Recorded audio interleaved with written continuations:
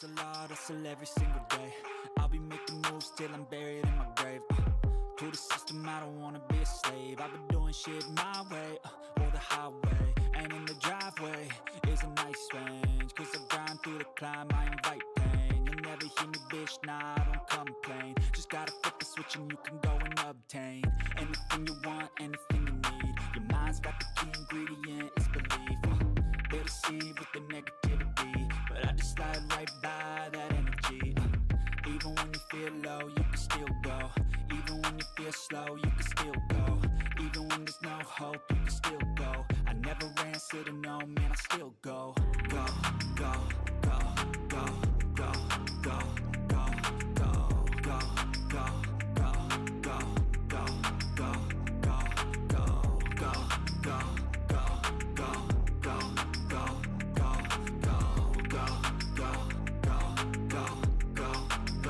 go, go. You got a mind, but even that could change. You could flip the gray matter like some batter in your brain. That's why they say, fake it till you make it A. And if you play that game, then you just might make a change. Rearrange all the bad to okay. Take the worst thoughts saying, turn them to a game. Take the best thoughts saying, put them on display. On repeat in your brain till you're feeling no more pain. Never slow yourself down, you can do some more. Push past all the pain and you'll find a door. Open it up and finally explore everything that you thought you could never do before. And even when you feel low, you can still go. Even when you feel slow, you can still go. Even when there's no hope, you can still go. I never answer to no, man, I still go. Go, go, go, go, go, go, go, go, go, go, go, go, go, go, go, go, go. Even when you feel low, you can still go. Even when you feel slow, you can still go. Even when there's no hope, you can still go. I never answer to no, man, I still go.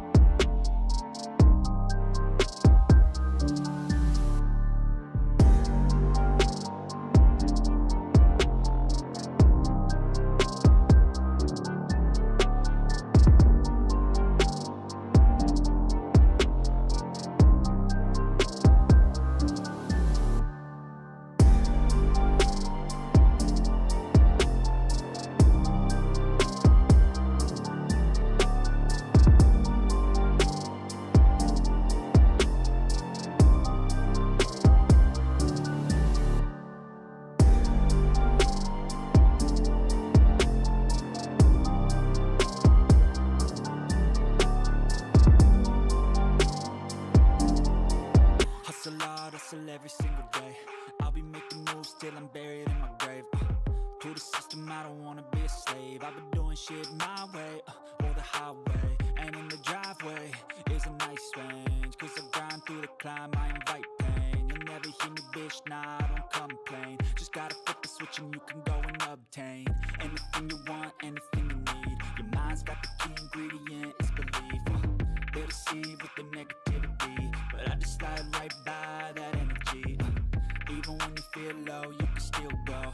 Even when you feel slow, you can still go. Even when there's no hope, you can still go. I never answer to no, man, I still go. Go, go, go, go, go, go, go, go, go, go, go, go, go, go, go, go,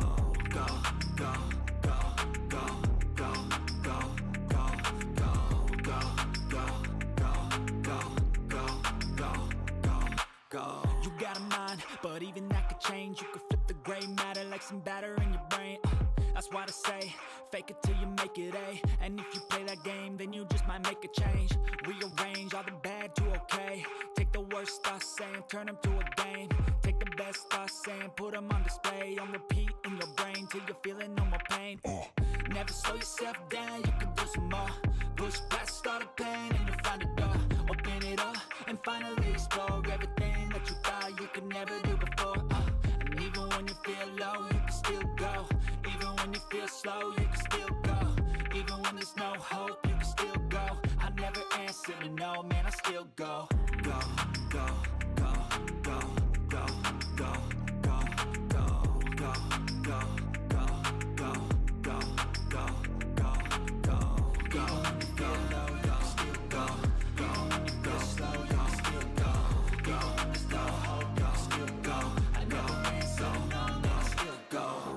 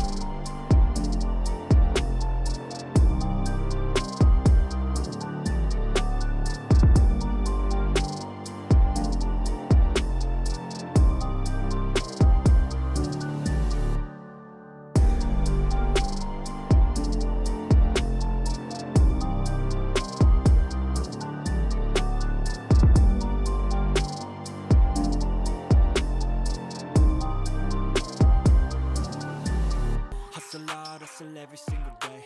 I'll be making moves till I'm buried in my grave. To the system, I don't wanna be a slave. I've been doing shit my way, or the highway. And in the driveway is a nice range, cause I grind through the climb, I invite pain. You'll never hear me, bitch, nah, I don't complain. Just gotta flip the switch and you can go and obtain anything you want, anything you need. Your mind's got the key ingredient, it's belief. They'll deceive with the negativity, but but I just slide right by that energy. Even when you feel low, you can still go. Even when you feel slow, you can still go. Even when there's no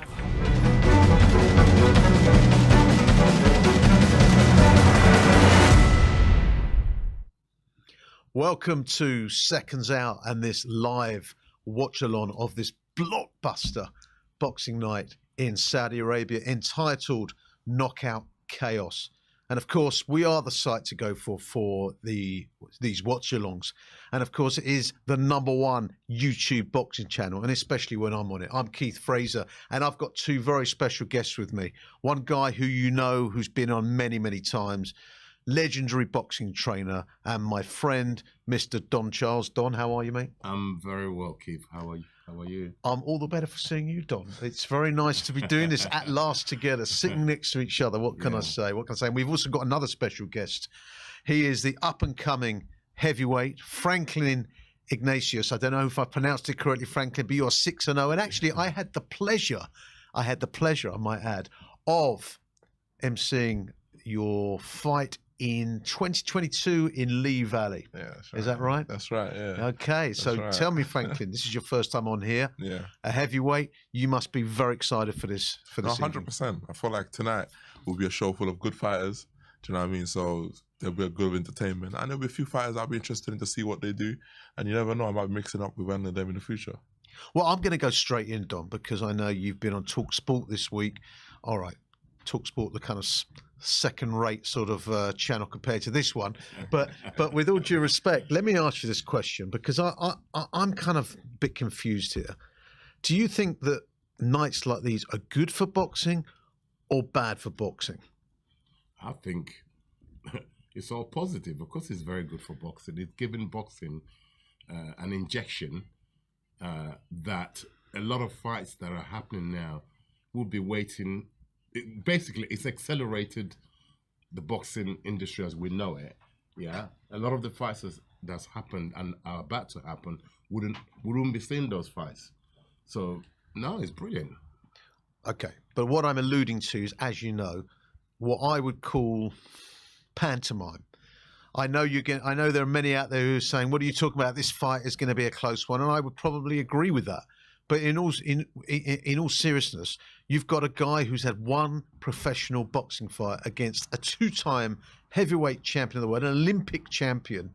I mean, it's a bit like a table tennis player having a game on centre court with Roger Federer. It's been said before.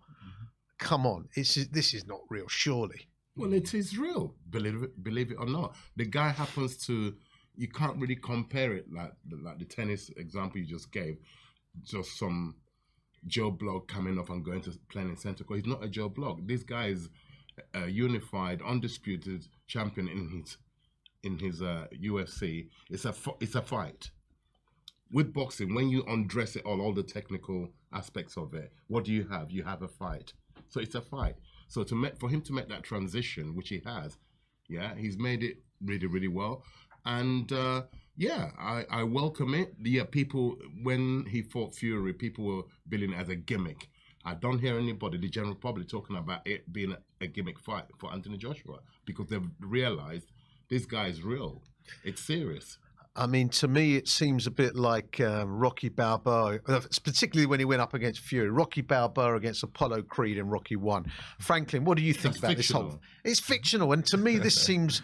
Listen, Joshua better win tonight, because if he doesn't win, your sport, not The mine, pressure's on the poor man. is embarrassment. What's your opinion? What do you think about it? To be really honest, I think I like it because irregardless of win, lose or draw, it's entertainment. It's bringing eyes to the sport, and we need that. Especially, I feel like in this modern day now, everything is very quick. You know what I mean? TikTok, Instagram, whatnot. I feel like you need things that are not necessarily about legacy as such, but more so about just people paying attention. And I think this is one of them sports. It's captured people's imagination. It's kind of like back in the day, you talk about Ali fighting a wrestler. Mm-hmm. Do you know what I mean? Yeah, it's something similar. Yeah, exactly. Muhammad Ali did such things. You know, so I accept that, but we only heard yesterday or today, I can't remember, I think it was yesterday, that Mike Tyson at 57, 58 years old is fighting a YouTuber. I mean, it's becoming, a circus. No, that's what you're referring to. You can refer to that as a gimmick. That's fair. I agree with you there. But when you come to someone like Ngannou, you have to salute him, and salute him. Listen, Don, I agree with you, and I always say that I'm the fan, you guys are the man, okay? But I am a fan, and I would say I'm an educated fan. And I also know something about martial arts because I've trained in traditional taekwondo for many years. Right. So I understand a little bit what I'm talking about. It's a very different discipline. It may be a fight, but it's not a fight. Yes, it's a boxing match. No, it's about using your hands. And Ngannou cannot use his legs. He cannot use his elbows. I hear you. In MMA or UFC, for instance, right? Let's compare it to athletics. In athletics, you've got all your different disciplines: 100 meters, 200, 400 meters, relay. Then you got your field events. Yeah. Mm-hmm. Then you have an athlete, namely Daley Thompson. Let's say a decathlete. He does 10 disciplines. Mm-hmm. Right. Okay. So let's refer to Ngannou as that decathlete or decathlete who does different disciplines, because in UFC you gotta be a wrestler, grappler, striker, which is boxing, kickboxer. So it's all those different disciplines merged into one. So what he's done, he said, right, I'm going to challenge I believe I can run as fast as the fastest man on 100 meters. I'm going to go and compete against the 100 meters runners, and he happens to be as fast as them. How about that analogy? I like that. Look at it like that. No, I like that analogy, Don, actually, but then you go back to Daley Thompson. If you'd have put Daley Thompson in a 1,500 meters against Sebastian Coe, he would have been slaughtered. Fine. But what about if he was running good times? He said, my times are actually good, so I'm going to enter. I have a chance to challenge. Ngannou's times, Ngannou's fighting ability, punching ability, boxing ability. Let's not forget, I think they kind of diluted it a little bit, in terms of his boxing experience. This man started off as a boxer. He did. Okay. At what level did he box at? Nobody knows. But he is already a schooled boxer. Who mainly he's tapped into his boxing ability, right? And he's doing very well. If you put that together with his physicality, his mentality, that's where it's a fight. A big man against a big man. He's not phased. He's not phased at all. So there's a lot of elements that goes to make him up. You train a lot of heavyweights, and we've got an up-and-coming heavyweight with us here. If you were going into the ring tonight, who would you rather face, Anthony Joshua or Francis Ngannou? That's a good question. Honestly, there would be no preference because it's a different fight each time. If I have to prepare for Joshua, I have to prepare for him a certain way. If I have to prepare for Ngannou, I have to prepare for him a certain way. Irrespective of their backgrounds or whatever, I have to look at the man as he is right now. Do you know what I mean? So I don't think there's any specific preference. No fight's easier. A fight's a fight. Well, the way I have to prepare for them. That word is consistent. It's a fight. Whether it's a UFC, MMA, or a boxing match, it's a fight.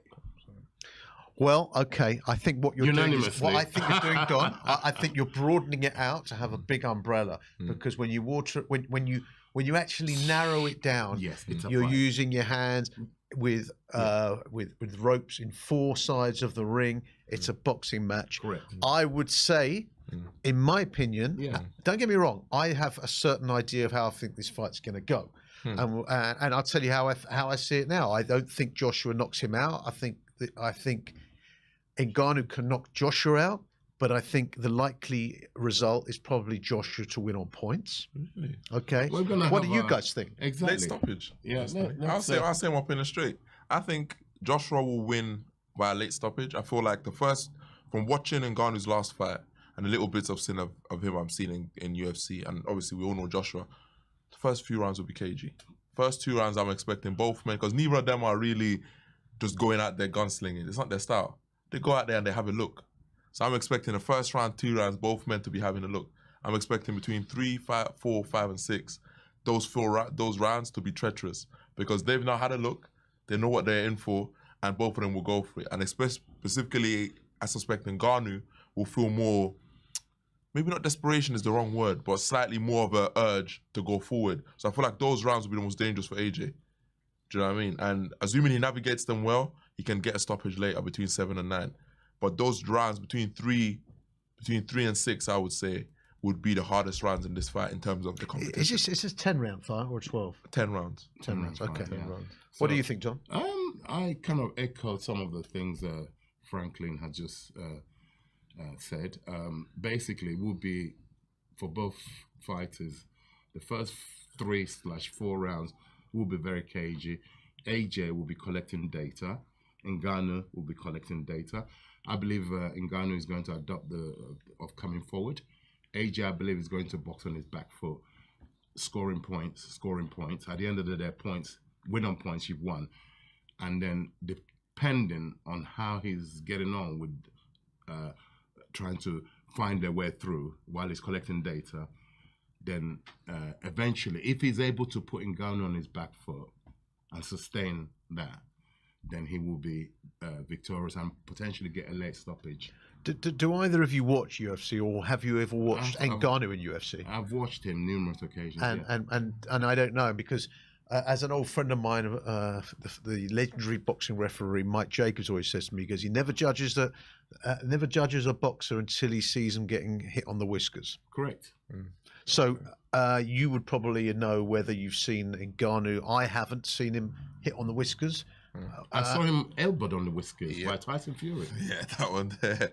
Late rounds as well. He wasn't even phased. Didn't even blink. Because he's used to people elbow him, kicking him in the head, kneeing him. So when a pair of fists are coming out, he's not phased. That's what, if there's any dangers tonight, his mindset is solid. Because he said, all I've got to look out for is 2 fists. I mean, AJ has tremendous fists. AJ can put punches together. Yeah, he can. So it's a very intriguing fight. Yeah, as I sit here, it's a 50-50 fight before that bell rings. And as the first round, second round, so important. Let's see. They're going to. It's a game of chess. They're going to try and collect data on each other. Do you think you'll be able to suss out after the second round who you think?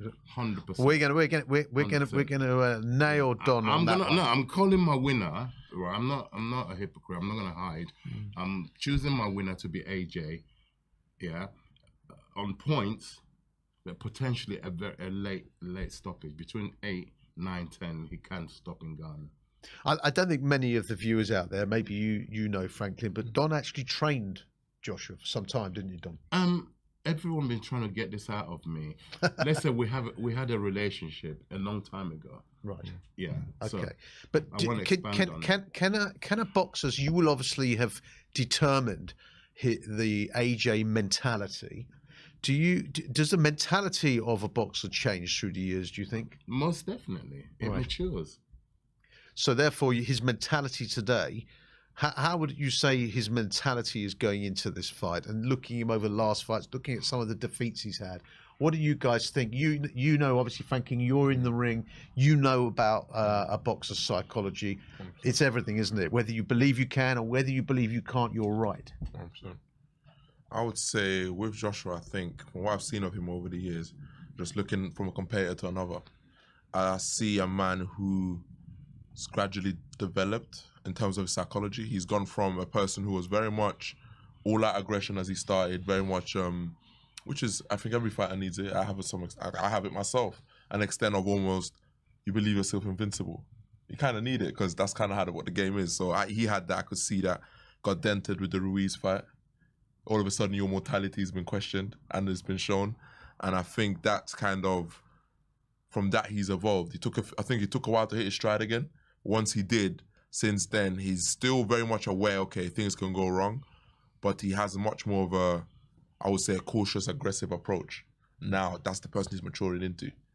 So from the last fight, I watched him when he boxed Warren, fight he had previously against Jermaine Franklin. I could see the steps the man's been doing, just from his mental psychology alone. Well, it's very interesting. Listen, we're focusing very heavily, obviously, on the headline bout, but there are some other good bouts on the bill. One particularly that stands out and hits me like a left jab is that certain heavyweight bout before that, Joseph Parker against Zhilei Zhang. I think this one's pretty hard to call, wouldn't you say, guys? Yeah, it's pretty hard to call. It's another 50-50 exciting. In fact, that's going to be the fight of the night. It could well be, yeah. Yeah, potentially. And yeah, it's a very intriguing fight. Two contrasting styles. You got a big southpaw, very clever southpaw with great hands, and you got Joseph Parker, who's a stylistically very, very polished, experienced boxer, ex-world champion, and his obviously his last win was an emphatic win against Deontay Wilder. Nobody expected that. And yeah, he's in a good place. So it's a very intriguing fight. Can you? I know it's a bit early. We like to do it before the bouts, but can you give us a sneak preview into who you think's going to take that? Yeah. Again, I hate sitting on the fence. Like I said, it's a 50-50 fight. Depending on, again, after a round or two, depending on what game plan Parker brings, I believe he's going to adapt to his old style of how when he boxed AJ in Cardiff, he was on the move. He didn't really get involved. Yeah, he will stick and move, and try and steal it on points tonight. If I were him, and I believe that's what Andy Lee's a top coach. They demonstrated what they're all about when they fought Deontay Wilder. Nobody saw that perfect game, flawless game plan they put together. I'm sure they're going to devise another flawless game plan tonight. If they do, they'll be victorious. If they get the wrong game plan with Zhang is nobody wants to fight him. Yeah, and he could. For Zhang to win, I believe he has to stop Joseph Parker. Yeah, he has to. Zhang by KO, Joseph Parker by points. Franklin? I think I'd have to go with Parker, but I think there's 3 reasons I'll go with Parker. I think 1, Father Time's undefeated. The man's an old man. There's no two ways. Let's not mince words about it. He's an old man. You're talking about Zhang? Yeah, man. He ain't getting no younger. But he's fresh. Enough He's of fresh, the old. so true. He ain't been As a punished. boxer, Good he's point. fresh. He ain't been punished. Good Franklin, point. enough of the old, mate, because me and Don are older than Zhilei Zhang. So let's not talk Just about saying. that, all right? But we're Just not saying. fighting. That's true, that's true. Yeah. Just saying. Well, In the you're ring right. anyway. He ain't been punished. He's right. He's fresh in terms of mileage on the clock. But there's signs I've seen of Zhang in his fight with Hrgovic. And I feel like with the Joyce fight, the fight never got dragged into them waters for us to see if it's there. But I have a belief that from what I've seen of him with his age and first of all his physique as well as physicality, he's a big dude. Do you know what I mean? And just his style, very explosive for such a big man. I think it saps his tank. It saps it heavy. And he's adapted it. From what I've seen, because I remember watching one fight years ago of his. I can't remember what fight it was. It was one small black guy from America. But he really struggled. And what I've seen of him in his style specifically is that he's a big dude and he's matured into a KG in terms of skillful fighter. Very conservative with how he picks his punches. Doesn't waste energy. It doesn't waste. Doesn't waste energy at all. Doesn't miss. And he's very good defensively. I was there when he was fought Joyce the first time. I was live at the arena. And I noticed how good he was at picking off shots. So a man like that, he's very hard to expose. You have to kind of force him to expose himself. Do you know what I mean? So I think that style that he's matured means that Parker's never really safe in this fight. I can't see him stopping Zhang with a style like that because you have to be in the firing line too long. Correct. Do you know what I mean? So he won't be able to stop him. Points is the only way Parker can win this. You know? And that's the result I'm going for, actually. But I think, as you said, it's a fascinating fight. And of course, I think it's the one before that. You got Nick Ball fighting for the WBC featherweight title. Now he's like a pocket pit bull, isn't he? Yes. But he's going up against a guy who's very rangy. Yeah, it's the height difference. Did you see the weigh-in? The height difference is. No, I mean I think there's about 5 or 6 inches difference. That's a lot in boxing. That's a hell of a lot. Comes with reach. Yeah, of course. That is a hell of a lot. I mean, John, you obviously spend a lot of time working out game plans for your charges. How do you work out a game plan for a pocket pit bull like Nick Bull? Yeah. Actually, that rhymes. That should be his nickname, the pocket pit bull. Yeah. Against I forgot his name already. The Mexican he's fighting. Ray, exactly. Barnes, yeah. Tell me, I mean, how do you go about? I suppose you've got to get on the inside. You've got to get on the inside. Put your head on his chest. Nick Bottle has got to put his head on his opponent's chest for the most duration of the competition to take away that range, that it can't leave no daylight between them. and bring it into a dogfight. But it's another thing, isn't it? Getting close. If someone's got that reach, but you have to devise a way of getting in, and he will get in and bowl over the top, left or right, because it's a blind shot against a tall guy. They don't see the bowling shots once you've got your head on their chest. That's the only way he can. And the other guy's going to try and keep him at bay, keep him at range. He has to cross that bridge. He can't stay on the other side of that bridge. He has to get wet, basically. To get his success, he has to get wet, get in the water. Indeed. And obviously he's got to be able to swim. Franklin, what do you say? I think pretty much exactly what Don said. I have to echo him here. I look at the fight. I think Ray's got the experience about that. He's been a world level operator for a while. I haven't seen too much of him, but I've seen enough to see the fight ahead of Nick. I think he will try to impose his youth and physicality on Ray. That's kind of the only way I can see him winning this. I feel like if it goes to points, it might kind of pull away from him. Do you know? But from the noises that he's been making, he looks very much up for it. He's aware of the task in front of him. You know what I mean? So, yeah, I think it'll be a good fight. But that's pretty much exactly what Don said is how Ray has to win this. I mean, Nick has to win this one. Yeah, I mean, I think the size difference will be telling. That's my feeling. I just think when somebody has, and make no mistake, he's got quick hands, hasn't he, Raz? He's got quick hands. He's tall. He's rangy. Like I said, Nick has to cross that water, literally get inside the water. Like you said, I hope he can swim. If he can swim across to the other side and meet him, he's going to take some shots, isn't he, on his way in? Yeah, and that's going to be difficult. You have to swim through some treacherous waters to get to your gold. Yeah. Incidentally, I sorry to interrupt you there, Don, because I am meant to read out something which is very important, because apparently, for all you guys watching tonight, sorry to interrupt the conversation. And if you do want to get involved in the conversation, guys, you can put your comments in on the YouTube channel and I'll pick them up. Last time, many of you guys commented on taking the mickey out of what I was wearing. So if you want to do that again tonight, feel free.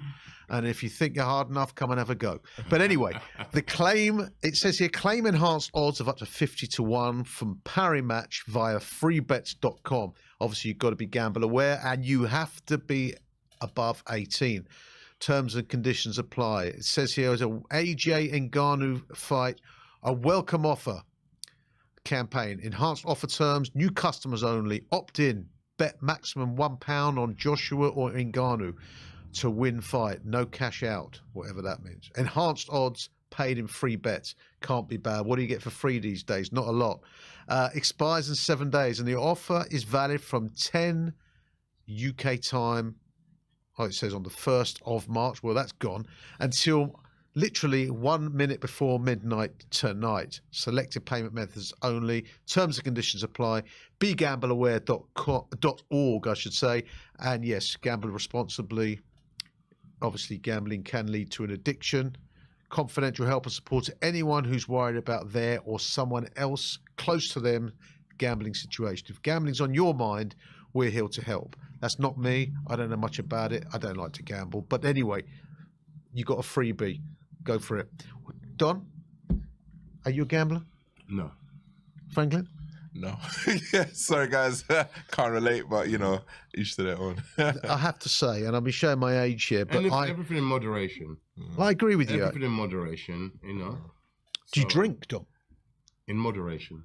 Actually, I dropped a bottle of wine for you at your gym a few weeks ago. I hope you lifted a glass and said cheers, by the way. For my grandchildren. For your grandchildren. Yeah, and Don doesn't look old enough, but he's got 2 twins grandchildren. I mean, how about that? Yeah. For any of you want to send in your congratulations, like I said, 2 boys. Wow. Would you recommend them becoming boxers, Don? No, it's not what I would recommend for them to do, but if they get to a certain age and if that's what they decide to do, then I will encourage them. I will teach them self-defense, so they'll have boxing in their life. Then if they're up to do it as they get older, obviously my son has a say in it. Their father, I'm the grandfather, their father, my son, who's also a boxer. I didn't want him to box, George. But he got to a certain age, he said, Dad, that's what I want to do. And I saw that he was good at it. I supported him. Well, we know how good at it he is, and we haven't seen him in the ring for some time. He's obviously got his hands full, literally, both of them, one for one of the twins. But what is going on in the life of George Fox? Because actually, Franklin, you're 6-0. I believe I'm right. Yeah. George is 5-1. Yeah, Could be a potential bout between the two. 100%. They already had it on the internet. I didn't get involved. That's George is my son. That's my guy. Yeah, Franklin. You know, this is it. They're both in heavyweights, both in the same British heavyweight. If there's something on the line, they're that good. They should fight when there's something on the line. Yeah. Well, we're seeing you in the ring. I think you said in April. Is that right, Yes, Franklin? that's right, yeah. Do you have an opponent yet? No, it's not. Nothing's confirmed George yet. Fox. Yeah, that would be a good one, wouldn't it? When Little there's something on the surprise line, when there's sign on the line. But, Minimum British title, minimum. And I know obviously you can't say for sure. He's got his hands full. But when do you think we may see George back in the ring, Don? He's back in training, mild training. I won't go into details. There's been a lot of issues with him, with health issues. I can't say that much. And that seems to be taken care of. And he's back in mild training, and we're just seeing how it goes. Then he will be back, you know. And, you know, what a good time to come back. The heavyweight boxing is like... Literally, it's I mean, alive, this is, man. That's This crazy. is the best time to be a heavyweight. 100%. Your division. 100%. So I encourage young men like you, go for it.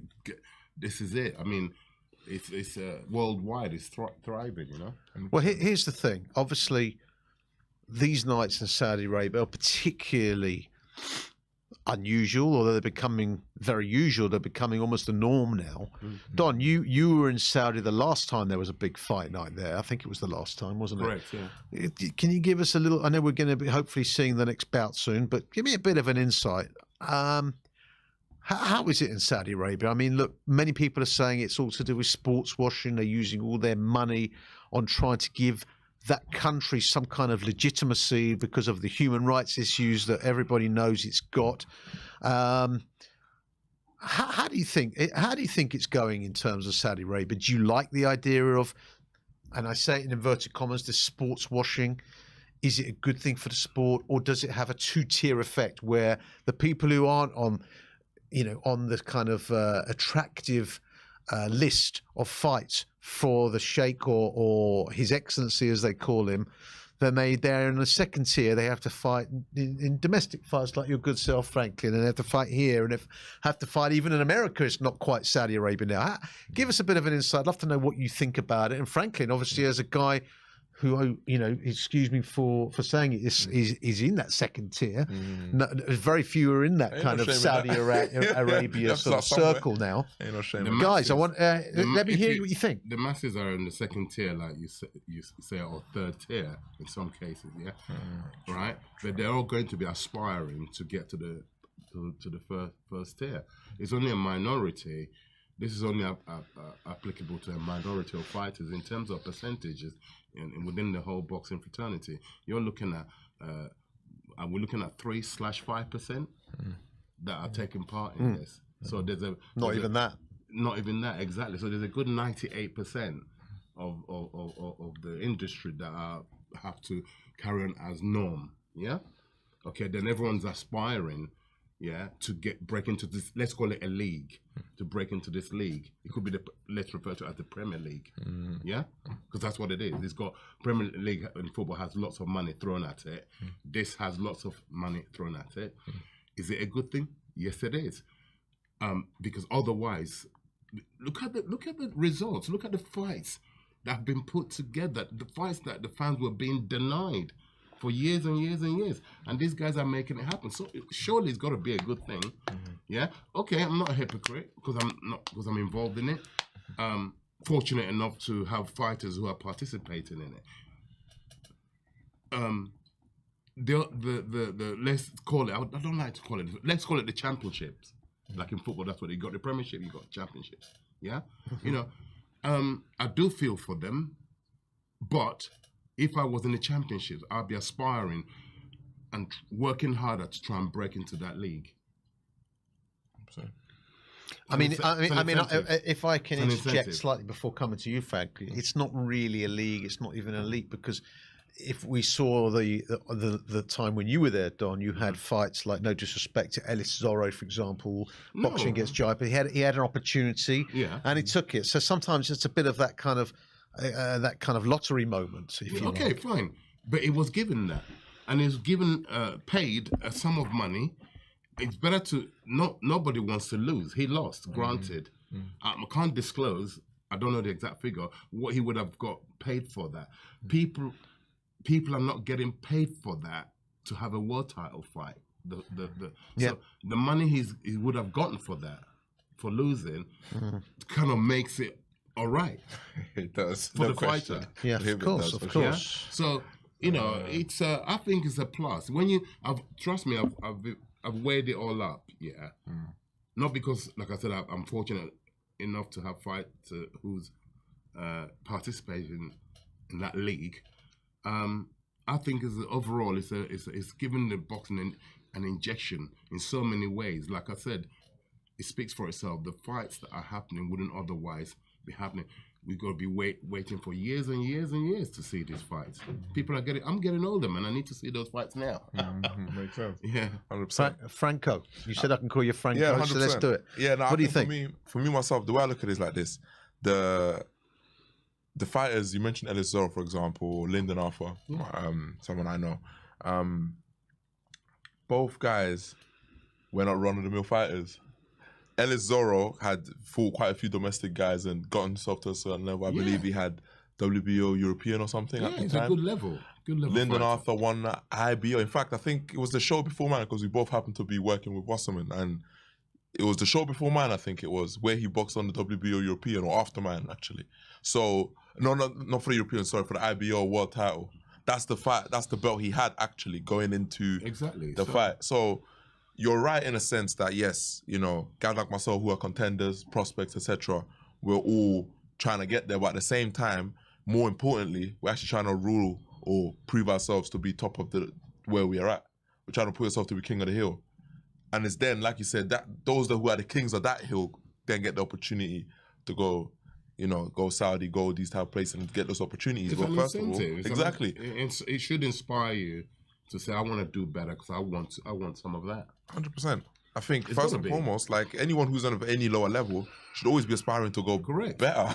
Here's an interesting one. I know we're going into there's a bout just coming on. Mark Chamberlain just sort of doing his rim walk, but we know that there's big money at the very top. Joshua's rumored to be taking 30-40 million home for this contest. They're always saying that the Premier League in football is a similar situation where they take home all the bunts, and there needs to be a trickle down effect to help the players from the Championship, League One, League Two, etc., and for the development. Why hasn't there been a situation in boxing where the lower level boxers or the ones on the rise are not given some help, some support, financial support? That's a good point. Well, I had a conversation with this, funnily enough, not too long ago with a friend of mine, and I think it's quite simple. With boxing, we're essentially all self-employed. We're all our own individual business. So what happens is you finally get to the lion's table. You get to the king of the hill, and fair enough, your primary situation, your primary concern is your own survival. You know what I mean? And that's what happens. So the Joshuas, the Chizoras, myself eventually, you finally get there after all them years of struggle. Your primary concern is your survival. But not everyone does though, Franklin, and that's the thing. You've got boxers on the low rung of the ladder. They're putting their health on the line. They're putting their life on the line. Right. And without the lower level boxers, you don't have the higher level boxers. Okay. Let me run this on you.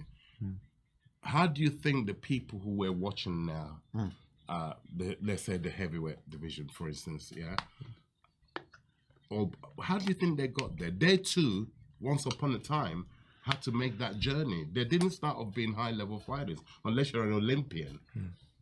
Even an Olympian had to start from the bottom to work their way up. There is a journey that every boxer makes.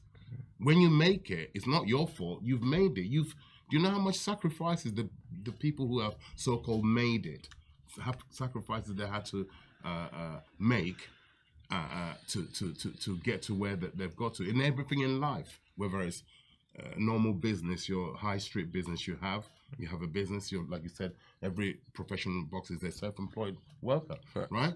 The sacrifices one has to make. You know, all the up-and-coming fighters, they have to make those sacrifices and make that journey. And if it's written for you, you're destined to get there, then you will. Because the ones who are established, getting paid all these large sums of money, they've had to make loads of sacrifices. They didn't just get plucked up from and then put there. No, they if you interviewed every single boxer, they'll tell you. You'll be very shocked of what sacrifices they had to make, sufferings they've had to go without before they got. So I wouldn't begrudge them their position. I'm not begrudging them, but what I'm saying is... No, but the way you're saying it's not fair. It's not fair. Not everybody gets the top. It's a bit like if you're a League Two football player. Yeah. They're not gonna get anywhere. Now, it may not be If just you're through good hard enough, work. you'll get there. If you're good enough, you get there. If you're not good enough, you will stay where you are. It's like in football. You get promoted if you're good enough to the next division. You're given a chance every year in the football industry to be promoted or relegated. But don't you think, Franklin? Here's how I see it, and I guess I'm in the arena. Here's how I see it. As a fighter, the ultimate responsibility, that's why I never understood fighters who blame their coaches when they lose, for example. As a fighter, the ultimate responsibility is on myself. Do you know what I mean? It's not just that you're a business, you're also the CEO of your business. Yeah, the responsibility is on you. Ownership. Basically. So when things go right, of course I get the lion's share of the reward. I'm the one that was in there. But when things go wrong, it's also me. I have to blame myself. I can't look for X, Y, and Z and start pointing fingers. So in a situation of the lower level fighters, or because like you said, rightly so, there's fighters even lower than myself who might be doing whatever they're doing, whatever ticket shows, wherever they're trying, whatever the situation is. Any fight you are in, boxing, I would argue, is one of the few arenas in sports where opportunities always present themselves. It might take longer, might happen quicker, but eventually some sort of quote-unquote 50-50 would come. Now, if you're good enough, that opportunity presents itself and you seize it. I'm glad you said that. This young man sitting to my left, because he's a heavyweight, so I have to study every heavyweight. I know their path. He just said something there. How did he break into being now signed to a major promoter? Yeah, he was given a 50-50 fight, and he swam, and then he got a contract. Yeah, because he's aspiring to get there, and that's what it takes. What he just said. Otherwise, he'll still be. Yeah, everybody has that chance. You have that chance. Yeah, if it's what you want to do, it's your chosen profession. I want to do this. The sacrifices, if I asked Gavin this paper and pen to list the sacrifices he had to make to get to where he's up to date. Well, what about when you take a boxer, and I don't want to sort of single him out, like Campbell had. Oh yeah, I mean, he no disrespect to him, I don't personally believe he'll ever win a major title. Not what I mean.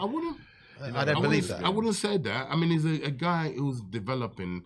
I don't think he did much amateur, right? No, he did. I think 7 or something. Yeah, like Conor Benn, for instance. Look what Conor Benn has gone and done. How he's risen. He's learning on the job, and he is born with the name Hatton. Yeah, it's not. There you go. No, wait. Yeah, when you're born in the royal family, is that your fault? You're just born into that. That's what you're born into. That name, that title, you're born into it. Yeah. So, Eddie Hearn, the promoter, he was born into wealth, but guess what? He has, what did he say? The famous quote? He said, I was born with a silver spoon in my mouth, but I turned it into gold. That's right? a good one. Yeah. Now, you have to salute that, because you can give another person who's born into wealth and they'll waste it. No, I agree. I agree with you. There's many. I just think that with the pool of money that there is out there, big tastes like Saudi. By the way, we're round one with Mark Chamberlain against Gavin Gwyn. Gavin Gwyn, of course, I believe, lost some time ago to one of my favourite British fighters in Joe Cordina. Oh, Cordina, wicked fighter. Yeah. So we're in round one of this fight. should we digress a little bit as this Well, yeah, this match is on? Nah, it's cool. Well, Mark Chamberlain, Gavin Gwyn. What did you say, Frank? I was just gonna say, just add on to what you were saying, that I think with being born into that name, I guess Ben Hatton, whatever, comes with his own pressures. I feel like nothing in life is ever smooth sailing. No such thing. Right. And I was trained with Conor Ben for a while. He's from my neck of the woods, Ilford, East London, Dagenham, that type of area. And I know that when it's fight time, or as the average 1-0, 2-0 pro starting obscurity kind of gets his chance to get his feet wet without any pressure on him. That wasn't the case for him. Wasn't the case for Hatton either. No. Because of the name, your performance is scrutinized from day one. From day one, yeah. So, and people don't realize, but especially when it comes to a fight game like this, which is, it's more like jazz. It's a skill. You learn, you practice, you get better. You need the time sometimes to refine your art. But these type of guys, they are forced to refine it with the public watching them and judging them immediately. Guys like myself, by the time I'm main event, I've had how many fights behind me? Even now, before I'm even fighting on DAZN or Channel 5 or whatever, I've already had fights no one even saw. Yeah, exactly. So that's the truth. You did, yeah. But you're in the industry. There you go. Do you know what I mean? And that's just the game. So it's allowed me to refine my art without any pressure on me. And that's a blessing. Before he now got on television, he's already done the background work here, basically. Where quietly, nobody, the exposure was not there, 100%. you know? 100%. We've got, and if you guys are watching while listening to us, or watching us while listening to the boxing on the radio, I don't know how you're doing this, but certainly listen to us. Great chat. If you've got anything to say and you want to add anything, just pop it in the comments box, and if it's worth reading out and not just taking the mickey out of my clothing, then actually, no, I'll read that out as well. You know, I'll take it on the chin. You know, I'm not as chinny as Don might think I am. But anyway, Mark Chamberlain and Gavin Gwyn. What do you think about this matchup, Don? The current fighters. Yeah. That's it. I'm just watching it. Who's the southpaw? I believe it's one of them is a southpaw. Yeah, I think Chamberlain's southpaw. I think. Yeah, he seems to be. Oh, who's cut? Gwyn is cut. That's on the first round, right? Only the first round. Yeah. So, like I said, the southpaw guy is on top, and I don't know much about these fighters, by the way. But looking at it on the screen there, the southpaws are very awkward, as we all know. Again, look at the height in comparison to his opponent. The size difference, and he's a rangy southpaw. He's already cut him. We're only in round. I don't think it's not a huge difference in height. Not like we were talking about with Nick Bull, where that is significant. When you say not huge, they don't even look like they're the same weight. No, they do not. They do not. Chamberlain. Franco, do you know much about these guys? No, I don't know much about either of them. I think I know Chamberlain a little. I've seen him box on a few shows. I've seen him Chamberlain box, but I don't. When I don't know about. Yeah, I can't say I know much of either guy. Tell me, Don, the atmosphere in Saudi. From what I've heard, a lot of, I think Carl Froch actually discussed it. I don't know where I heard him say it, but he said that certainly didn't really interest him, or he never had the opportunities then. But the idea of boxing in Saudi Arabia, where the crowds are fairly placid and very quiet. I don't know. You know better than any of us because you've been there. How's the atmosphere in Saudi? It's not a boxing crowd. Yeah, there's still. Remember, all this is still fairly new to the audience there. In my opinion, His Excellency Turki Al-Sheikh, they've put enough money to this, to the whole production, the whole event. I think they should look at a budget of actually flying fans. Yeah, flying fans. It's almost like rent a crowd. Yeah. From here, from wherever, all over from Europe, from wherever, to take them over to Riyadh to create the atmosphere that's needed. I mean, you're spending all this money, entertaining us on television. It wouldn't hurt to put X amount of budget to actually fly a dozen plane loads to make up the crowd Yeah, I think they should actually. Although it might be difficult because the British crowd, they like to drink, and and you can't drink in Saudi. Is that right? From what I've been told, what they're planning in Riyadh, they're going to introduce alcohol and gambling. Yeah. But it will be designated to a restricted area. Gotcha. Like a 10-kilometer radius. They basically, in my opinion, they're trying to rival Vegas to be another destination for entertainment. If they're bringing in gambling and alcohol, then yeah, that would give birth to that type of audience we're looking to create the atmosphere that's needed at these events. I mean, it's interesting. Franco, you're obviously a young guy. For me, as a fan all these years, I've always thought, and Don, I'm sure you probably agree, that I've always seen the place. If I was a boxer that I'd want to box, it would have to be Vegas. Yeah, but it's kind of lost. I don't know. What's happened to Vegas? No, it still will be. I mean, this is new. Let's say, I hope it lasts. I'm not a hypocrite. I hope it lasts. It's new. There's a novelty side of it. Is it sustainable? Who knows? Yeah? Is it sustainable? Who knows? But I haven't been there and observed the country. They're being quite aggressive in their progression, the way they want to. You could see it's almost like they've got a bunch of architects competing against each other. The buildings are so futuristic buildings. Their railways is like something out of science fiction movie. It's not. They haven't activated it yet. Their railways. I mean, like I said, it's very impressive. So maybe this idea of sports washing, as they call it, it's not a bad thing. I mean, look, I can only say I remember. I think at the last event, you had Dimitri Salita, who was there. Correct. Dimitri is well known. He's a very orthodox religious Jew. He was a fighter himself. He was a fighter himself. He lost to Amir Khan, I believe. He was 30-0 when he came to England to fight Amir Khan. Yeah. 12, 15 years ago, perhaps. And he was based at my gym, so I knew him then. Hence why we've got a really good relationship up to now. Right. Yeah, he was a fighter himself. Like you said, he was very religious. Yeah, he's a very religious Jewish guy. And of course, you know, how many religious Jewish people would be comfortable to go to Saudi Arabia? So what I'm saying is, if they are doing this and it's helping the country progress, it's only a good thing. What do you think, Franco? I think so, definitely. I think there's nothing wrong from intermixing, intermingling, and cultures merging. I think it's always a blessing. I think it's positive. 100%. And you know, the fact it's happening now, it'll only be good. Bring good things to Riyadh. You know, because of boxing, because of sports, they're doing similar things with football.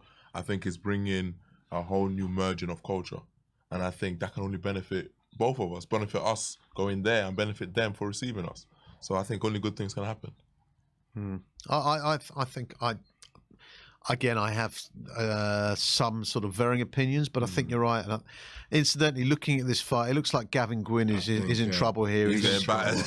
I'm surprised this fight will be stopped. His corner should, if he makes it back to the corner for this round, it's still a long way to go. His corner should really think about pulling, because that eye injury is getting worse. It's very swollen, his right eye. And it's only, 3 rounds in.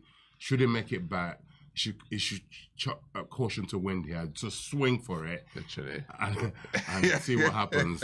Listen, right now, this looking, the man ain't got a prayer. You better find something because he ain't looking good. Go for it. Don't be conservative. Go for it. But it looks, Chamberlain's not looking like, he obviously, he senses he can get this guy out of here. So he's letting his hands go.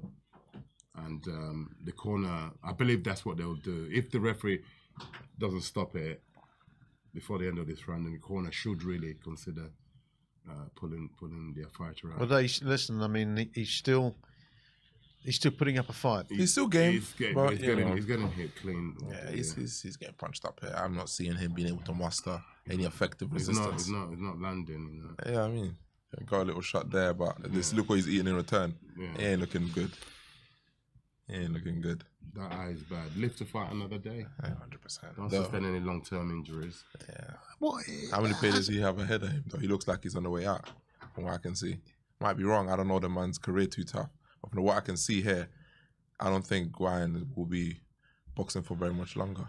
I've got to ask you, as a trainer, as a boxer, what is the least favourite way a boxer likes to lose? Would it be a cut? I would have thought, as an outsider, a cut would, you'd think, oh, look, you know, this is if I hadn't have got the cut, blah blah blah.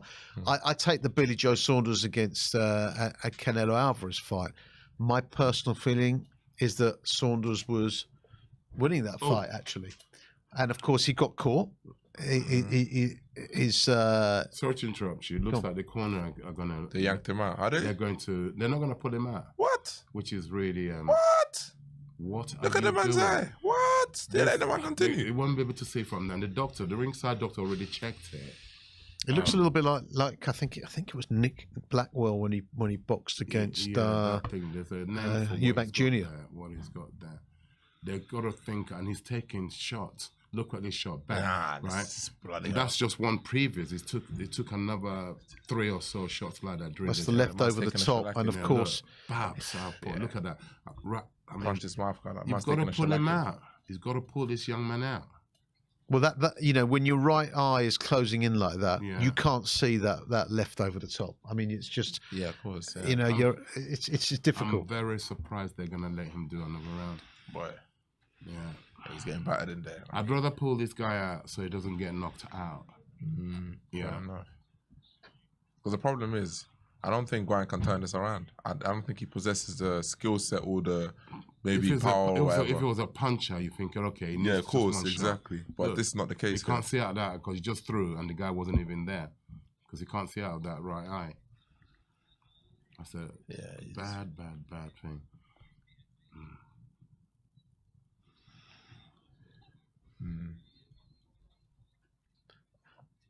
Yeah, but he's still game. You've got to give it to him. No. And Howard Foster, who's the referee, he's a very experienced referee. If anybody knows when this fight needs to be stopped, I don't need to be an experienced referee to know. I know. Well, that's what I'm saying. What we're watching there, the man's partially blind, right, and he's getting beaten up. Yeah, he's not in this fight. He's not in this. It's only going to get worse. Yeah. No, but what I'm saying is, if an experienced referee like Howard Foster, you would think, well. You assume so, but honestly, do you think Gwyn has a hope of turning this around? Be honest. Anyway, going back to my question. There you go. No, but seriously, going back to my question, Franklin, what, in your opinion, is the worst instance? Of course, you're unbeaten, and long may it continue. But you know, what is the worst type of defeat for a boxer? Do you feel? That's a good. It depends. I feel like there's 2 types of losses. There's a loss like Ngannou took, a loss that's a win in a way. You know what I mean? And yes, you lost on paper and you lost in the bout, but it was competitive enough. You had enough moments that your pride and your reputation is intact. Then there is a loss that takes something out of you. Those are the worst losses. And I mean losses like, I can't think of a fight off the top of my head, but you've taken a shellacking like this man looks like it's about to take for 10 rounds or whatever the amount of duration is. It takes something out of you. You're never the same after, because either your eye or your eye socket or something goes, because people don't understand. Of course, it's horrible to get knocked out like Amir Khan. You're on the floor, starch style. It's embarrassing, very embarrassing. Ooh. But 9 times out of 10, your life continues. You wake up on the floor tomorrow, you know, But you get battered for 10 rounds like this guy looks like he's about to. It takes a lot of. Thank you. You're not the same. It has to. You're not the same. Yeah. So I mean, but then if you get done by a 1-punch knockout, I mean, it's very embarrassing. But my favourite all-time British the referee should be boxer. Stopping this anyway. I mean, I'm not. The Towler's coming anyway. There you go. He stopped it. He stopped it. Yeah. And that's a decent win as well. I mean, was it 4th round? 4th. Yeah, I think so. I think it was a title fight. It might have been actually. Yeah. I think it was like 10 round, yeah. 10 round, must have been. Might have been. Anyway, what I was saying was... for me, the same question you asked for Franklin, the worst from a coach's perspective, the worst kind of loss for me for a fighter is when you've clearly won a fight and you get robbed. Ooh, Well, you've experienced that recently. I've experienced it too many times. Jesus Christ. Okay, Yeah. you won a fight clearly, unquestionable, but the referee is the only person scoring it. It's, for whatever reason, the referee gives it to the opposition. It's happened to me too many times, and it's hurtful to the fighter, hurtful to me, the coach, because the work we put in is just been disregarded, dismissed, and the career path you're on, you're trying to sell tickets to promote yourself. You're not signed to a major promoter, yeah. So you're on the way up. It's so difficult to sell tickets. You sell tickets. You go to a contest. You win. Let's say for 8-round fight, yeah. You win 6 rounds out of 8. You won the fight. But yet again, it gets given to the opposition, called a journeyman. Yeah. Josh Taylor against. No, that's even at the top level. I'm not even talking about. I'm talking about the up and coming guys. Yeah, the grassroots. They've got to go back. This guy has sold 150 tickets. He's trying to promote himself. He gets that horrible decision against him. He's got to go back to the same audience to try and sell them tickets. To the audiences, you are our friend. We know you. We want to support you. But you lost. They're not going to tell you that. You lost. We're not really looking forward to come and watch you again, mate. You lost. Yeah? But at the same time, if you'd lost in a situation where you've gone lost for a world title. No. Don't overlook what I'm just saying to you. Forget at the top end from there. I'm talking about, remember you represent the bottom end guys before, and I was trying to, when I say justify, say they too can rise and climb the ladder. When you're trying to climb that ladder, it's so difficult. Then I felt so strong about one of the incidents that happened to me that I wrote to the board. I'm still gonna press on it because I don't think a referee should be given that level of authority where they can potentially ruin people's boxers' careers who are trying so hard to climb the ladder. Yeah? If a fighter has won a fight, he's won it. Don't, for whatever reason, give it to the opposition because of whatever reason. I don't know what their reason would be. Yeah? And no one can, you can't question it. Can't question it. You can't, it's done. The result stands. You can't. I think that's wrong. Yeah, that should be looked at. Now he said that, I would probably say, yeah, he's right. That's probably because... Well, I speak for many people. It would have happened. The amount of frustration, Jesus. I remember similar things happening in amateurs. We're all amateurs. I was an amateur once upon a time. Yeah. And I've had decisions like that as an amateur. And I remember the frustration. Yeah. And this is different. As a pro, your livelihood is on the line. This is not just and you've got to go back to the same customers, Jesus Christ, supporters to sell them tickets. Jesus and then Christ. your fan base will start shrinking. And the plane will, let's refer to a plane on a tarmac waiting for control tower to say lift off. That plane will never take off. Yeah. With no clearance from control tower, you ain't flying anywhere. And this one takes the crowd. That's the worst. By far. That one is by far. Yeah. By far. I think boxing is a very emotional sport, and things like that hit the heart in a ways that a lot of things don't. Because physical stuff, because of the sport we're in, you can repair. You know what I mean? In most cases. Most cases, you can come back from any physical or whatever embarrassment things. But things like this, they strike you in the fire that allows you to fight in the first place. You know how many boxers in the small hall shows that have retired over the same thing? Yeah, of course. It's hard to sell tickets. It's hard to sell tickets. Well, that's what I'm saying. Maybe if you had some kind of trickle down fund. I hear you, and so now we're talking about it. I have thought about it before. Yeah, to the people who are earning millions. Yeah, to donate. It can't be where it's a fix. It's not right to tamper with somebody's money, hard-earned money. Something where they'll give back to the lesser people to help so that the people, for instance, so when you got all your small hall shows, the independent promoters, when you got these fighters, they give you 100 tickets, 150 tickets to go and sell. So there should be a basic salary for a boxer Yeah? No matter how little that basic is, then ticket sales is on top. There should be a basic. Then the money that could come from these super world champions earning, the likes of your AJs, yeah? They're earning millions and millions, yeah? He's worked for it, it's his money. But something should be spoken to him in a nice way, yeah? What about the promoters? I'm coming to that. So all the people who are making money out of the business, to give X amount, what is it? Not compulsory. X amount means a donation. Voluntary, yeah. Yeah, donation. Yeah, to support the small hall shows and the small hall show promoters. The small hall show promoters, they lose thousands and thousands of money trying to get these guys off the ground, because without them, the guys, some guys get picked up. Facts. You got picked up from the small hall shows. Facts. Yeah? That's true. Only very few swim through. I think it's and it should be supported financially. It should be. I think to add on to his point, I think as fighters, especially when I was coming through earlier, and I think ultimately, fighting, like I said, should allow you to make your destiny based on what happens in the squared circle.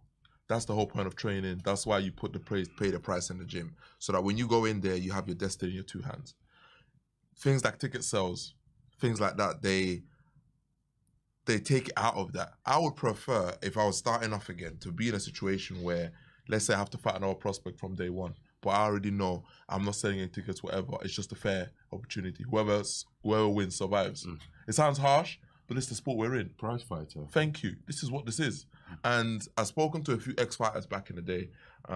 They used to come around my old gym, and they always used to say things to me like, they don't understand things like journeyman or ticket sales, and they're baffled, because in their age, you just turned pro and fought whoever was there. You know, my own coach, if you ever see if he comes on Brian, he's an old head. He's from that generation. He didn't understand. It was something new to him when they introduced this ticket sales and journeyman business, because to him, you might be turning pro and get maybe £500, which is nothing in the big scheme of things, but you're fighting straight away. You're fighting whoever's there, whoever's around, win, lose or draw, whoever wins pushes on. And that was what it was. You build a string of 5-10 victories like that, next thing you know, you're fighting for this or fighting for that. Do you know what I mean? Yes, of course, it means your record will not look as stellar. You might have more losses on the way or whatever.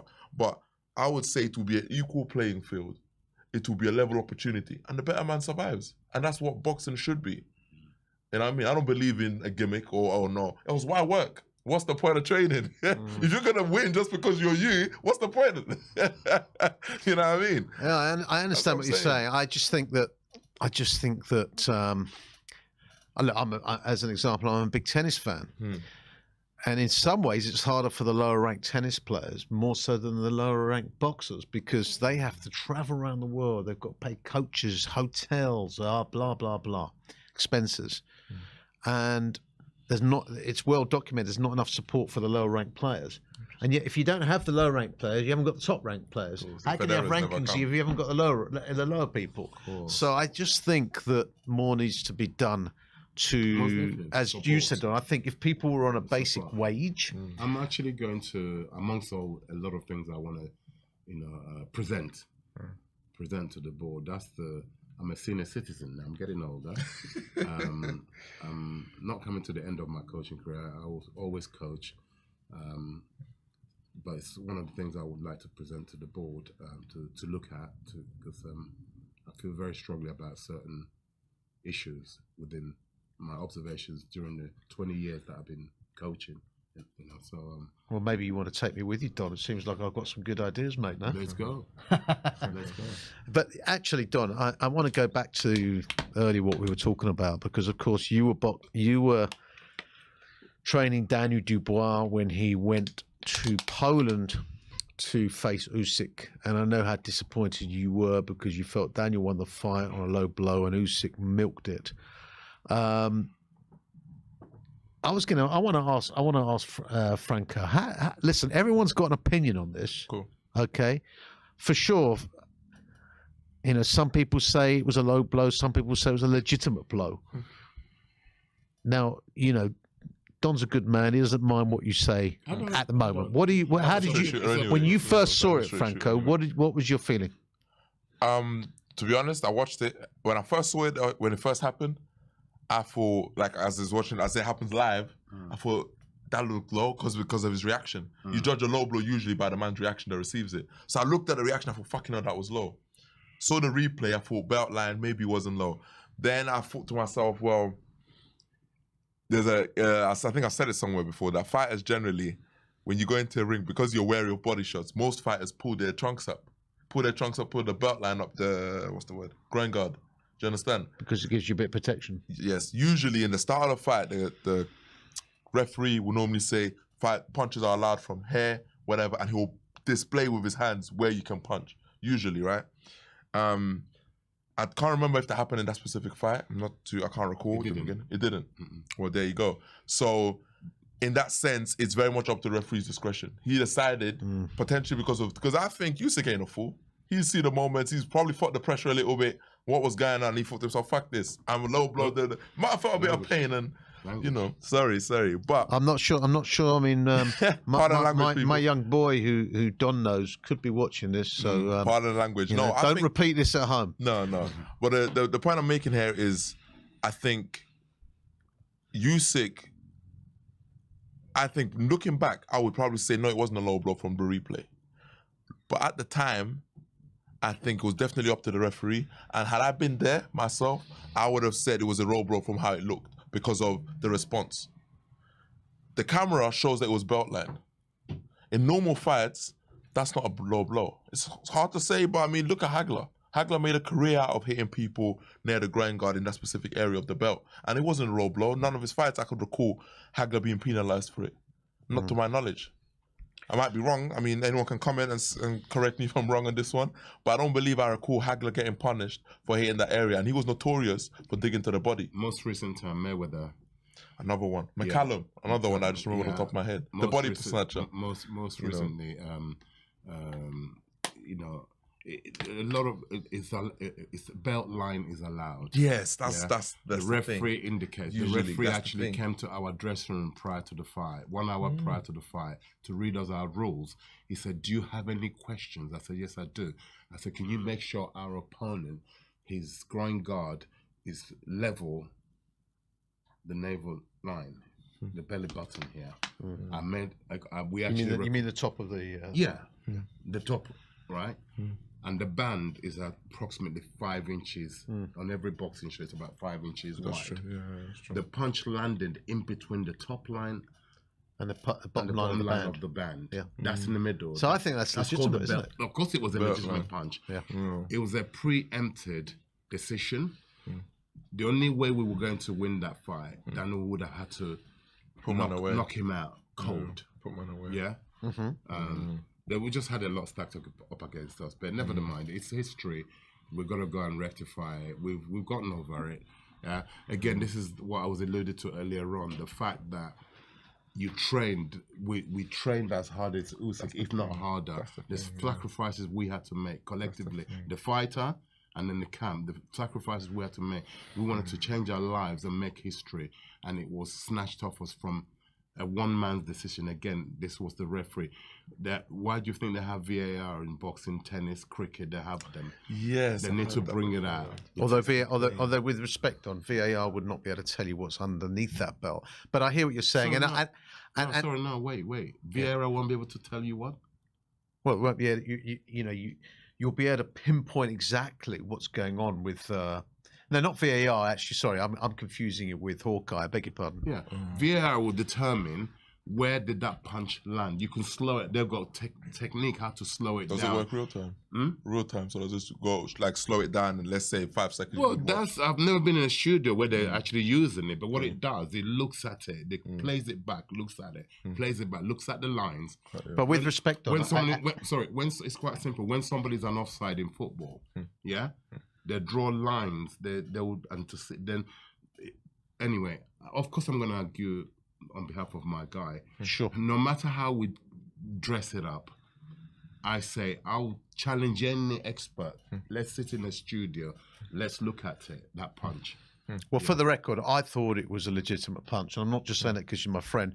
I genuinely thought it was a legitimate punch. My only issue was, obviously Usyk milking it, and of course, Well, Daniel that's a fighter. Dubois, That's what as he's soon supposed as the ref called it back on, didn't steam in there. But listen, we're going to talk about this in a minute, Don. Okay, because I believe we're going over to Saudi Arabia live now. We've got, well, I know Frank's there with Radio Rahim, who is out in Saudi, and in Riyadh. Let's go to. I don't know whether to call you Radio or Rahim, because my name's Keith. Very few people call me by that surname Fraser, but I'm going to call you Rahim because I'm being stupid. So tell me, Rahim, I can't hear you at the moment. Can we? Okay, let me put the earphones on, and I can hear you. Okay. Can you hear us from here? Yeah, I got you. No, they can't hear us. They can't hear us. Can't hear anything, no. I can hear you. Maybe you can't hear me. We can't hear you. Can't hear you. Okay. Technical situation here. Right, It's should be able to amazing, hear us. isn't it? It's night Should be able time to hear and, us. and the skies are clear over there. Can you hear now? No, Test, can't hear, I'm test. afraid. Nope. I can't hear. Ready? We'd love to I speak mean, to if they you could hear and that get an text. idea of what's going on over there, the atmosphere, the whole ambience, the feeling amongst the fans and what they think's going on. I guess we're going to have to catch you later. Is that right there, Vinny? Just trying now. Sorry? Just trying a few things. Can any of you guys hear them? Nah, nothing. No? I got to be honest with you, Raheem, this is the most sense you've spoken.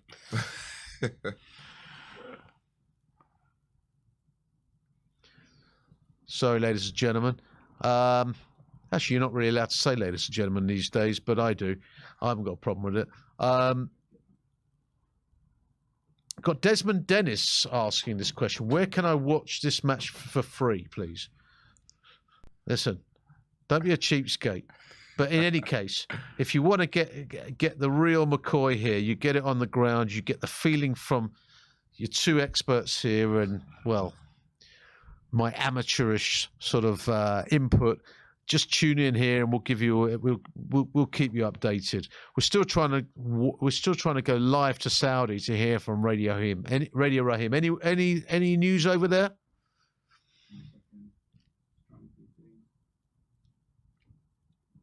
It's amazing. With modern technology these days, it feels like we're going back 100 years for the silent movies.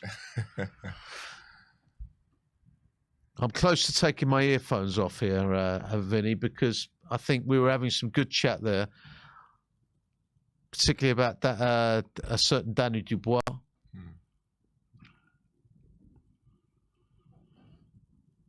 Can you guys hear anything? Nope. No. Listen, why don't we just leave it there for the moment, Vinny? All right, guys. When we get some better news, we'll go live to Saudi Arabia. Okay. Listen, Don, there's a very famous saying, and you've read my book. There's no such thing as failure, only feedback.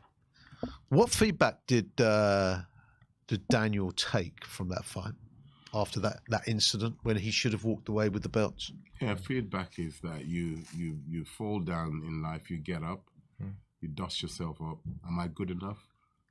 Yes, I am. You carry on, and he did. And a few months later, you saw what happened in Riyadh. He redeemed himself as a person, as a fighter, and is back on his horse. I don't know many.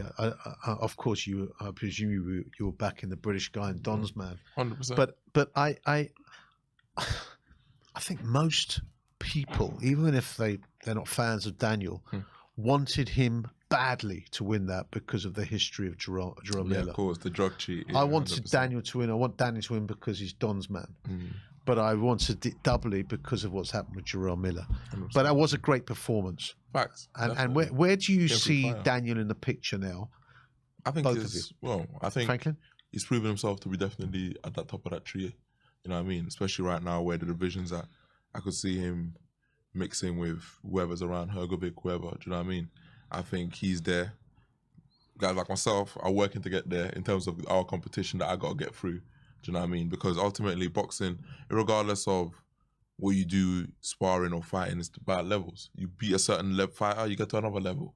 So the performance he's had with Gerald Miller and the fact he's been there with Usyk and put on a performance, controversial or moment or no, he's proven that's his level. Now, other guys looking at him, myself and others, we have to now prove ourselves to be off that level by what we do when it matters.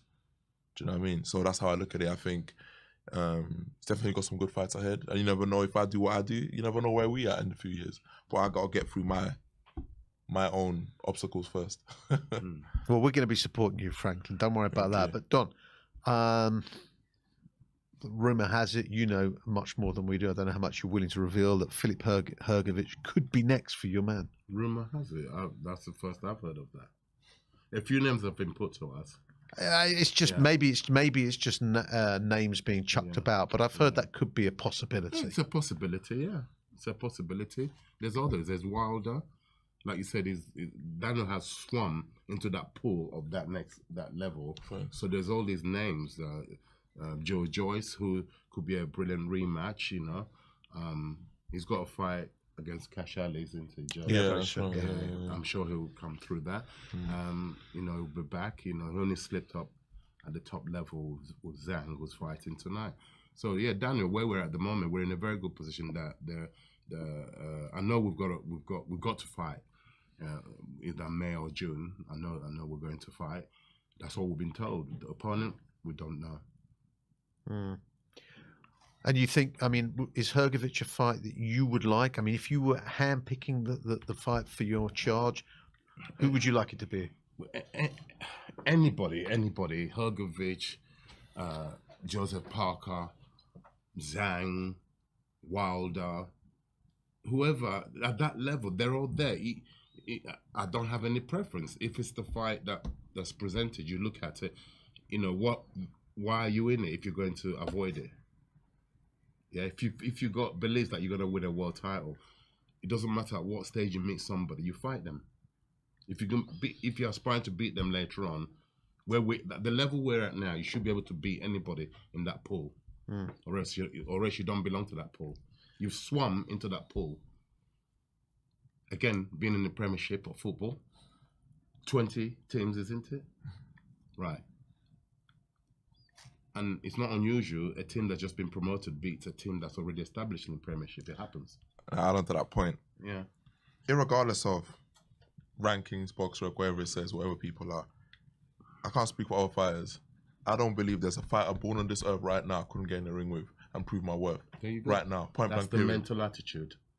However, And you like have to have that. That's there's a must rankings. have. You know, like I said, like I was talking earlier about levels, we have to, you know, prove ourselves to the public, get all these fights. That's what I was talking about. Not in terms of, do you know what I mean? You are who you are. If you know what you can do, you know what you can do.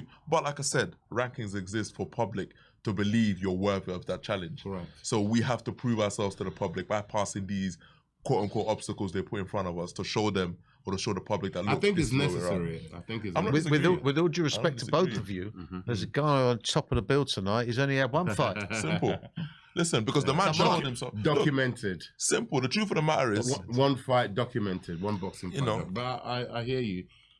The mental attitude is so important. He doesn't believe there is no fighter in his division he don't believe he can go in the ring with and compete with. 100%. Well, it's interesting And what you happens say that, actually, because talking about doing your, I guess, doing your time before you step up.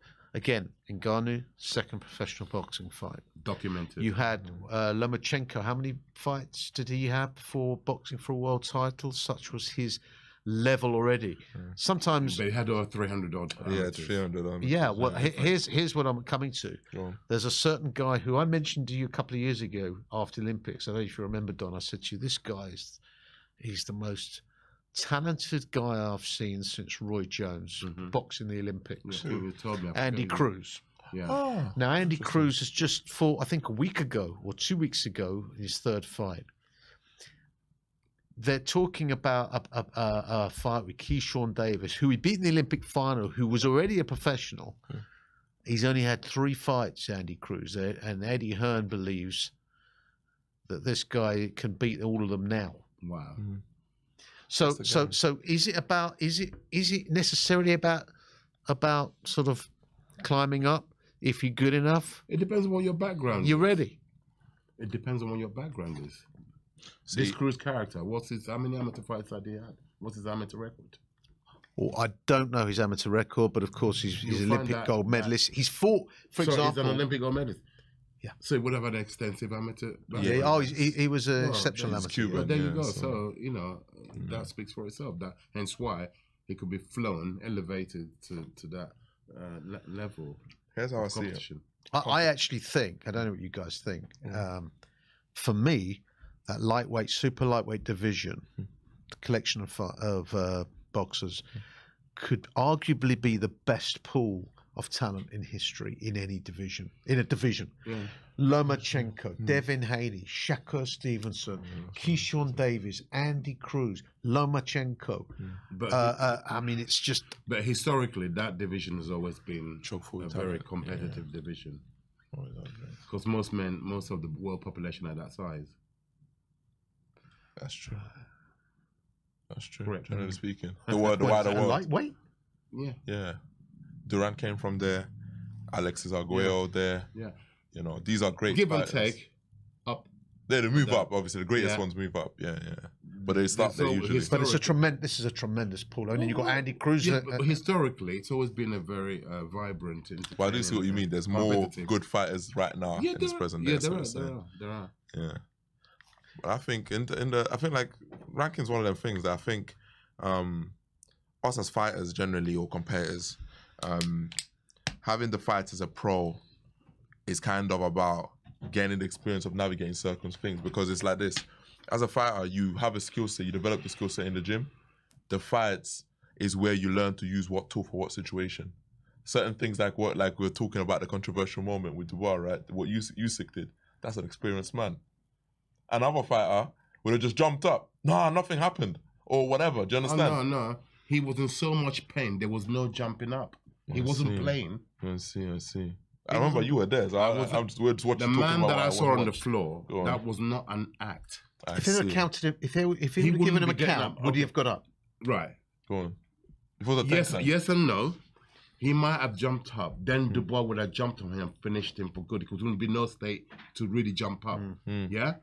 I bet you wish that would have happened. I don't believe he would have got up. The pain he was in was...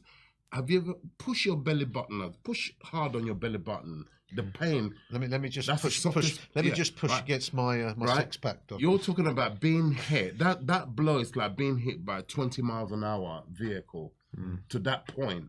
Yeah. Yeah, with a 10-ounce glove, yeah?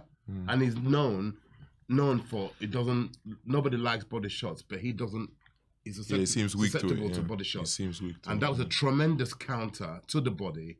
And he wouldn't have got up from. They would have been counted out, period. I was listening to an interview with Adam Booth, actually, who used to train David Hay.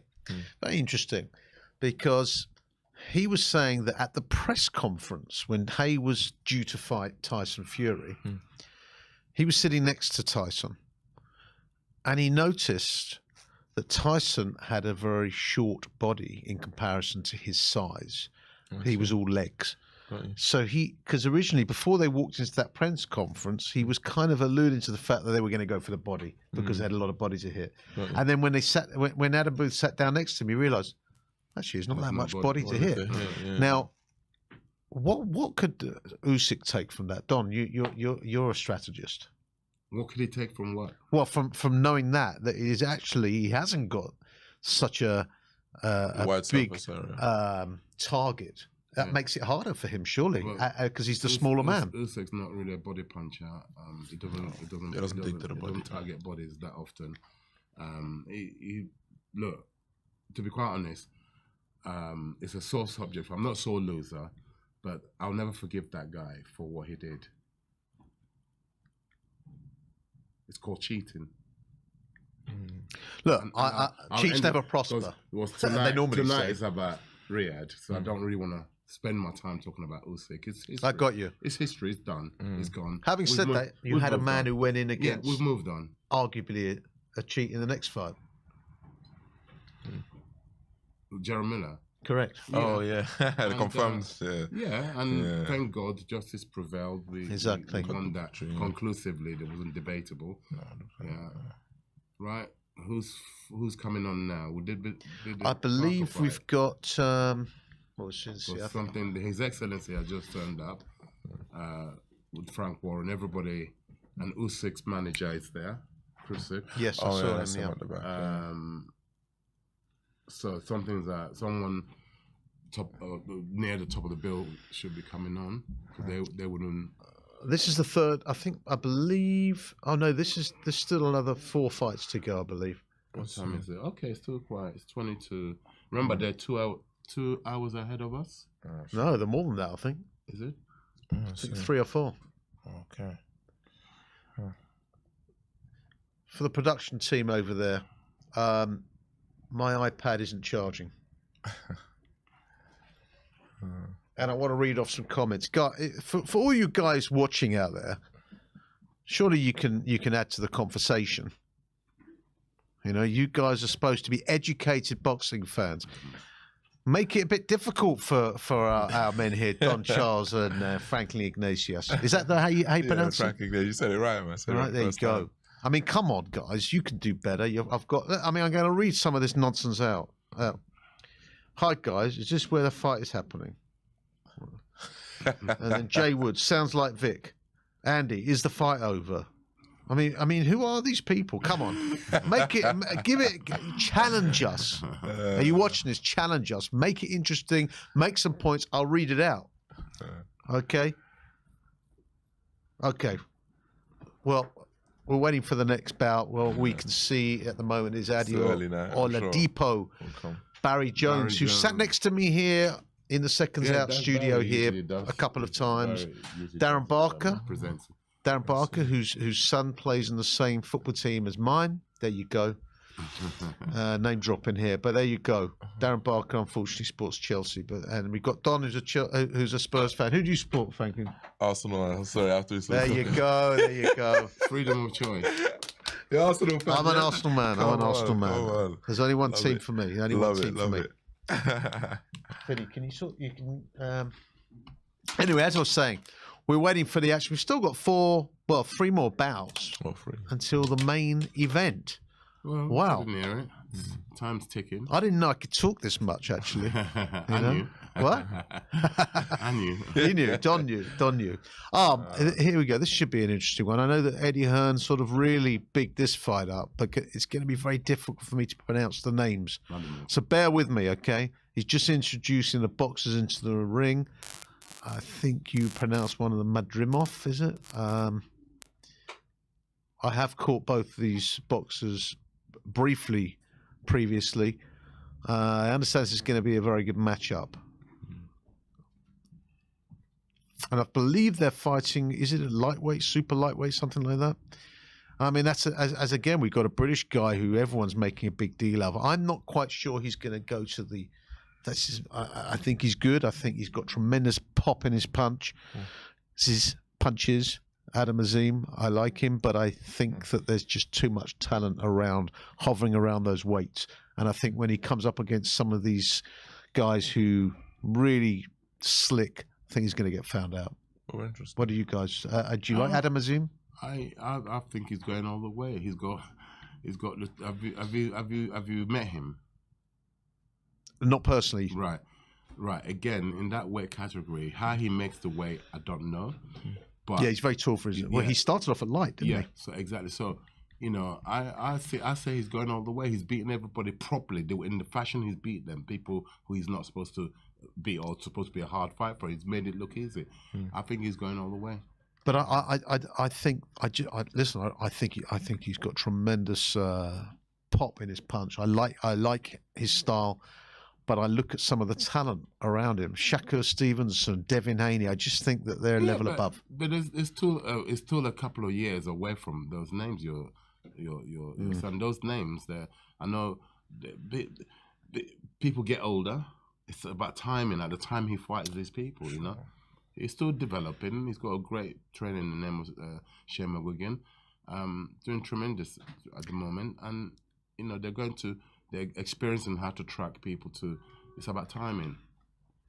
I tell you, there's a Frank Warren. I think he's a lightweight, who's in that same division. Frank Warren fighter.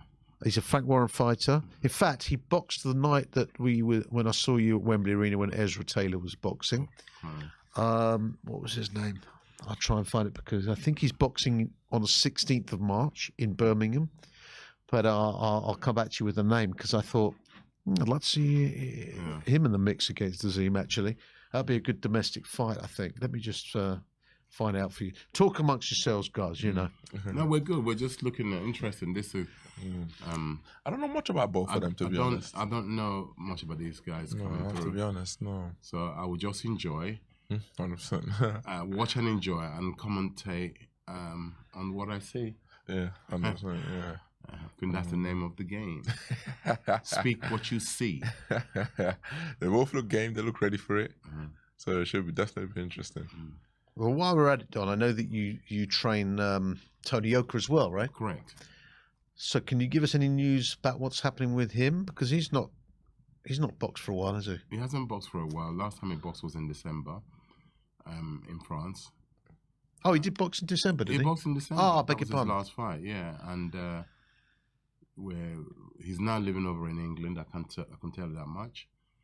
And we're just putting together the next phase of his professional career, and I think it's going to be very interesting and exciting. So I'm excited about it. What's about to happen? Well, he's an Olympic gold medalist. Exactly. You don't get them every day. So I've been blessed and fortunate to be working with him. He's also blessed and fortunate to be working with myself. Indeed. We're really getting on. You know, and he's. I'm trying to put my emblem on him. How I would like him to fight. He's still making that transition from being an amateur to that of a professional fighter. Stylistically, I'm talking about. So no, I'm excited about the future going forward. I wanted to ask you about that transition because I was talking about this Andy Cruz with Barry Hearn, actually, and I did say that the only thing that you could say about a guy like that who's had an extensive amateur career, who's very slick, very hard to hit, very slippery, and he's in and out, boom, boom, boom, you know. Do you think you have to, when you make it into the pros, just because of what you were talking about, ticket sales, etc., you got to plant your feet and bang a bit? Yeah, I mean, some amateurs make it easy transition to fighting as an out-and-out pro, and some amateurs have great difficulty in making that transition to adapting that pro style, and it depends on who's coaching you. Yeah, and like I said, some make it quicker than others. Some don't ever make that transition. So, you know, it's just one of those things. Oh, there's a question actually. To Don. Yeah. Do you think having too many amateur fighters is a detriment? In a sense of if you're trying to go pro, that your style becomes too amateurish, I guess? You think such a thing exists or no? We're talking about the amateur style that I think is a bad style. It's not a bad style. It's designed and suited for scoring points. True. It's designed for scoring points because that's the name of the amateur system, that they do it, how many points you can score in a round. And so, no, it depends if you're saying staying too long in the amateurs. If you're winning honors that will elevate you to that, when you then become a professional, you then don't sell tickets. That's your ticket. That is true. That's your key. That's your calling card to the established promoters who will then sign you and put you on a contract where you don't have to then sell the tickets that your people like yourself who are coming through didn't have that extensive amateur background. You understand? That is very true. Yeah. So that's basically it. So that's very true. And you go and win the Olympics, there's endorsements waiting for you. You know? True. You know, sponsorships, you name it. True. So that's why I encourage every young person coming through, stick to the amateurs, try your best to win honors, starting from your local championship, national championships, box for your country, go to the games and medal, and then come back and turn pro. Don't stay, if you're in your, let's say, late 20s, 27, 28, and you're still an amateur. No, that's when you've been there too long. Because at that time, you should have already left the amateurs. Got you. Yeah. Got you. And gone in, whether you've gone to any of the games or not, get out. And Leave the tell game them. behind. Yeah, it's a young man's game. Got you. Right, this fight we have here with Madrimov and Kurbanov. They're both Russians from the names. One's Russian, one's from Uzbekistan. It's that part of the world, right? Yeah. That way. He said, "Is that block?" Yeah, Russian way. Yeah. He said, "Is that block?" That's all we know. So again, I don't know nothing about these two gentlemen, but they're shaping up well. Well, they're both unbeaten. One's 9-0. I think one's 25-0. It's a championship fight, the 12 rounds. Okay, I see. Is there any belt on the line? Do you know? There will be. If it's a 12 round, then it has to be. By the way, sorry to interrupt you, Don. When we talked about Adam Azim, the guy I was talking about who's a Frank Warren fighter, and you saw him box that night, was a guy called Pierce O'Leary. Oh, I don't know if you remember him the night that he was boxing on that. No, I probably didn't get there by time. I was quite impressed with him. He's 13-0. And no one talks about him as a potential Adam Azim opponent, but I am. got you. Yeah. I quite like the look of him when we saw him. But I wanted to talk about that amateur thing you just mentioned, Don, because I know when Anthony Joshua won the London Olympics, he was very keen to wait for the Rio Olympics. Correct. Really? And because I remember him speaking to a mutual friend Mike, who said to him, with all due respect, you want to go to Brazil and try and win a gold medal, when in actual fact you were quite fortunate to win a gold medal in London. And he was very keen to go and defend his Olympic title and didn't. Obviously, he made the right decision. Correct. Yeah, 100%. Yeah, correct. That was a pregnant moment, as they say, for him. I mean, yeah, 100%. I mean, it goes back to what we said earlier: boxing being a business, as professional boxing. So, that moment in his career, in his journey, it made sense to go transition because one, you won it in London. This is where your fan base is, your biggest followers, supporters. They're all aware of you. They all know you. Business-wise, it's the best time. Even if he had won a gold in Brazil, it wouldn't have the same impact for the simple reason that this was in our hometown. Yeah. Do you know what I mean? And I think even if we do get, I mean, That kind of gave him, if you like, his legacy in a way. 100%. It's the launching pad. I mean, look, we've had. No, because it was in London, I'm saying. That's what I'm saying. Yeah. Look at other medalists we've had since. I mean, I can't remember. Well, I don't think Fraser medaled, but he was in the Olympics. No, he medaled. Did he Fraser medal? got bronze. There you go. It didn't have the same launching pad. Didn't have the same effect. Do you know what I mean? But Joshua, even if he hadn't won gold and bronze or silver, it would have still had a very, very big effect for the simple reason that it was here. Do you understand? As opposed to Fraser's win, for example. Not knocking him. I'm gonna fight you tomorrow, but How can you can't knock a bronze. No, of course you can't knock qualification to the Olympics. 100%. It's just hard. If you go to the Olympics and qualify to go, you still get a good signing off a major promoter off the back of that. Exactly that. So yeah.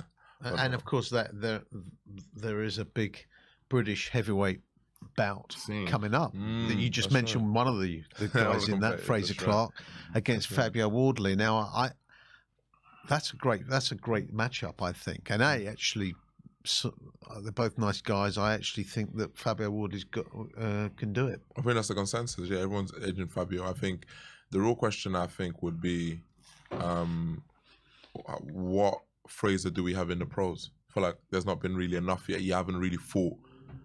Look, your best win's Dave Allen. Yeah, and he's do you know what I mean? And he's a washed up Dave Allen, 3 years old after this game. He's a prime example. Yeah, Fraser Clark is a prime example of somebody who stayed too long.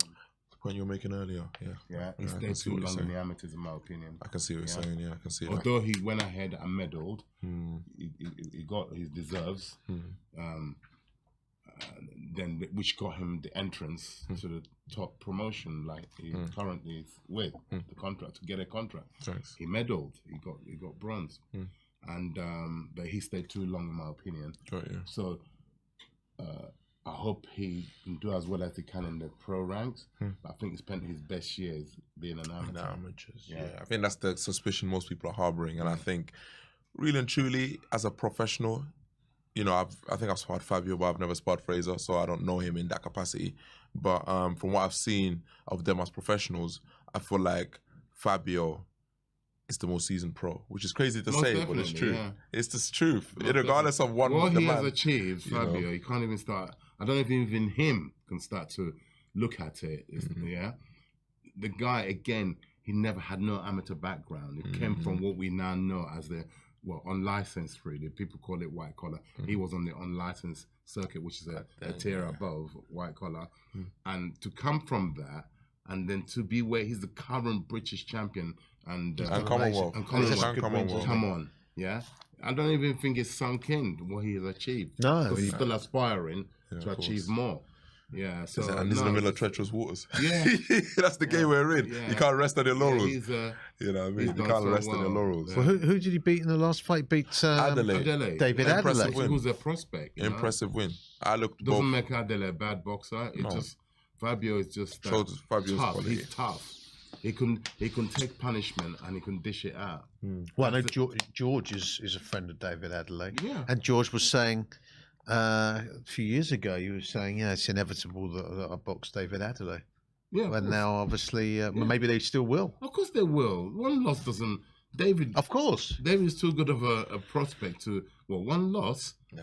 To and who did you lose to? Yeah, you didn't lose to a Right? Come bum, on. did you? I'm saying it was a great win for Fabio. Yeah. He beat But Nathan David Gorman. He beat. David will come back from that and he will become a champion, British champion, definitely.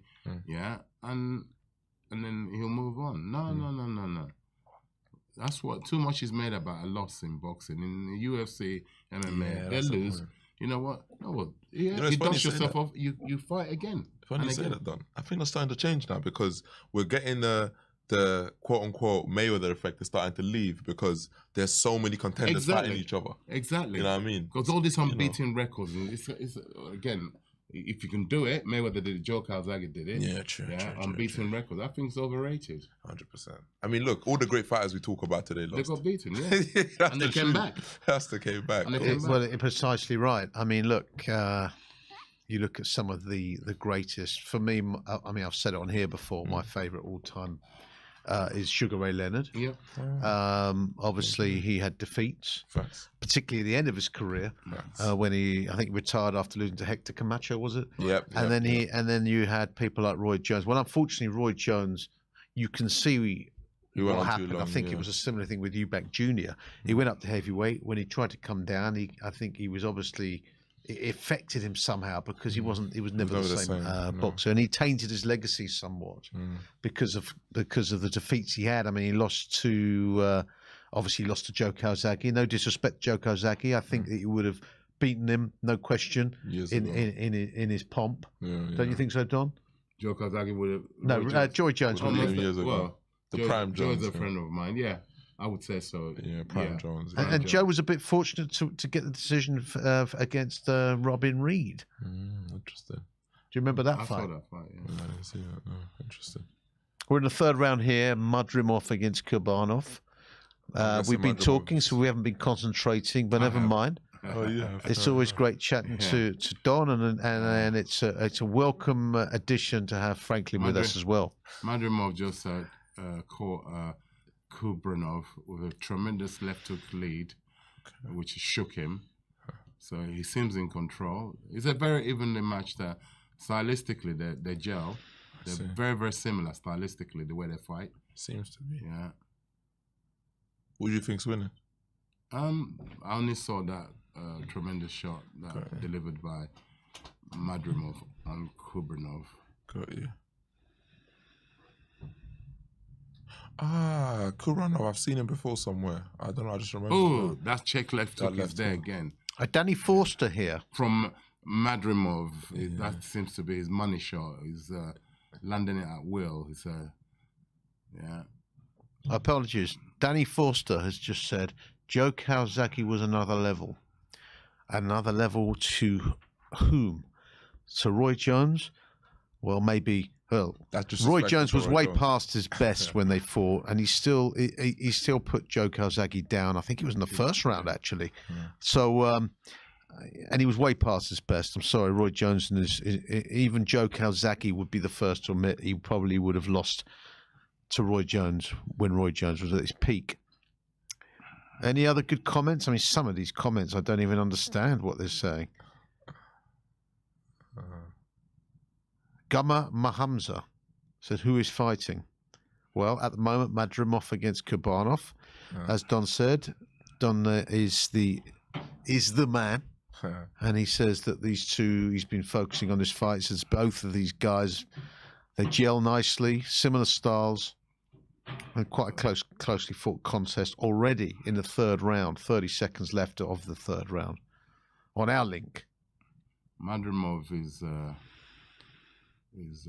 starting to take control of this fight. Correct, yeah. He's initiating all the attacks. Ooh.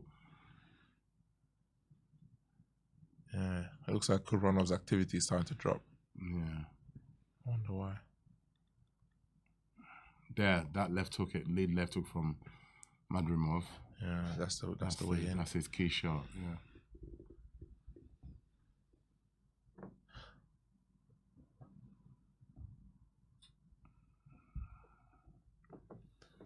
Excuse the silence, ladies and gentlemen. By the way, my iPad is actually running out of juice. I have got my computer with me, so if any of you got anything relevant to say, because at the moment you don't seem to be, there's plenty of you watching, and we are looking forward to some really good bouts coming up soon. Obviously, the headline fight, Anthony Joshua against a certain Francis Ngannou. I'm looking forward to it. I've got to say, Predator. Yeah. Listen, that's the thing, right? The Predator, indeed. say what I like, and I've been a little bit kind of critical of it, and I remain critical. I actually think, for the sake of boxing, Joshua needs to win this. I do think so? that. I think it's that dire for the sake of boxing. For the sake of boxing, Come on. for the credibility No, of the... I second that opinion. You really? Yes. What? You think if Joshua loses tonight, boxing will take a hit, but it wouldn't be severe. You just said boxing will take a hit. They will take a hit. It will so take a hit. For that reason, I can't disagree there. We can't afford someone from a different discipline coming in, two fights in, and he's fought you're right. The two best, heavyweight. and all of a sudden, you're Yeah. right. Yeah. You know, It does. People are asking what time the fight is. I presume you mean the headline fight we're talking about. British time. Well, we're 9 o'clock. It's not going to be earlier than 11, I would have thought. But around 11 p.m. Yeah, I had 10:30, 11. watch this space, and by that time I will have caught pneumonia because it's very cold in here. Kurbanov is coming back. Oh! Ooh, Kurbanov just checked out tremendous. Madrimov, and he rocked Madrimov off In his his soles boots. of his shoes. Yeah, maybe he knows something we don't know. He's suddenly come initiating the attacks, Kurbanov. Yeah.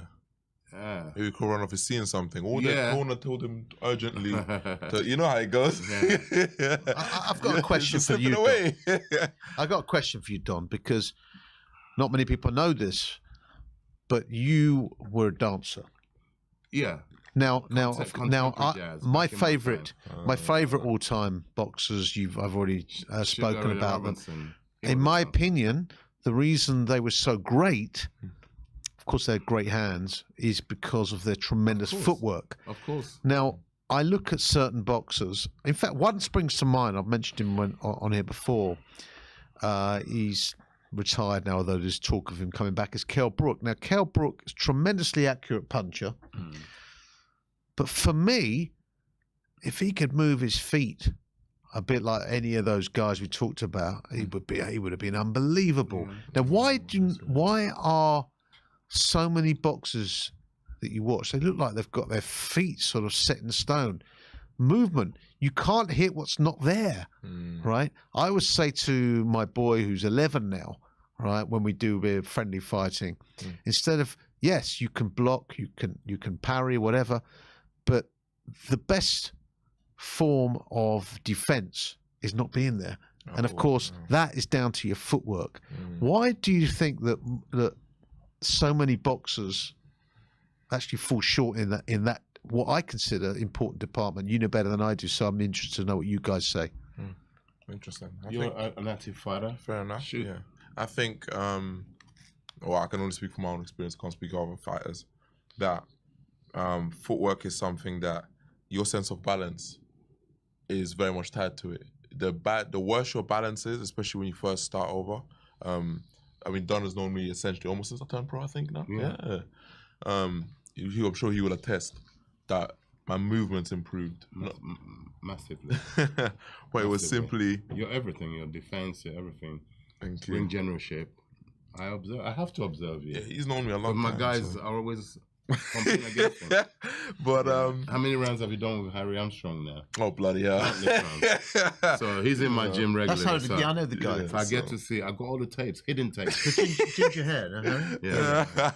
Yeah. Dirty Harry. Dirty Harry. Armstrong. Yeah, no. So to go back to your question, the better your sense of balance, the more you're confident in applying footwork. I feel like footwork is very much that you tend to see people who are not so great with keeping a center of gravity together. They tend to almost have their feet stuck in mud, because what tends to happen is you subconsciously, actually this is funnily enough, subconsciously you don't want to feel vulnerable.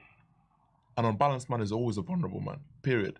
So you try to kind of subconsciously limit your mobility, not because you're afraid, but because you don't want that sense of vulnerability. Do you understand? So the better your balance, and there's certain things you can practice, I'm not going to give the game away, but there's certain things you can do. The better your sense of balance, the more you're confident now walking here, going there, going forward, going backwards. Do you know what I mean? You start to kind of feel at home just being able to move around the ring. And it has very much to do with your balance. Very much. Correct. Second out. That's it's interesting. It can be drilled. 100%. It can be drilled to gain. First thing I do when I start working with a fighter, I look at footwork as if you're building a building, the first thing you do is the foundation. You build a foundation, and footwork is a part of the foundation. Every fighter I've ever worked with, first thing I do, how do you build a building? Start from ground upwards. Every fight, that's my process. I assess their footwork. If I feel that it needs to be rebuilt, reformed, I'll do so. If it's not looks intact, you leave it alone. Yeah, so it's very, very important.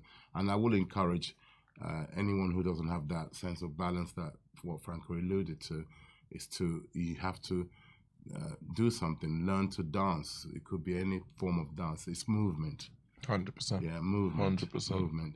And so boxing is like a dance, but it's a violent dance. Fact. Well, I know it's only it was That's only my a book, by the movie, way. but one of the things that Yeah, really what I said, kind of got me. That's my book.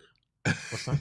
One of my books is boxing, entitled "Boxing," caption, strapline, the violent dance. Because it is a dance. It's movement.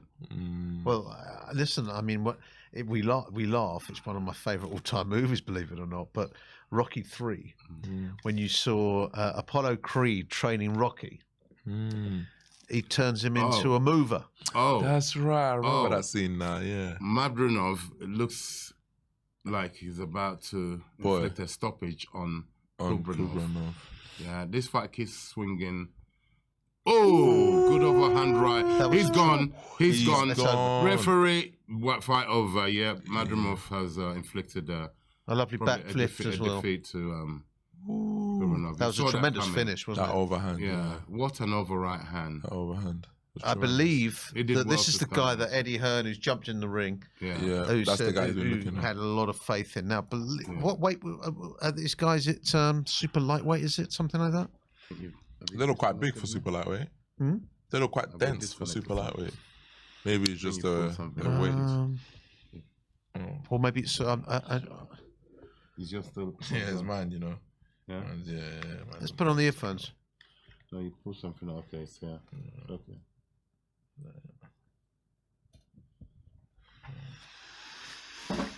Can't hear nothing, can you?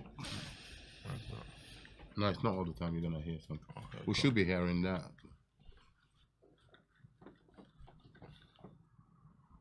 That was a tremendous finish. I mean, and I believe this is the guy who Eddie Hearn was talking up. It's got a very slightly What an- unorthodox style. Oh, right hand. Bam! That's a warning shot. That was the warning shot. Yeah.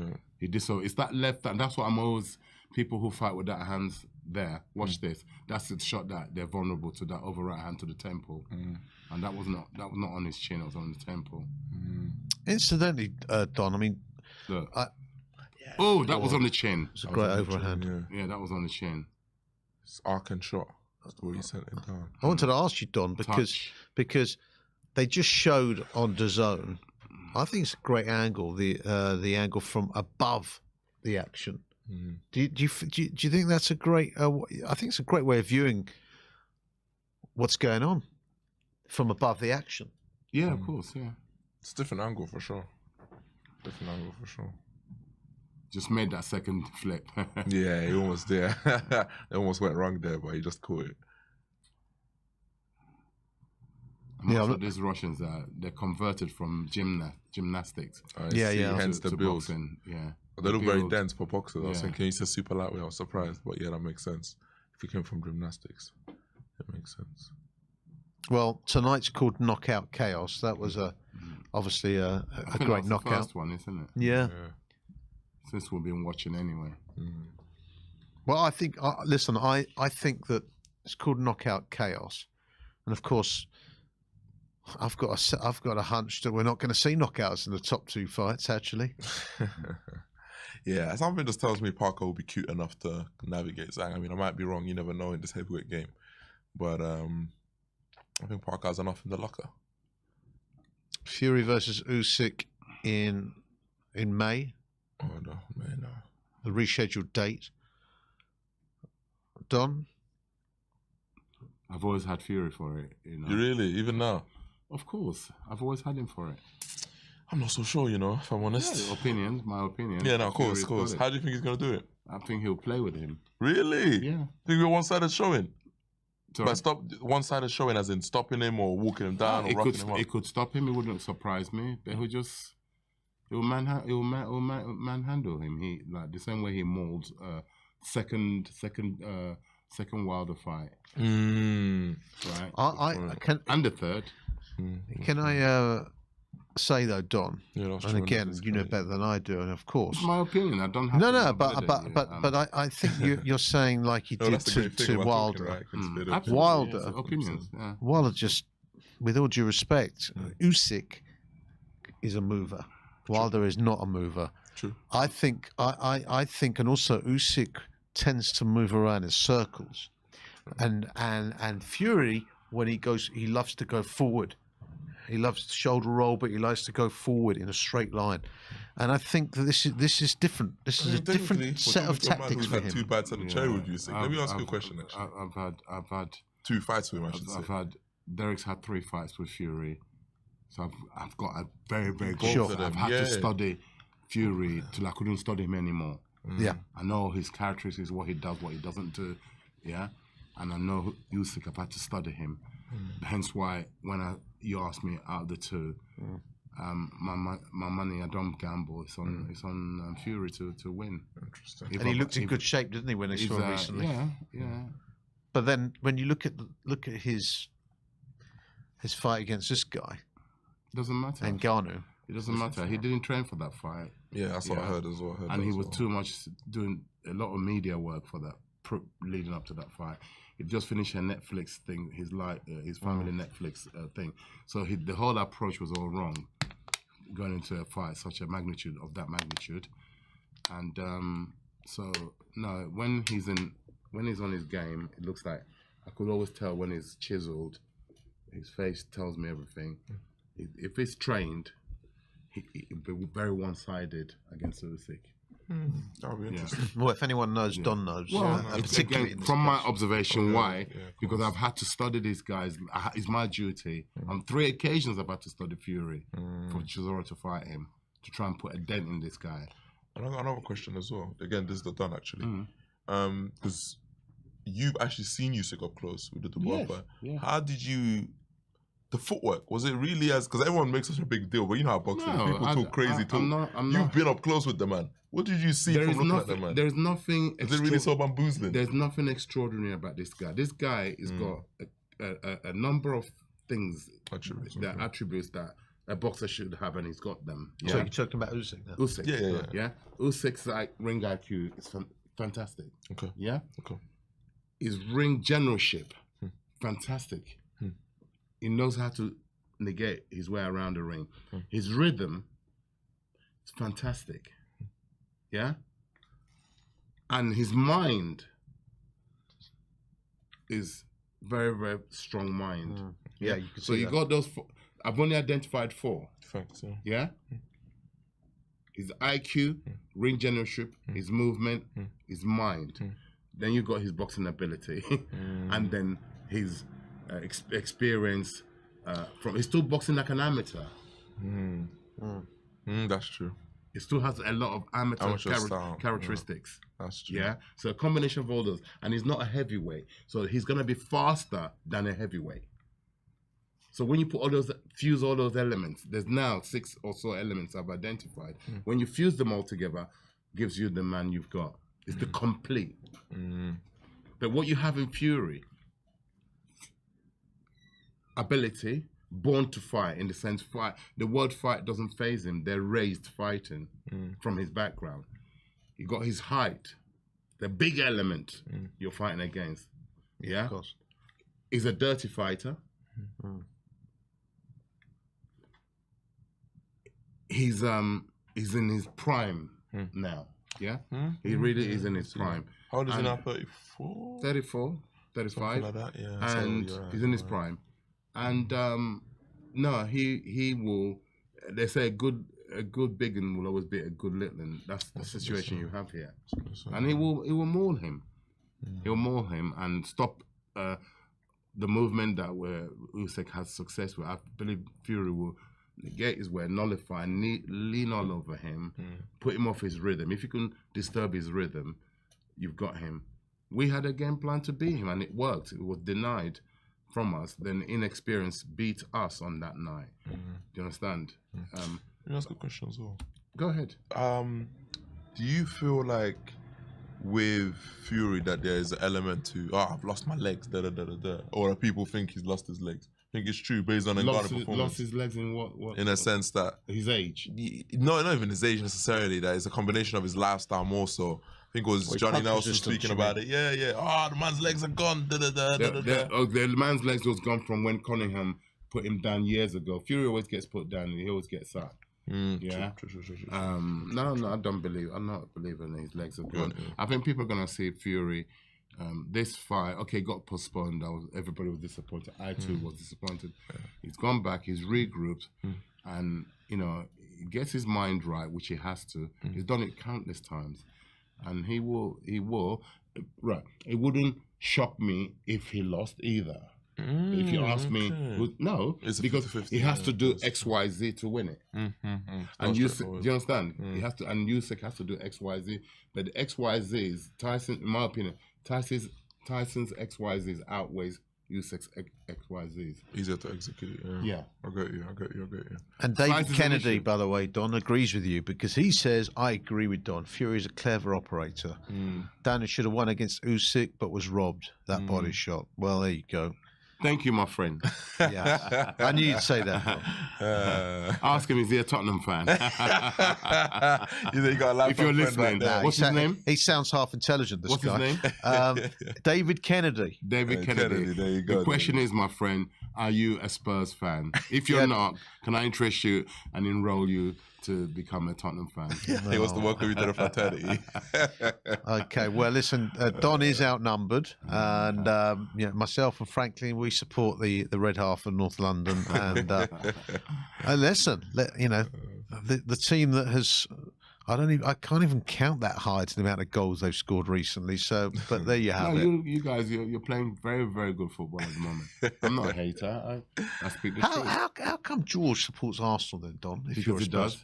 Huh? Because it does. When he was 6 years old, he requested through his mother that he wanted an Arsenal kit. And a six-year-old child, you can't deny them what they want for their birthday present. I had to go and buy it, which I did, and I was happy to buy it for him. Wrapped it up. And that was his birthday. But what was it about the Arsenal kit then? I mean, was it the colour, or was it just they were playing good football at the time? No, at the time, Arsenal was winning everything, the invisible period. Yeah. And all the kids at his school would have worn Arsenal shirt. And that's how it happens. It begins at school. Yeah, it does. Then they follow suit, don't they? Yeah, absolutely. But David Kennedy, you need to come back to us. John wants to know whether you're a Spurs fan. Okay, I'm interested to know myself. And my iPad is about to run out of gas. I have got a laptop here as well, thankfully. So we want to know this. What else have we got here?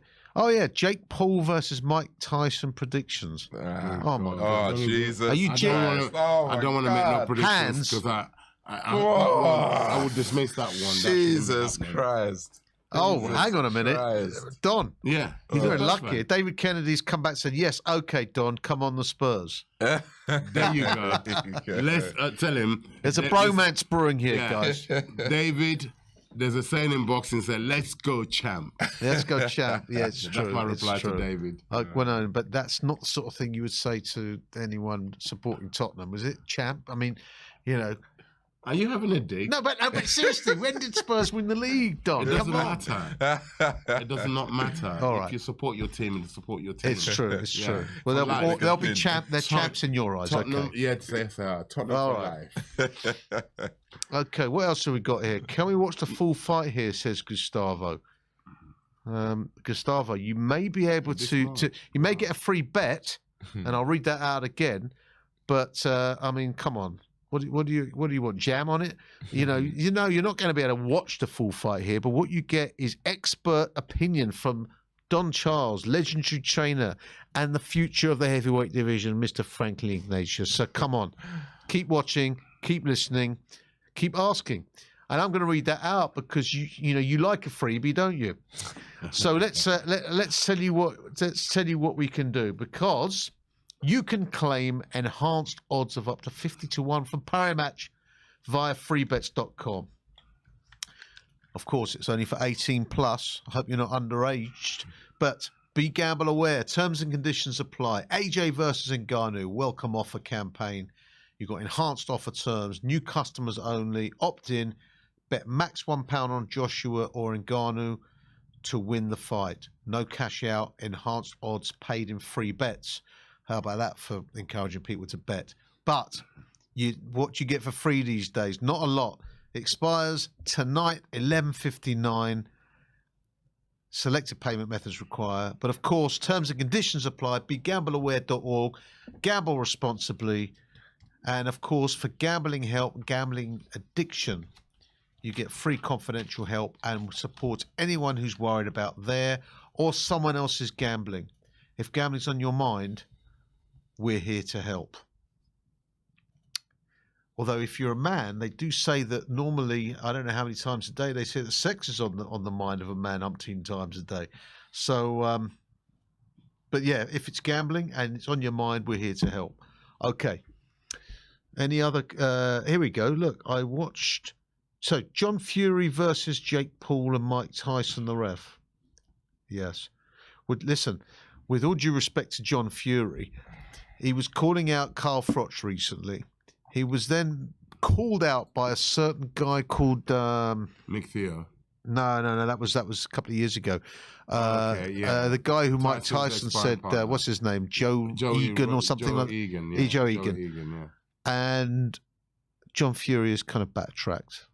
Now, actually, John Fury's actually been very decent to me when I've interviewed him. But come on, John.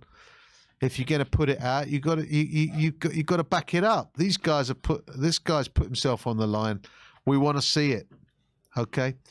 If I was CEO of boxing, says John Walsh, what would you change? Okay. You're asking that question. He's saying that he would make randomized weight testing mandatory. If you're not within acceptable weight, you're out of that division. That would fix boxing. What do you think of that? I think before we put another stipulation on the fighters, I'd rather look at the industry first. You know what I mean? In terms of the, we're talking about corrupt judges, talk about the fighters being, blindsided by this or that, controversial things. And even though it's part of the sport, at the same time, these things need to be cleaned up and fixed. You know what I mean? It's more of a thing than whatever specific weight someone happens to be walking around at. Maybe I'm privileged. Again, I'm a heavyweight. I can't speak for the smaller guys of the world. But I just feel like, again, like I said previously, there's pros and cons to everything. Someone tries to live life that way, normally you have to pay your own repercussions in the 12 rounders, whether that means you run out of gas a bit quicker or whatever. There's no winning trick to just hacking the weight game from what I've seen or from boxing generally. Everything has its cons. So someone chooses to be the big weight bully, you have your own problems. Do you think weigh-ins should be maybe a few days earlier than they are, Don? Because the reason I say that is because the argument about rehydration and all this kind of thing. You know, you had the situation where I think was it Chris Eubank Jr. when he was going to fight Conor Benn, and about these rehydration clauses and so forth. This is not really against the spirit of a sport, is it? No. You're talking. Look, one of my fights just a few fights ago was against a man that was almost 24 stone. I went into that fight weighing 17 stone. Do you understand? Yeah, but that's different at heavyweight, isn't it? Well, okay, It's but still applicable. It's still. do you understand? That's not to do with the weight mass. difference. It's 6 getting stone hit difference. by- See what I mean? It's 7 stone difference actually. The way I look at it is like That's this. a person. I go into that fight with my own attributes, my own tools, whatever I have at my weight. There's a reason I'm comfortable at 17 stone. What my attributes are, I go into that fight with those attributes. Whatever reason he feels he wants to be that weight, whatever that weight may be, it is my job to make sure that I can still impose my will on that man. So, of course, with the smaller guys, the weight disparity may not be as big as 7 stone difference. No, it won't be. You know, nowhere near, do you know what I mean? But look, there's been a history's littered with smaller dudes going up in weight and beating. I mean, for God's sake, the round that I spoke about earlier, he was 5'6". When he went up to welterweight, he was 5'6". You understand? You're talking about someone fighting men 5'10" and above, and he was 5'6". You know what I mean? What's more important though? I mean, I don't know. What's more important, height or weight difference? What's more of a factor? As I'm saying, he started at lightweight. The round I was talking about, he started at lightweight. Depends on the weight. But even at weight, this is an example of just the guy I just mentioned earlier. He started at lightweight and went all the way up to weight. So I think what I've noticed in boxing, generally speaking, as a rule, the more there's a weight disparity between you and your competitor, the more skill matter. You can do things like weight bullying in terms of physicality and things like that if you have the size advantage. But skill very much matters if you're the smaller man. And all things being equal, yes, the bigger man wins, but I've very rarely seen a complete fighter being also very big. It happens almost never, to be brutally honest. Usually someone who's very big tends to be a little less, I don't know if coordinated is the right word I'm looking for, but tends to be a little less slick, shall we say, a little less cute in that sense. Do you understand what I mean? Whereas the smaller guys tends to be just a little quicker, a little nimble, just a little more to the trigger, so to speak. So, like I said, pros and cons. Do you know what I mean? But I think you shouldn't use weight as a reason to say, oh no, you know, people should be this and it's horrible that a man was weighing this, that, and the third. It doesn't matter. When the fight happens, you still have your ways of winning. It's going to be tough. Of course it'll be tough. But you still got your ways of winning. You shouldn't now be looking at the other man because he's bigger than you 3 days ago or whatever, and now think to yourself, or even that fight we saw earlier, Gwyn and Chamberlain, right? Chamberlain outweighed him. We could all see the man was bigger. That was no reason why Gwyn lost. You lost because you got beat by the better man. Like I said, I'm speaking as a man who's already fought a big dude, so I know what I'm speaking about here. Yeah. I didn't go into that fight feeling sorry for myself. I called for the rematch. But you're saying about preparing for the person in front of you. We all know that weight makes a difference. Otherwise, you wouldn't have weight divisions 100%. At the end of the day. 100%. And one weight division, which I think is a bit, it's a bit unfair on, is the light heavyweight division, because if you're too big for the light heavyweight division, you're probably too small for the cruiserweight division. There needs to be some. What's the difference in the weight? Well, if you're a light heavyweight, you're 12.5 stone, and you can be 2 stone different. But you know, at that level, it's a big difference. No, Don? Yeah, you would know. Most definitely.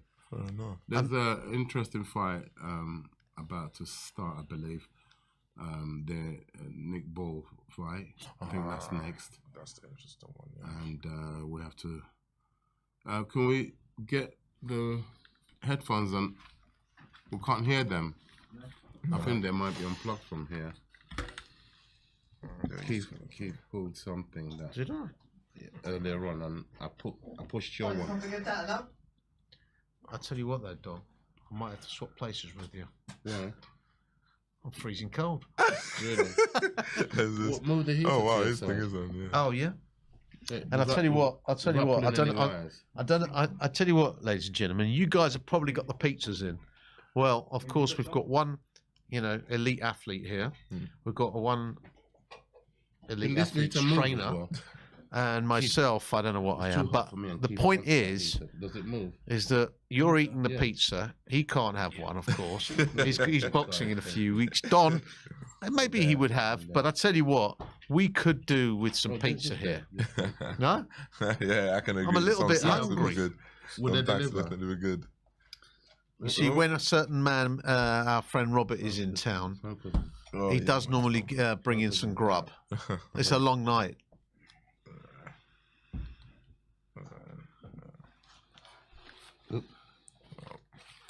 Smashing up the studio, why don't we? Oh, that's better. Thank you for that. Yeah. Is this break time? 1 second. Sorry, Dan. Can I use the loo? Yeah. I'll change. Do you want to? Let me get out. Yeah, hold on. Let me make a move so I'll give you space. It doesn't work. Are we on break? Oh, Okay. whoops.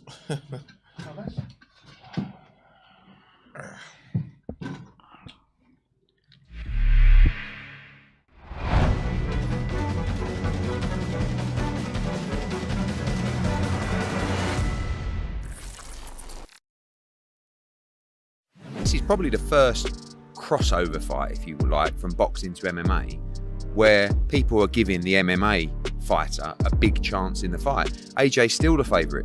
He's still much better all round. But Ngannou doesn't give a fuck. I don't think 10 rounds of fighting is enough to know exactly what some fighters, what is his style, or his style, everything that he can do. Basically, in the fight, that was like to take the temperature of the water. Shouldn't this be a mismatch? On paper, but there's reality in it. Look at how I came up in the game. I came out of nowhere. In 3 years, got myself to the Olympics, became Olympic champion. In 3 years as a professional, became world champion. So stranger things have happened in life. And but I'm here, I'm a different beast, and I'm ready. I do know that he does evolve. I have been training based on the experience that I have from that last fight. And then even from the last training camp, who was very important because the training camp was as even tougher than the fight. You know, I had that experience coming into this one, and this training camp, even though it was shorter, but he was easier in terms of preparation, in terms of body mechanics and the use of everything. At the end of the day, textbook fighting is one thing, but passionate fighting is another, and I'm going in there to be relentless. I'm looking for a knockout because you better be prepared for everything that comes. Basically, if we are talking of my experience in MMA, which has a lot of way of winning, knockout, decision, submission, and all those stuff. So I don't just walk away and focus on one thing. That means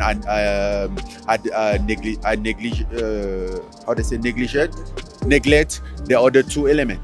He's big and he's strong, and this Ngannou. He's a very dangerous fight. Could you imagine that an MMA fighter with no wins would be your last hurdle to becoming undisputed? That's what I say, in this world, yeah, you can plan whatever you want in life, but God and the universe is the best planner, because you just never know what's going to happen. You plan to go this route and a curveball gets thrown in there. So I've just been ready for whatever, whenever, and I'm here ready for this competition, but I'll still be on course where I need to get to. If AJ knocks out Ngannou and Fury beats Usyk, you have the opportunity to make the biggest fight in boxing. Actually one of the biggest fights in the history of the sport. And you know the passion that His Excellency has for boxing and delivering for fight fans. And he's going to look at that and go, and they're going to say, yeah, but there's a rematch. And he's going to go, look, can we just have a conversation with everyone? We must make this fight now. Maybe the loser waits and then fights the winner of that one, or whatever. But it's not something that normally he's prepared to wait for. Do you know what I mean? You would think Joshua's going to win because of the time he's had in boxing, but Francis Ngannou is a beast himself. Can take so many shots, whatever it is, kick, elbow, punch, whatever. And he hasn't been knocked out or taken down, so it's going to be interesting to see if Joshua can hurt him. You won't get anybody to say Ngannou has no chance. Listen, I said before that fight, this fella's not, he's not an influencer, he's not a, whatever they call him, computer nerd, or I don't even know what they call him these days. He's not one of them. He's a fighter. He comes from a fighting background, a winner. He's had a tough life, and you knew he was going to come and compete. You knew he was going to be dangerous. What I didn't know is that he could box. He could box. Now, what's he learnt from these last fights? Ngannou.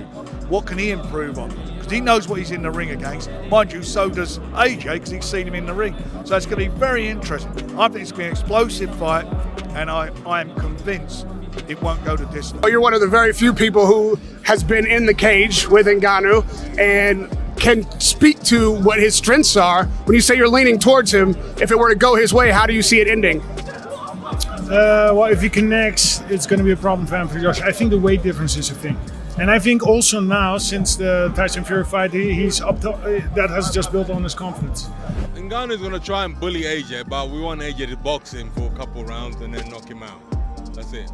Do you rate Ngannou as a boxer after his performance? No. Listen, I've been saying to these people, I gave Ngannou a nickname. I was like, Ngannou is a Superman of Africa. Do you understand? He's our Superman, you know, because his life has dealt him so much shit in his life, and he's come out of it smelling like roses. Do you understand? It's difficult for you having had the experience with Ngannou, maybe not been at your best. Do you beat yourself up about that? Do you? I couldn't give a toss. I've been paid. It's in the past now. You have good performances and bad ones and move on. It's not about beating yourself up. Why? I got paid, got laid, got out of here. That's what we do. We go in, get paid, get laid, and go home. On to the next one. That's it. We're prize fighters. So yeah, I'm not going to dwell on the past. I don't need to ask myself if, why, where, but maybe. Tyson underestimated this MMA guy because we got boxing snobbery. We think, nah, I don't mind coming into our sport, especially if he had no fights. To do that to the best fight in the world, he did. On the performance that he had against Tyson, I would back him against a few guys who are ranked in the top 10 to beat them. If, God forbid, he lost to Ngannou, a guy that's had his second professional boxing match, regardless what field he's come from, how will Anthony Joshua get over that mentally as a fighter, not as a promoter, not as a manager, as a fighter, say, I've just lost to a guy that's had 2 professional fights. He's a former world champion, twice. He's a former Olympic champion. You know, so as a fighter, how do you lift yourself and justify it? I can justify losing to number 9, number 8, number 7, number 6, and 5, and 4 of the heavyweights in the world because it's this and that. You cannot lose to this man, and this is a pressure that's on AJ's shoulders. He can't afford to lose. If he loses to him, mark my words, Anthony Joshua will pack him boxing. I don't think he's back. While he was his sparring partner, he's probably beat him up a million times. It was what it was. Until he's in there with somebody who can fight back properly, another good boxer, then we'll see if he's back. I will struggle to do 10 rounds. I struggle to do 10 rounds. And if anybody doesn't struggle to do 10 rounds, then you are something else. You're not human. You know, I'm human. Everybody gets tired after 10 rounds, you know. So that's right, I'm struggling. And I have no problem with it because it's a learning process. I'm here to learn. And I struggle for the first fight, who was against Tyson Fury. And in fact, I was in that fight questioning myself, like, what would happen when I get in the 4th round? How would I feel? Because I never been in the professional fight, boxing match for 4 rounds, for 6 rounds, 8 rounds. Then that was 10 rounds. So yes, I did struggle, but I think he struggled as well. We're not looking past this fight. This is my main focus.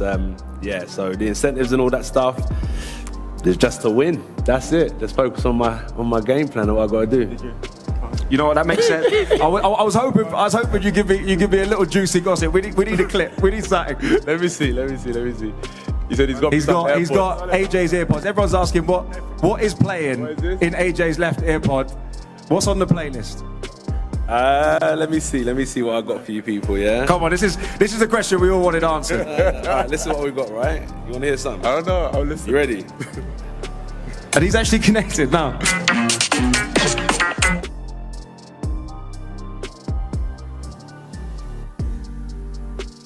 Got some old school garage going on there. Trust me. What's going on in camp? Is that the mood? Is that the vibe? That the energy? Just music. I don't know why there's a big conspiracy of what I listen to on my AirPod. I don't know what the big deal is. Francis thought he sold it. Have you seen the Instagram video that Francis put up about what's going on, what's playing in your AirPod? No, what's he got playing on? What you better ask him. AirPod? I don't know. I was just listening. I found your AirPod and I was just listening, and it was playing a lot of different stuff. All good. But yeah, so back to the fight business. How do you prepare for someone like Francis Ngannou? We said you've seen 12 rounds of him. I've seen interviews where you say you've studied him in the cage, his stand-up. Yeah. But it's different than fighting your average boxer. Well, he's been boxing. His first dream was to be a boxer, which people forget, and he was part of the Cameroonian team. He started MMA, I think, was it 24 or 26? So that wasn't the first time he started hitting the heavy bag or hitting pads. He had been doing it from a young age. His dream was always to be a boxer. So I know what I'm up against. You know, I look at all these small details, but I spar, I do my film study, all that type of stuff. I keep it professional, but on the night, that's different. All that textbook stuff goes out the window, and you just gotta be relentless. Give it your best. It's already written in the stars what's gonna happen. I'm just gonna follow my destiny. The road is still long, and I'm really intending to gain a lot of major victory like this. One more over Tyson, because I had the first one over him. I'm intending to have the second one, and he's been bitching about it, which is true. I just hope I'm not in the middle of these two if they start going at it. Let me tell you. You're gonna sleep in the octagon again, and I'm gonna wipe the ring with your ass again. You wipe the ring with your ass. There was the blood in the ring. It's sticking in your pants.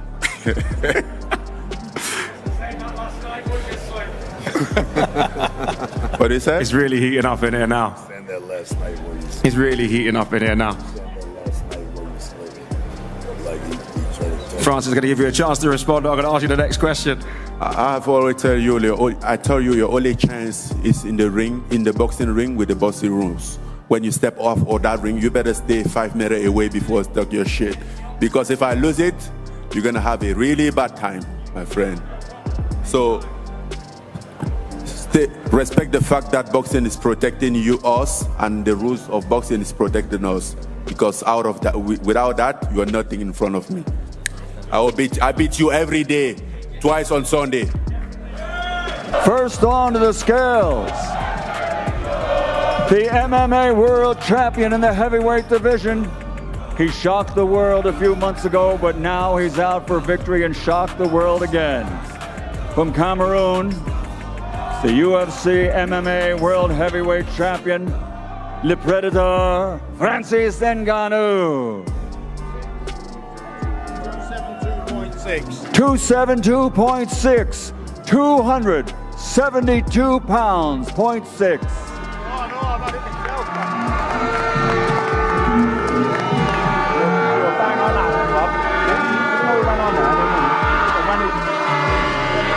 Next on to the scales, the Olympic gold medalist, the former two-time heavyweight world champion, AJ Anthony Joshua.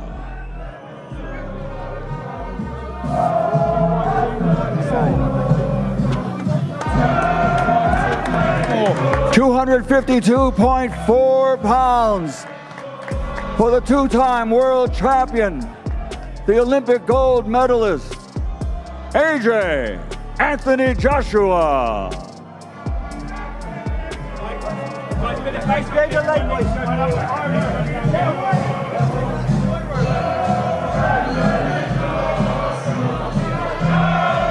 Here they are, face to face, our main event fighters for tomorrow night. Knockout chaos, power versus power. The Predator versus AJ. A battle of the ages.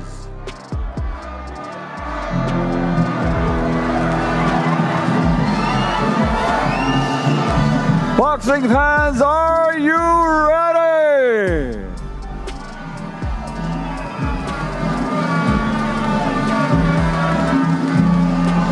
The Predator, Francis Ngannou.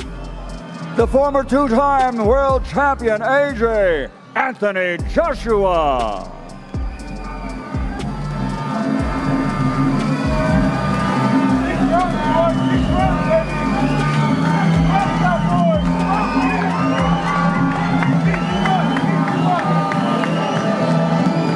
Power versus power, the Predator versus AJ. The main event tomorrow night here in Riyadh.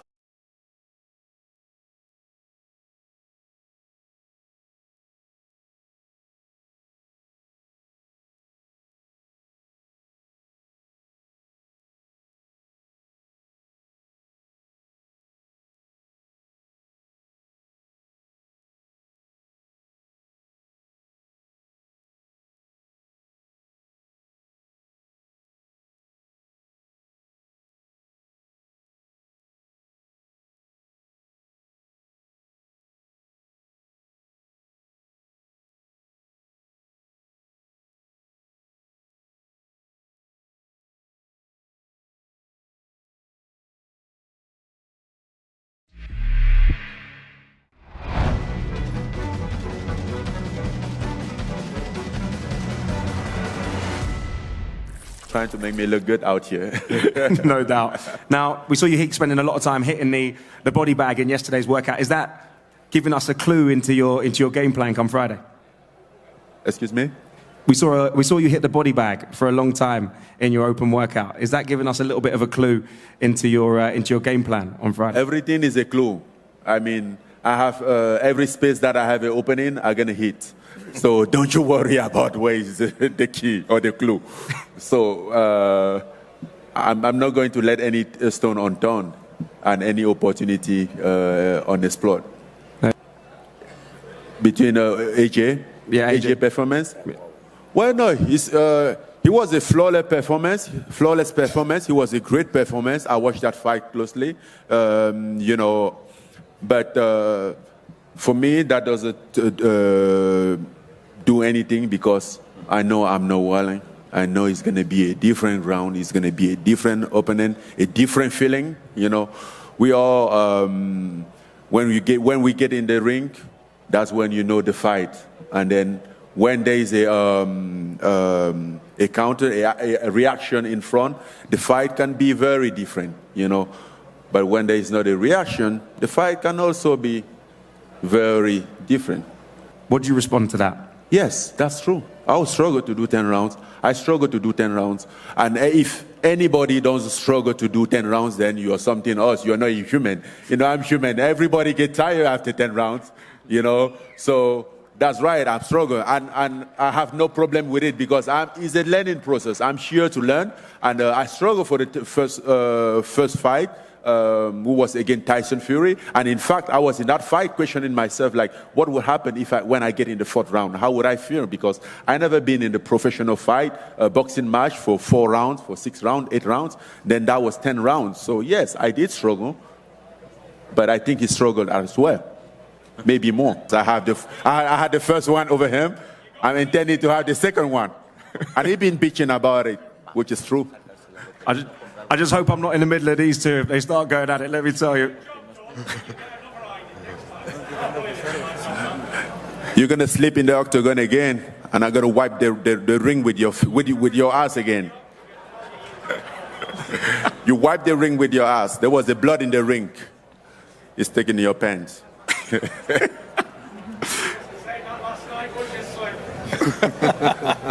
What did you say? It's really heating up in here now. Saying that last night where you slept. It's really heating up in here now. Saying that last night where you slept. Like he tried to tell Francis is going to give you a chance to respond. I'm going to ask you the next question. I've always tell you, your only chance is in the ring, in the boxing ring with the boxing rules. When you step off of that ring, you better stay 5 meters away before I stuck your shit. Because if I lose it, you're going to have a really bad time, my friend. So respect the fact that boxing is protecting us, and the rules of boxing is protecting us. Because out of that, without that, you are nothing in front of me. I beat you every day, twice on Sunday. There's not a reason not to believe. I know that if I go out there and do my best, there's a big chance that I will go out there with the victory, and I'm going out there for that victory, and I'm going to let everything in that ring on Friday night to come out with a victory. No doubt. Now, it's time that we bring in Francis Ngannou's longtime trainer, Dewey Cooper. Dewey, you've lost the element of surprise, as it were. Have you done anything different in this camp than you did for your fight against Tyson Fury? First of all, I'd like to say Assalamu alaikum to your excellency, Turkey al-Sheikh, and the kind, beautiful people here in Saudi Arabia. Happy Eid Mubarak as you embark into your Ramadan in a few days. Fighting Tyson Fury, his first fight, was a magnificent challenge. Very complex, highly dimensional boxer. He assimilated so much information from that fight. Of course, he's ready for 2 nights away from now. Of course he's ready for Anthony Joshua. Of course he's going to show vast improvements in every aspect. Speed, power, conditioning, fight IQ. So just expect an exemplary performance from Francis Ngannou on March 8th. Let me see what I got for you people, yeah? Come on, this is the question we all wanted answered. All right, listen to what we've got, right? You want to hear something? I don't know, I'll listen. You ready? And he's actually connected now. I don't know. I was just listening. I found your AirPod and I was just listening, and it was playing a lot of different stuff. All good. But yeah, so back to the fight business. How do you prepare for someone like Francis Ngannou? We said you've seen 12 rounds of him. I've seen interviews where you say you've studied him in the cage, his stand-up. Yeah. But it's different than fighting your average boxer. Well, he's been boxing. His first dream was to be a boxer, which people forget, and he was part of the Cameroonian team. He started MMA, I think, was it 24 or 26? So that wasn't the first time he started hitting the heavy bag or hitting pads. He had been doing it from a young age. His dream was always to be a boxer. So I know what I'm up against. You know, I look at all these small details, but I spar, I do my film study, all that type of stuff. I keep it professional, but on the night, that's different. All that textbook stuff goes out the window, and you just got to be relentless. Give it your best. It's already written in the stars what's going to happen. I'm just going to follow my destiny. I signed to fight Bronze Bomber. I'm serious about the game, innit? It's just what we do. It's my duty to work for these guys and give them entertaining nights. That's true. I mean, Eddie said you've seen every look in your time in boxing. Now, yeah. One look maybe you haven't seen is obviously Francis coming at you in the ring. He says he plans to knock you out. Let's go. He's looking for that shot. Let's go. Are you fighting fire with fire? 100%. Let's go. All right, this the best man will always win. It's not rocket science, as my boy Cena says. The best man will always win. You know, it's not rocket science, isn't it? The best man will always win. But one of the main things I'm looking forward to is showing how good I am. And I think you've said before in interviews that people underestimate you. They maybe don't give you the credit. No, not the credit. I don't want the credit, but you just want them to look at you and go, "Yeah, this guy can." No, I don't know, but I just know people find out when they're in the ring, innit? But we'll see. Friday will soon come. Friday will soon go. I'm looking forward to it. I'm looking forward to the occasion.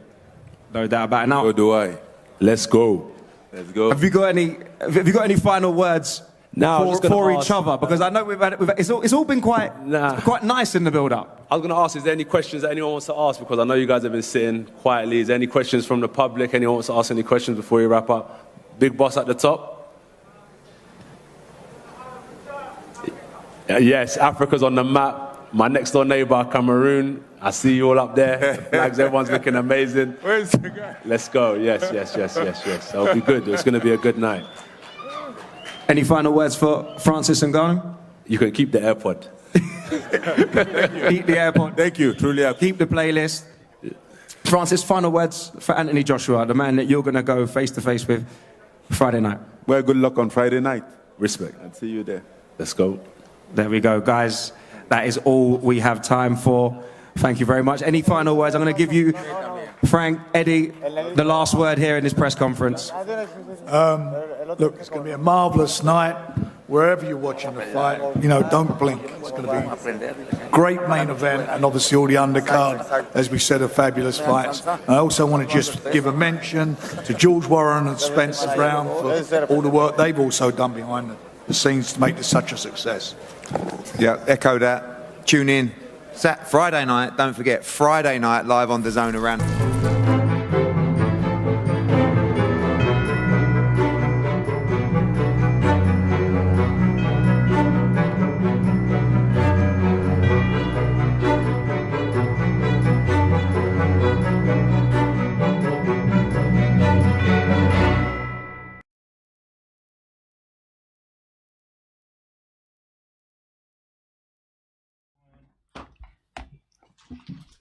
Welcome back to the Seconds Out Watch Along.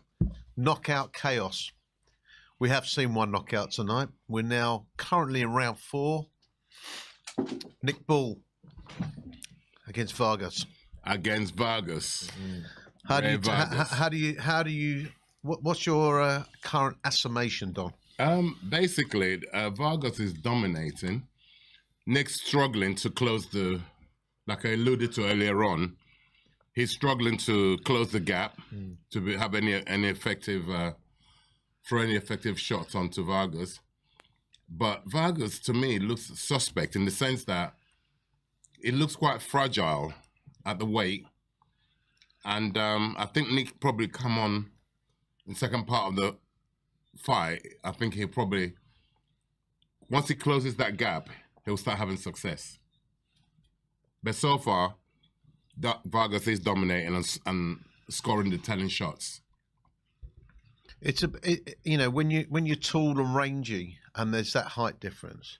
I mean, and you've got a decent jab. It's very hard to close a distance, isn't it? Of course it is. You have to have a certain style, and I'm surprised that Nick, being the shorter fighter, their game plan for this they should have worked on head movement, almost like Tyson-esque. Yeah, I was going to mention. To be able to get in, don't come in straight lines, go zigzag, get you in, and jab to the chest and bowl over right hand to the head. I mean, he's trying it, but he's not getting his feet in range. He's doing it too far away. I have to give credit to Ray. It looks to me as if Ray is always lateral movement. Yeah, Vargas his movement's been very, very good. He's amazingly good. His ring generalship we spoke about earlier on has been exceptional. 100%.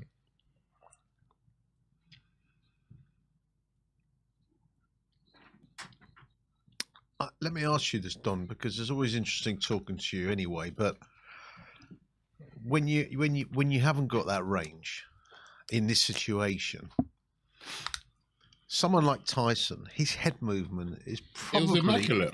Was probably as good as you'll ever see in history of boxing, wouldn't you say?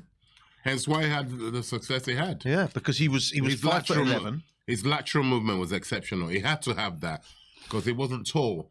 Oh, fantastic combinations by Ray Vargas onto the body of Nick Ball.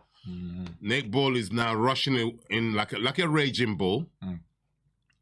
But it's the only way. He has to risk it, but he has to be cautious because he could walk onto he's ate a few uppercuts from Vargas. That's his fight. He needs to get. That's right.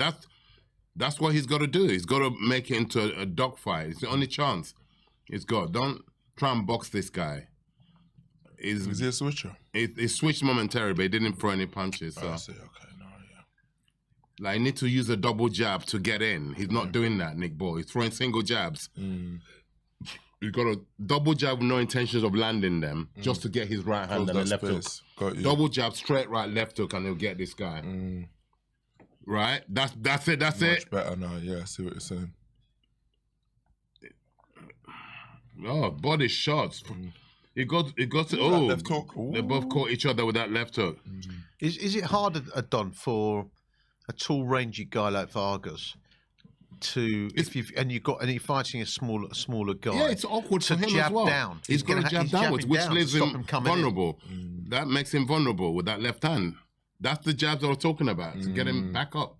But you need to come with a second phase attack. Well, it looks like you're right. Vargas is weakening. You can see. Yeah, it's only. Oh, good control. Good control. Good body. Good shot, body shot by Vargas. Little feint. Oh, see, he's getting weaker. Yeah, he's getting weaker. Nick's closing the distance. 100%.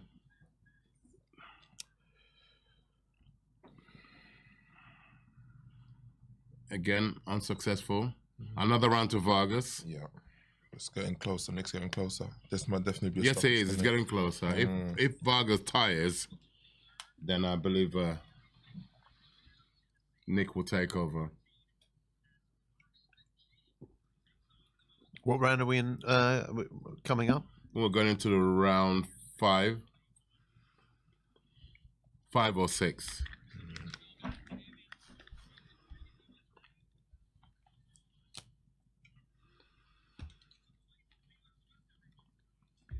It'll be interesting to see if those body shots had slowed Nick down.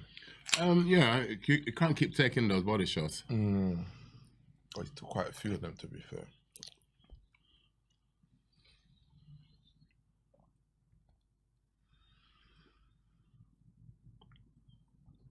Is this fight being shown on Sky Sports as well, I think, isn't it?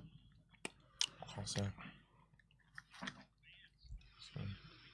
Am I correct in saying this farcical matchup between Mike Tyson and Jake Paul? Am I correct in saying that they're going to be wearing 18-ounce gloves? Oh, gee. Vargas just delivered a devastating 1-2 combination on the face of Nick Ball. He took it well, Nick Ball. That's more the tactic. There you go, Nick Ball. You have to come low. Yeah. No, he's losing every round according to their scorecards on television. I think we can't disagree there, based on what we've seen. Nick hasn't landed effective aggression yet. He's come close a few times. Ooh, and that right hand is... No, it's a slip.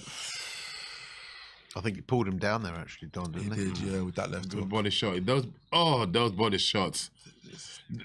Nick, when Vargas goes to the bodies, he's throwing 3-4 punches. That's when you got to release. Yeah, because he's those there, hooks. he's standing there, right. The minute you feel leather, release. Touch left or right, doesn't matter.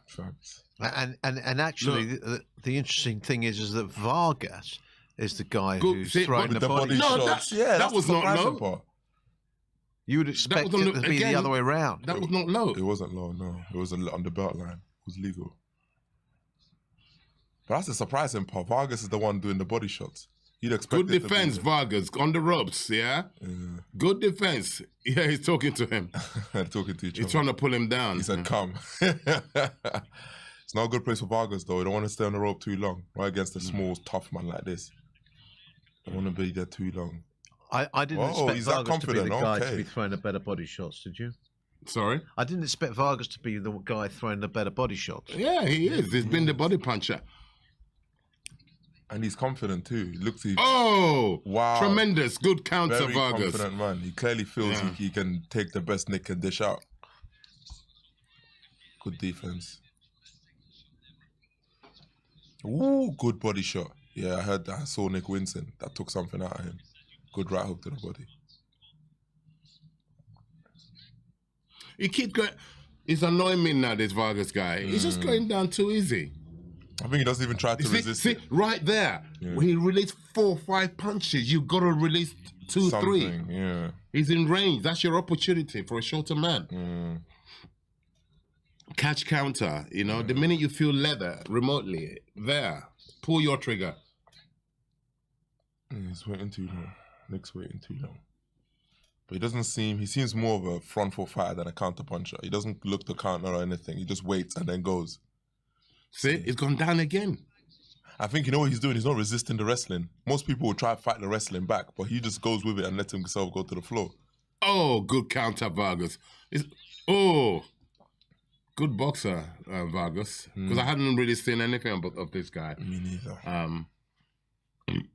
Unfortunately for Nick, he's 6 rounds down. Yeah, 100%. 100%. He hasn't won a round. He hasn't won a round here. Based on what I'm seeing, he hasn't won a round. No chance. Can't see how. Still very popular, Tyson. There, look at. You gotta love Turkey Al Sheikh. You gotta love him. You gotta love him. Yes, Your Excellency. His Excellency. Why do they refer to as His Excellency? Is that a bit like sort of? Is that just the? That's his title, right? It's on the royal family, I believe.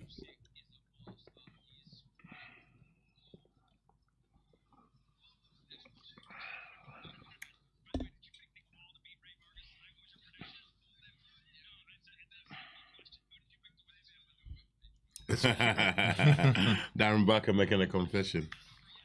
It's not over exactly. It's not over till it's over. No. Yeah. It takes one punch to change the fight. Like now, Nick's getting more and more aggressive. He has to. They've told him in the corner, which is right. You need to do something. We had a comment here from someone called Tata. Said that Bull sucks. Nah, it goes down again. Is that Ray's neutralized the Bull's tactics? That's all it is. Nick is not a shit fighter, not what I'm seeing, but it's just Ray's tactics. Oh dear, that was a devastating uppercut. It looked like he took a head clash on the way in. It's a head clash, It was a head clash on the way in. That may be Nick's opportunity, funnily enough. Good shot for Nick. That may be Nick's opportunity. That's what exactly. I called it. That may be Nick's opportunity. That head clash, you can see, disorientated him a little. That may be his opportunity. Ooh. Nope. Ray's tough himself. He's not going down easy.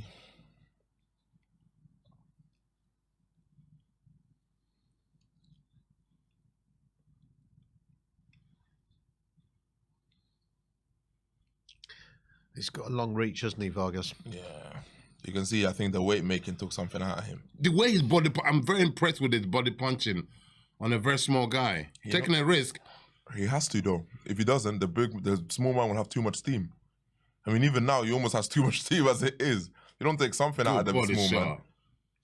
That will run you over. Oh, that's it. It's gone. It's gone. Jeez, That's what he had to do. Jeez. Okay, he's still there. He's still there. I've been saying that all along. You did. The minute he felt leather there, boom, he pulled the trigger. He was gone. Yeah. He was gone. It was his toughness that held him up. Good legs on him. When he does close down the range. Another one is gone. This might be his open. When he closes down the range. Good uppercut. Nick Ball. Could this be it? There, that's your opportunity. The minute you feel it, pull the trigger. Nick took a big shot to the stomach. There, boom, good right hand. Nick Ball on Vargas. Vargas is good stubborn. left hook. Good He's left fighting. Hook. If I were him, I'd be holding. If I was Vargas, Vargas released the devastating Ryan. This is turning into a beautiful fight. All Vargas action. is in all sorts of trouble. All sorts of trouble. Nick Ball is on him. He has 20 seconds to survive. Nick Baggage. He's surviving. Just Nick Ball. Here last we go. 10 The seconds. raging ball in the house. Ray has to survive these last 10 seconds. Come on now. No, Nick Ball, that's a foul. Yeah. Referees let it go. Last 10 seconds. You got to give Vargas. Okay, that's a. No, Nick he just survived. What? Wow, look at them two.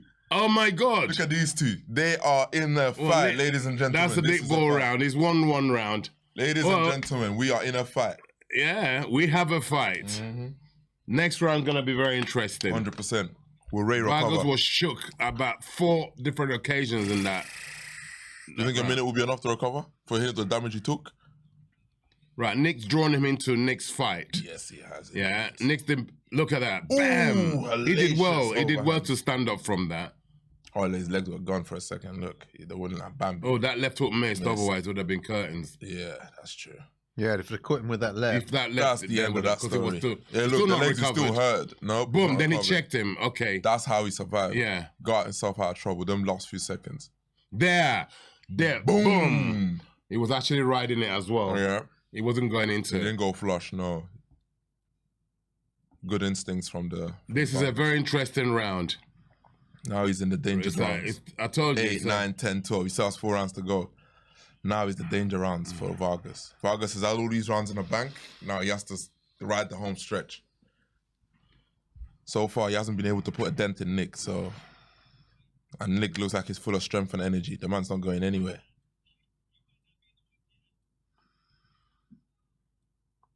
Good body shot from Vargas. He's had a lot of success with... Oh, there he goes again. Nick launches another promising right.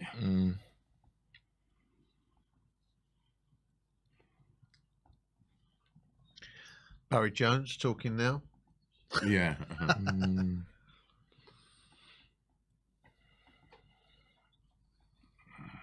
Oh, lovely. Nick Ball is really... He's got his distancing right now. He's getting into the range you can tell. that we said he should be. To have any success, he's got to get into the range, get his foot there first. Good job, Nick Ball. You can tell. He's fighting the right fight now. Find it now. Yep. There you go. Beautiful, beautiful. This is what he should have been doing. He's worked it out. Yeah, second half of the fight now. It looks like it's Nick's fight. Nick looks like a tough bastard. Pardon the language. Tough man. Ooh. Vargas is in trouble. Yeah, he's fighting scared now, Vargas. You can tell. Yeah. Still doesn't have himself fully recovered yet. There you go. Yeah, Nick's beating him to the punch now. No, that's a throw down. That's a slip, yeah. That's a slip.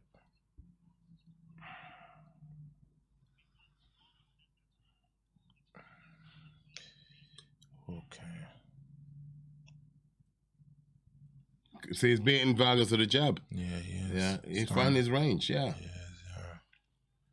He is. Very quick on the trigger, is Nick. Looks like. Vargas is fighting for survival now. He is. Survival mode fighting. He's lost this round, Vargas. Not enough effective aggression. Vargas' footwork has gone to pieces. Yep. He's lost his shape. Yep, always going He's back lost on the his rope shape. now. And as you said, Don, he's obviously flagging it a little bit now, 100%. which is making the difference. He hasn't fully recovered yet.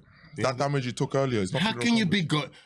be going down every second? I don't understand. It's because whenever Nick goes for a wrestling move, Yeah. he just goes with it. He doesn't try to fight. Most people you fight at the wrestling, he doesn't bother. Oh. He lets himself get carried. Missed uppercut there by Vargas. It's looking risky, boy. If Vargas eats a left hook or right hand, his curtains. His curtains. Yeah. See, it goes down again. There goes that left hook.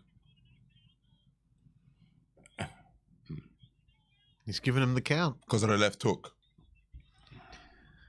You think that deserved the count?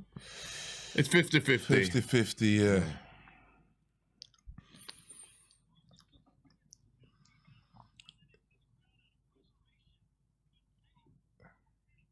To be fair, Nick pulled him down, but then he did catch him with a left hook on the way down.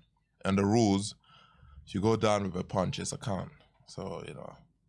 Yeah, see, he pulled, you see? That's why I pulled him down. No, that's not enough. It's not knocked down. No, that's not. That shouldn't have been counted. And he's going to lose a round for that. No. See, he yanked him down. He don't do that and then hit a man in front of the referee. Referee's right there. Yeah. What I'm saying, these are the moves Nick's been pulling most of the fight. That's why the man's going to the floor. You don't wrestle a man. He's been doing that. Right? And then still hit the guy in front of the referee for it to be a count. No. It's true. I mean, he fell down because he was off balance. Not because of the punch. No, 100%, not because of the punch. The man got spun. That was not no punch that put him down.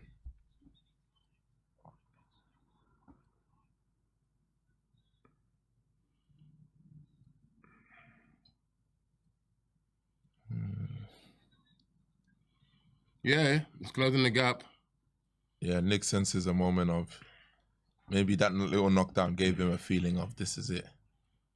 Yeah, his nose might be broken. He caught Nick with an uppercut there on the way in. Yeah, it looks Gotta like be careful on charging like you were. Nick looks like his nose might be hurt. He's always rubbed his nose a few times. I think his nose is hurt, either blocked or broken.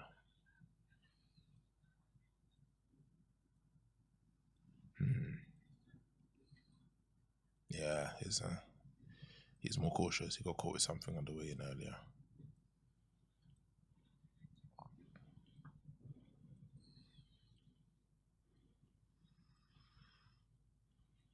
He has to be careful. He looks like he's leaving his chin out to dry. He has to be careful.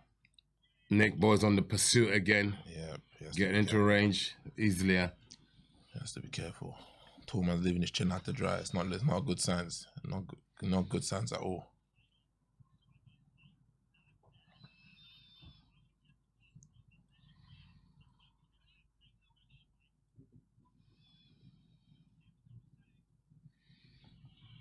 That's a good uppercut, straight right by Vargas. But Nick Ball's definitely fighting the right fight now. I'd say last round was his. Maybe last 2 rounds, really. This round is... Oh, good attempt, Nick Ball. The left hook lead.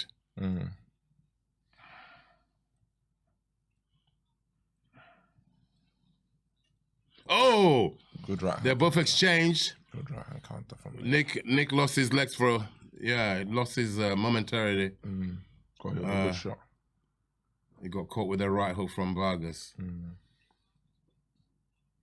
Oh, good left hook by Nick Ball. Just grazed the arm of Vargas.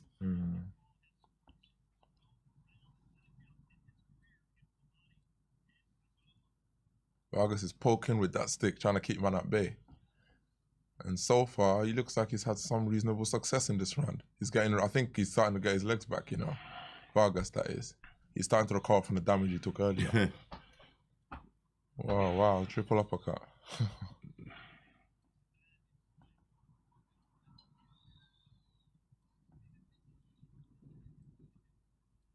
Oh, wow. Good from Vargas.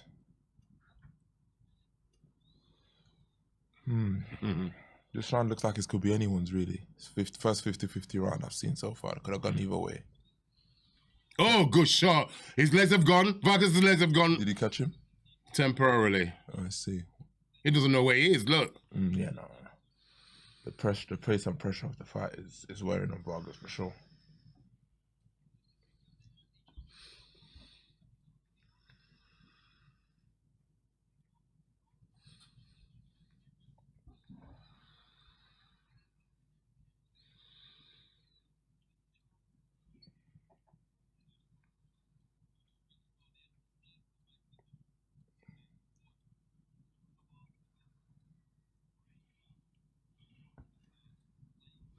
Don, do you think the fact that we are seeing this headline fight tonight? Sorry? Do you think that this headline fight that we got tonight is a reflection of the era that we're in? And I'm not talking about the modern day YouTubers and all this kind of stuff. I'm talking about the quality of the heavyweight division right now, excluding our main man here at the top table. So what's your point? Do I think... Do you think the fact that we're seeing a guy who's from another discipline fight a two-time heavyweight champion of the world, do you think it's a reflection of perhaps the quality of the competitors? The lack of quality in the division right now? No, it's just sign of the times. It's just the world has evolved and it's a highly demanding... Nick Ball is on the ascendancy. He's trying to force a stoppage, and his only chance to win this fight, really, 100%. is to stop Vargas. But the way he's shaping up, he's really coming on strong down the stretch. Yeah. There's 100%. 2 rounds to go, and we're in round 10, and he's piling the pressure on. Yeah. And I think he's gonna get it. Yeah. Vargas looks spent. Does indeed. He looks fragile at the... Oh, good body shot. from Rock Vargas. Nick Ball back. Yeah. Body Took shots it been back. starting to wear on Body him. shot. He's been sinking them Good in for body a shot. long Good time. counter by Nick Ball. Left counter. Vargas went to the body with the right hand, and Nick Ball countered with a beautiful left hook. This is really... It's been a tough fight. The pace of the pressure of the fight has been tough on both men. And it's starting to finally wear on Nick after all. He's looked like a tank up until that body shot. Really and truly. Ooh, good uppercut from Nick. Good uppercut from Nick. Really, Vargas has got to be looking up and stepping up in weights, because that's surely he's weak at that weight. Hence why he keeps going down. Every given opportunity, he goes down. Yeah, if the man's fragile at the weight, you can tell. Though it has to be said, Nick looks like he's strong for his weight even more. Oh, he's very... Well, he's stocky and low to gravity. True. Beautiful. That's good tracking. That's what... There you go. Good tracking. And then... Good uppercut by Vargas. Blocked by Nick Ball. Nick, obviously, he knows what he has to do to win this fight. He has to force a stoppage to make it conclusive. I think he knows. If you leave it for the scorecards, it may not go his way. Oh! Just grazed Vargas' chin. A right hand by Nick Ball. Oof, that was close. The right hand whistled past his cheek. Considering the height difference, etc., he is hittable, Vargas, isn't he? Ooh! Had that left hook coming by Nick Ball, it would have been curtains. Yep. You can for see. Vargas. Yep. Had they landed flush, that would have been the whiskers, as we say, whiskers. Ooh. Hairline. That missed by a hairline. And it's still 2 more rounds of danger for Vargas. Whether he will survive is questionable. I give that round to Nick Ball. He's won the last 3 rounds, in my opinion. 100%. Yep, and he looks like he's still full of energy. Oh boy. You got it. You called it right, Dom. You said down the home straight, or it's again. That's when we're going to be. Soon as, in my opinion, as soon as a stoppage. Vargas won the first 6 rounds. Yeah. And Nick started winning from 7. 7. He won 7. He's won 2 or 3 rounds now. Round 8, I think. 8, I think it was. Yeah. Yeah, he got. It was 8. Was that knockdown? 10-8 round. Problem is, if any of those rounds that body shot there, that hurt. See, he thought about it, of course, and he managed to stay up, but it hurt him.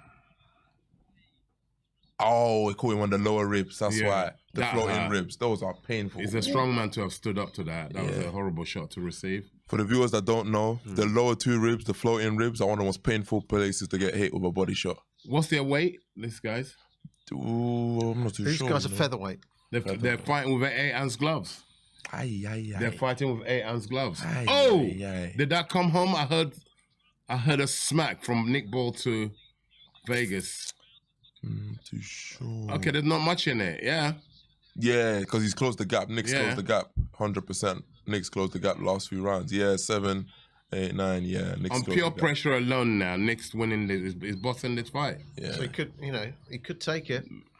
It's close now. Only thing that could change the script of this fight. Oh, good return by Nick Ball. Yeah. That's exactly what I was talking about earlier. The minute you feel leather, you touch back. You hit back. The target is there. Vargas is run out of ideas. Yeah, 100%. The pressure's getting to him. It's got to him. Yeah, it's got to him. Yeah, it's got to him. He's throwing the eye-catching punches, Vargas. Occasional eye-catching punches, but it's not working hurtful. enough. No, not hurtful. Not working enough to take these rounds. Nick has the more meaningful shots. There you go. It's all. See, this round, Nick due Ball, to it's body all Nick language Ball. alone, you'd have to give it to Absolutely. Nick. Just with body It's language all alone, Nick you Ball. can see. See? Yeah. There, beautiful. Yeah, right back in there, right in his Nick face. Ball. And his corner gave him the right instructions. I was listening into the corner advice. They were telling me exactly what he's doing. They said, you close the gap, but we need to be conclusive. So let's go and win these last 2 rounds, which he's doing. Good corner work.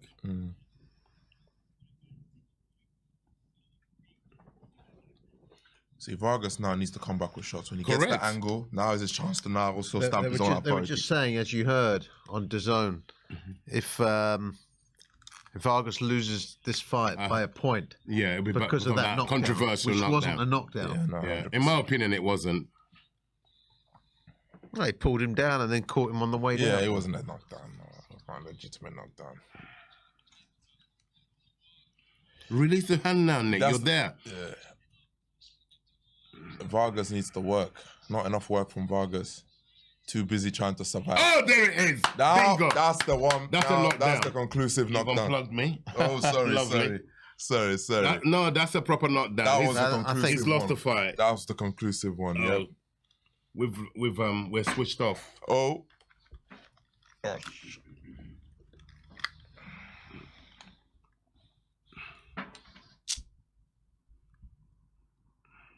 It's all about the final round then, isn't it? Yeah. Oh, Nick Ball He's has just confident landed now. on it. It's come on. It's his fight. He knows. Vargas needs a knockout to win. Yeah. See how quickly a script. It changes. So No, I don't think he quickly. needs a knockout, Don. If he wins the next round, No, not then enough. I think Not enough. Not after two 10-8 rounds. And the rounds And were that close as you've well. won 2 6 of previous them. rounds. Yeah. You've won at least 5 rounds, and it's no. 2 But 10-8s. then if he's a round behind now, Right. and he wins the next round, No, but you don't understand. Those two of the Those rounds he two- won were 10-8s. They're 10-8 rounds. They count for 2-round wins. yeah. But how many rounds are you saying that he's won though, Dick? Vargas won at had least won 5. 6. He won 6 rounds. Uh-huh. Yeah. From then on, he hasn't won a round from then on. No, he hasn't won a round. It's been all Nick, one-way traffic. Oh, that was the one. That's a knockdown. I don't know what he's complaining about. They That's said a there wasn't legitimate knockdown. You can't complain. You complain about the first one, but not Yeah. this one. No, this is a legitimate knockdown. Yeah, 100%. Look, Yep, but- right on the air. That was legit. It was off balance, but He was That's off your balance fault. because he Is that was punch that moving caused it? around. I mean, do you think that was also a clear? Do you think that was a clear knockdown? Then? Which one? This one? Yeah. This one was 100%. He was off balance though before he actually took the shot. Yeah, but he wasn't. It's the punch that first sent him one, down. They grabbed him, swung him round. Oh, and yeah, hit yeah, the him. first one was not a That's knockdown. Yeah, there you go. He's Yeah, ahead. see, Nick's by 1. ahead. Yeah, that's what I'm saying. If he wins this round, Vargas, Yeah, fine. It depends on how then he he wins retains it. the title. But Yeah. look, Well, no, if- actually, no. he's If not. I was Nick, if I was Vargas, I would be looking to knock Nick Ball down. You Yeah. can get a knockdown. Get a then you can- knockdown, then he wins. Yeah. Yeah, but without a knockdown, just winning on points, I doubt it. It will be either split It'll be a or- draw. Maybe I can't see it though. Maybe, but I would say. if it Remember was what a the draw- judges are saying. This is someone else's score. That's Barry Jones' score. Yeah, sure. You don't know how the judges are seeing it. Exactly, there. yeah. They'll be seeing it how we're seeing it. Nick is putting effective Yeah, aggression. it really has. He's pressing the fight, front foot all the way. You know. Well, they said that football's a game of two halves. Yeah. Don't know about boxing. You can see Ray's back on the rope a lot more since from the beginning. Remember in the beginning, I was praising him. He couldn't get his back to the rope. Now look, he's going from rope to rope. Correct. Detonate that big right hand, left hook. There. Boom! There. Unlucky, Nick. Yeah, next Ray's fighting on desperation. He can't win this one. Ooh, good body shots again. Well, how long to go? 1 minute and a half. Yeah, still a long way to go.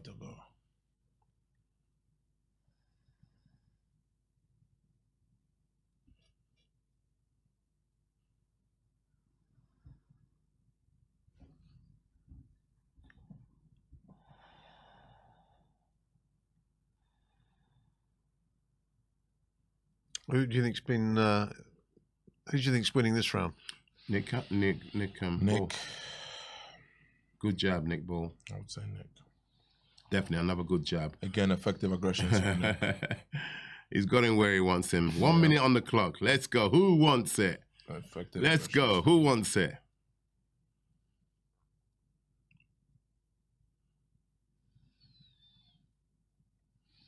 Nick's still piling under pressure. Yeah. Raging Bull. They should remake the movie starring Nick. Honestly, he deserves the name. Raging Bull. He deserves the name. Yeah. Well, I call him the pocket pit bull. Yeah. Right now, he's not a pocket. He's a raging one, mate. Raging Bull. Good body shot. Again, that hurt. Vargas is still targeting the body. Yeah. Vargas should stand and fight it out because he does realize he's going to lose. I think he's worried about getting caught with something. Yeah, he's felt Nick Ball's power. You know what I mean? Yeah, but he's much more dangerous at 10 range. seconds. Nah, he ain't surviving this. He ain't winning this one. Good counter from Nick. Time. Well done. Good fight. Good fight. Very good fight. Tremendous Back and fight. forth. Vargas thinks he won it. He hasn't won the fight. Nick thinks he won it as well. Yeah. I believe Nick Ball has won the fight. Yeah. I would probably edge Nick too. I think it was close though. If it was a wide scorecard, it would be very. It's a close fight, but the two knockdowns are very significant. The first wasn't a good. The first wasn't a knockdown, but it's counted. The second one was legit. That's true. The second one was legit. I think it was very unfair there with that first knockdown. That should not have been a count. No, it shouldn't be. That's what I'm saying to you about boxing. You know, it's I want to see how it comes. Let's see what the judges think.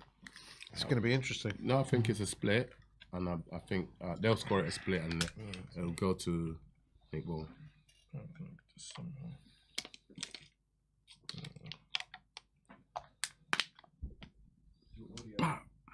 Yeah, audio switched off. Yeah, audio Again. switched off. Sorry, that might be my fault. I pulled something, I think, and it went off.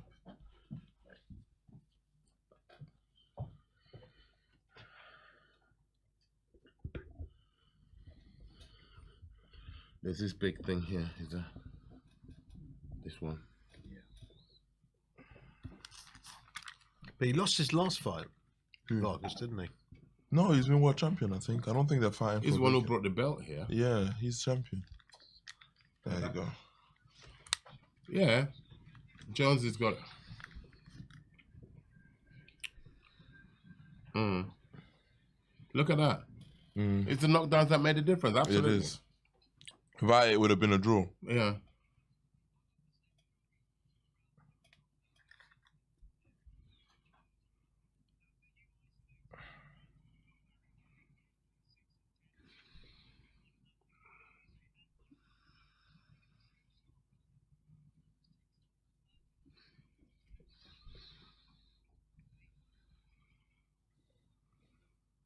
That's the thing. I think the body language of Nick and Ray would sway the judges to Nick because Nick looked dominant. Yeah, you know what I mean? yeah. Down the stretch. Because if you look at the punches scored in the last round, they were actually roughly equal. Weren't too much in it. Yeah. But Nick's body language was a man on a mission.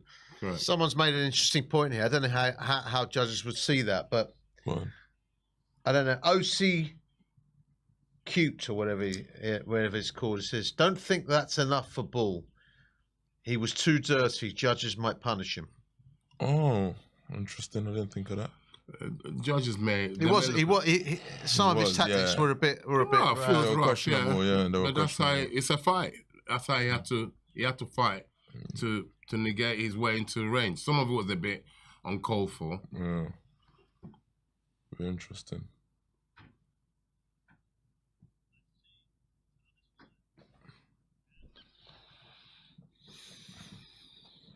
He won that. We're going to the scorecards now, I think everybody. they're going to give it to Vargas because Frank's not looking smart happy. No, he said you won that means you won it, but they're gonna give it to the other fella. Yeah.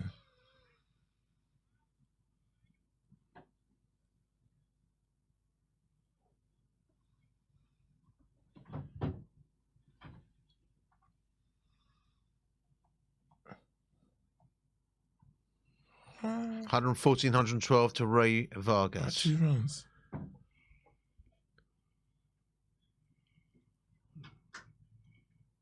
What? Whoa, that is crazy. 116, wide. 110.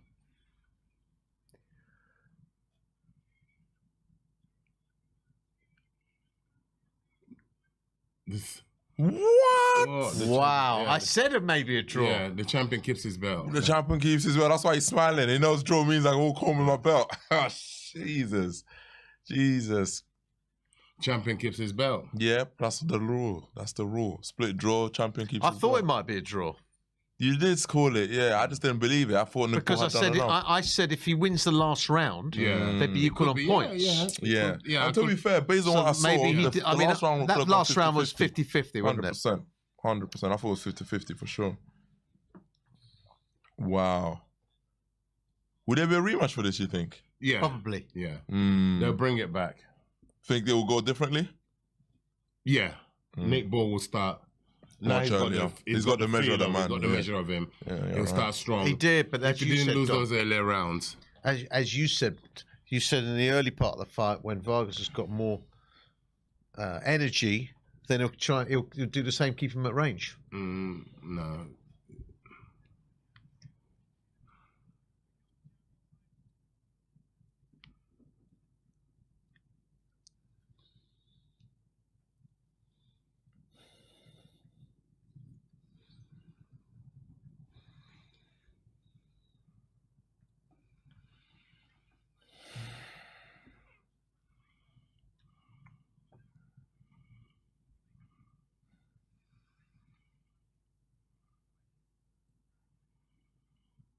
And you was also given a knockdown that wasn't a knockdown. So True. You can't complain too much. No. The ref was okay. He went the best, but he went the worst. He was okay. The ref was okay. Can't blame the ref here.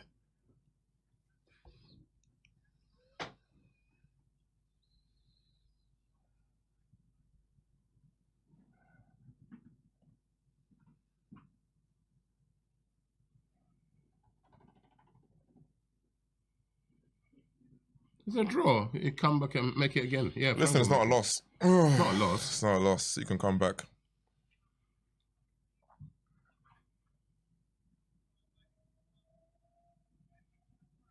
No, I don't agree. Don't agree. Tell him, Frank.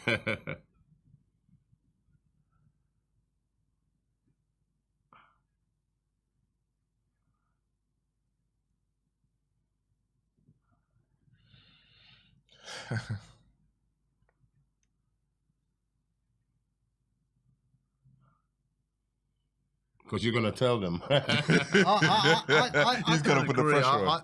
I think a draw is the right decision, actually. You think so? Yes, I do.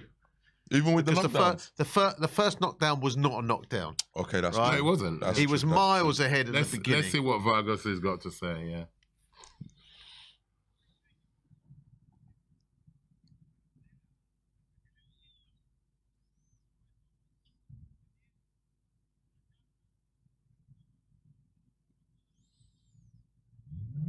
So the referee should never allow that first. Allow what? No. This is not his backyard. It's not his backyard.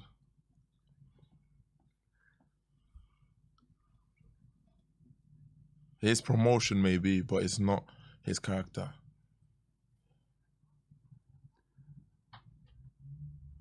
Interesting. It's his promotion, but it's not his crowd.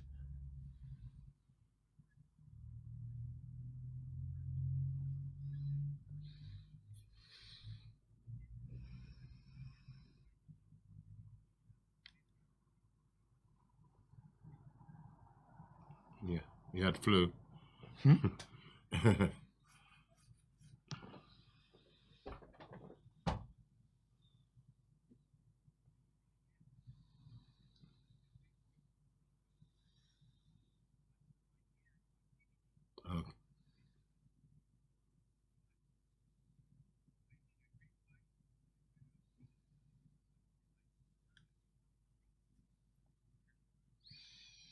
Fair enough.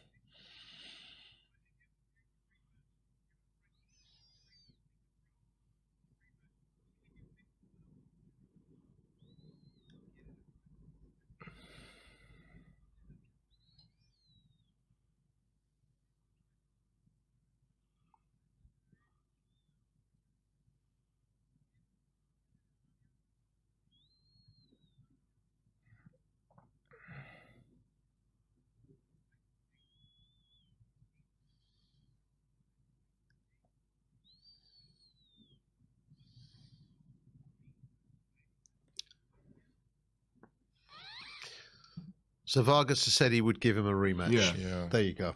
But see, that's the thing we're talking about earlier about boxers and opportunities. Look at the platform he's on. Yeah. You're right, he's boxing in. He got it wrong. It wasn't the man's backyard. It was technically the man's promotion, not the backyard.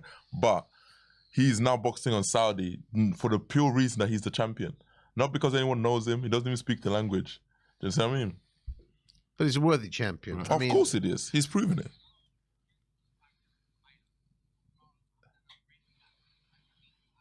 He's a worthy champion.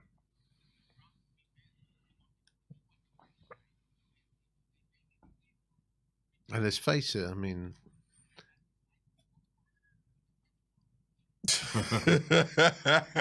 Money talks, as always. I didn't miss that. What did they say? If he pays him enough. 3-4 times what he got tonight. Yeah. I'm ready to go in tomorrow.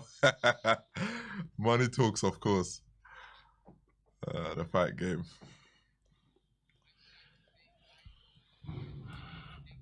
What is the time? It's now approaching 20 minutes to 11. So, second to main it's got to event be now. Parker and Zhang next, surely. Yep. Yes. Then after that, we have Joshua. Yeah. Do you think the Joshua and Ngannou fight is going to go the distance? Sorry? Is the Joshua and Ngannou fight going to go the distance? Joshua and Ngannou fight? Is it going to go the distance? I don't think so. I wouldn't be surprised if it does. True, Ngannou has a chin. He has a chin, Yeah. there's no doubt. I just feel like what will let Ngannou down wouldn't be a chin. It will be more so the lack of defensive prowess. He's not comfortable as a boxer catching punches and dealing with a combination or a salvo combinations. And I suspect as the rounds wear out and Ngannou's legs slow down a bit, that's Joshua's forte. With Fury, you never have to worry about that. Fury's forte has never been combination punching. He's a pick'em. But Joshua is a combination puncher at his best. And I think, especially as the rounds go longer, that's how Joshua will get a stoppage. I don't think he'll necessarily knock Ngannou out cold. I don't think so. Ngannou's too tough. But I can see a salvo of unanswered punches leading to a referee stoppage. If Joshua detonates a punch to his chin, he'll knock him out. You think so? Yeah, anyone can be knocked out. True. Hit the right spot. But a man that got ticket elbow to the face. Are they Ngannou? He's got legs like tree trunks. Yeah. It's not even the legs. Like I was watching one of his UFC. to knock him Get down. hit on the spot. Every human being is made the same way. True. Get hit at the right point, and the timing of the punch. You don't see that punch. Your hand's going. You get knocked out. So I expect to see a knockout in that fight this evening. I really do. I think there will be a knockout. Yeah, I'm leaning towards it. I'm curious to know. I favour Joshua to get the knockout. Who's got the greatest chin in history? You can't say. Some I don't think you can say that person has got the greatest. Why? You could name people who have got great chins. Well, go on. Yeah, Chris Eubank comes to mind. Oliver McCall. Over the years, George Cavallo. There's heavyweight. there's a few. He had the neck. Fighters. Who was you saying? George Cavallo. Yeah, I never say his name properly. Cavallo. That's it. He had a neck. Or a chin, I should say. Who else? You know, a lot of these exercises that you see a lot of boxers doing to improve your punch resistance. Yeah, it does work. Do they work? Of course they work. They aid you. They don't eradicate it. It aids you. So what kind of exercises do you? There's various. There's honestly, I couldn't even start to tell you. Do they tend to be neck strengthening? Yeah, jaw, neck. Yeah. There's so many. Yeah. I mean, it's not a miracle worker. I mean, your current could do all the neck exercises he likes. Someone touches him, he's still going away. You know, but I mean, it will Tyson help. in his career, because of the size of his neck, people used to think that was the reason why he had such a good chin. Certainly in the early part of his career. Tyson. Yeah, he did. I think that helped, but I mean, part of it I think is genetic. You can't eradicate it. Yeah, it can develop muscles, jaw muscles, neck muscles, to be able to absorb a punch better than if you didn't do those exercises. Yeah, granted, but you can't. It's not something that could be. You can't train the chin. John, that's the best way of putting it. What would make a fighter more susceptible? I mean, naturally. I mean, would a kind of a thinner type looking chin with a point on it? Are there certain facial aesthetics? Lanky guys. Really? Not often, but usually lanky guys. Lanky guys like you saw earlier on. Vargas, usually, you saw that they get touched. It's a cliche. They don't hold shots as well as someone who's more robust and stocky, solid. Yeah. You saw a prime example earlier on, Nick and Ball and Vargas, Ray Vargas. Look at the shots. That's a prime example. So that's your answer right there. A taller guy, they can't hold the shots as well as yeah. Hence why Fury keeps Fury doesn't. Fury goes down with headshots. You would think that he'd go down more with body shots, wouldn't you? Really? Nobody, from what I've seen, has ever been consistently beaten on Fury's body. Whether that's because of his wrestling is so good and his clinch work or whatever, but it's just the way he's built and his boxing style doesn't allow you to body punch him. See, there you go. He's got a short body. Yeah, she said that. And in your opinion, obviously knowing that you plan to box Daniel to box Usyk by aiming for the body, effectively. Well, what improves a boxer's resilience to a body shot? It doesn't eradicate it. You can reduce it by the certain disciplines you do to condition your body, your stomach area. I mean, I could tell you a story once. Your friend Gary. You can't eradicate. Your friend Gary Ennis. He once put me in the ring years and years ago with Rhino from Gladiators, Mark. And he caught me in the floating ribs. Yeah. Those two lower ribs. Yeah, like I said, excruciating. Very painful. It was very painful. Yeah, excruciating. And Jim McDonnell was on the side of the ring. All I could feel was, all right. He caught me bang on the side of the floating ribs. Okay. And Jim McDonnell said, "Oh, good shot." I'm thinking, not for where I'm standing. It's not. Now, you can't really build yourself up against that shot, can you? No, you can't. Because there's no muscles that cover certain areas. Solar plex, liver, low end ribs. No amount of body work, groundwork will save you. Someone hits you there and hits you good, and they know what they're doing. You're going. I've cracked ribs 2 times in the last year sparring in Taekwondo. Yes. Yeah. And funnily enough, both have been from punches. My instructor caught me with you know what I mean by a reverse punch? No, it's kind of like so it comes. It's almost like a kind of extended punch, but like a straight punch using this. Caught me bang on the rib. I felt it straight away. Yes, listen. How do you can't train improve your can't defense. Train for that. Yeah, that's the only thing. Well, I know that. Yeah, but you elbows down. Just don't get hit there. Don't get hit. What I'm saying is you can't train your body for something like. You can condition it to. What, for a rib shot? You can condition it to reduce the chances of like, let's say if you got big glass or something like that, it might not absorb it the same way. Like Nick is a prime example. Conditioning is important. You know, you see boxers. A lot of trainers don't do it now. I still do it. Where you get leather medicine ball, and you hit it on your fighters. Yeah, on your stomach, but that's conditioning. You can't condition the rib. But you hit all area from here, wherever it's legal to get punched. You condition it. Yeah. Like I said, it doesn't eradicate. It reduces. It makes you able to deal with it better. Doesn't eradicate, but it reduces. It's percentages, isn't it? Yeah, and it's, just on a tactical thing or a technical thing, I can tell you, for example, when I was sparring the other day, I would, even though when you in a martial art where they use a lot of kicks, it's harder to keep your hands up like this because you've also got to protect yourself against kicks. Yeah. Mm-hmm. And I was very conscious about getting kicked or getting punched in the ribs. Of course, yeah. So, but when you're boxing, I think it's easier to protect against the ribs than it is for Remember, you worry about headshots. someone kicking as well as punching, because you've got the potential flow coming from both sides. This is where the footwork comes into play. Yeah, facts. So even in kickboxing, I don't do it. You have to develop good footwork to don't give them the range where they're able to get that shot off. So you got to have IQ, movement, quick reaction, quick reflexes. There's a lot of things that. Anyway, they're talking about the next fight. Parker, we've seen Parker in the dressing room warming up. We've seen Zhang hitting the pads, and Parker hitting the pads, and I'm really looking forward to this. I'm looking forward to it too. But listen, it's only a few minutes away. Your final predictions, late on the table, Don. Yeah, my final prediction. I'm gonna go for a Zhang stoppage. Franco, go on. Prediction for the Parker points. Parker points. That's what I'm going for. Go with the boxer. Parker points. Go with this little slicker, more nimble guy. Maybe you'll say I'm biased because I'm nimble myself, but no, I think Parker has the goods to beat the big juggernaut. I think he does.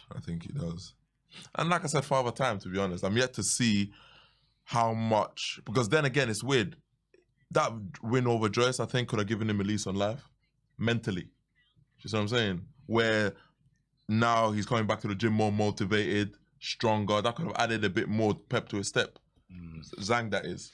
It's hard to tell. And like Don correctly said earlier, Zhang ain't taking that punishment. He ain't been in no grueling fight. He's defensively quite cute.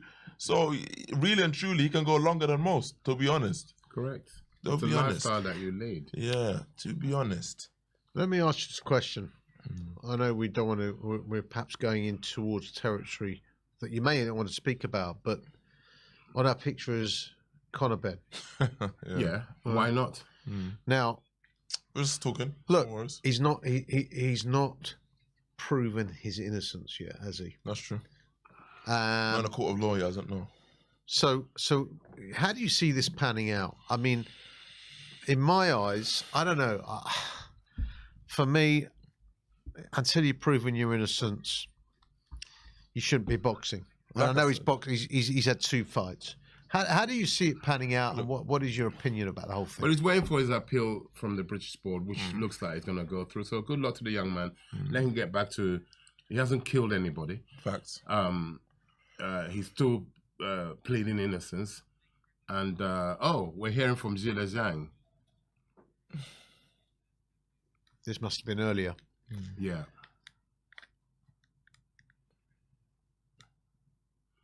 I like his gown he's going to be coming out in. Oh. It's very royal. Even when he fought Joe, he came out. He came out very traditional, yeah. He's very close to his roots, the man. But I heard, I don't know how true it is, the Chinese people, they have, where the part he comes from is more rural. That's why he's so big. Do you know what I mean? I've heard have that women and men from his part of China are very big physically, stature-wise. Oh, really? Apparently, that's what I've heard. I love him. You gotta love Zhang. His answers.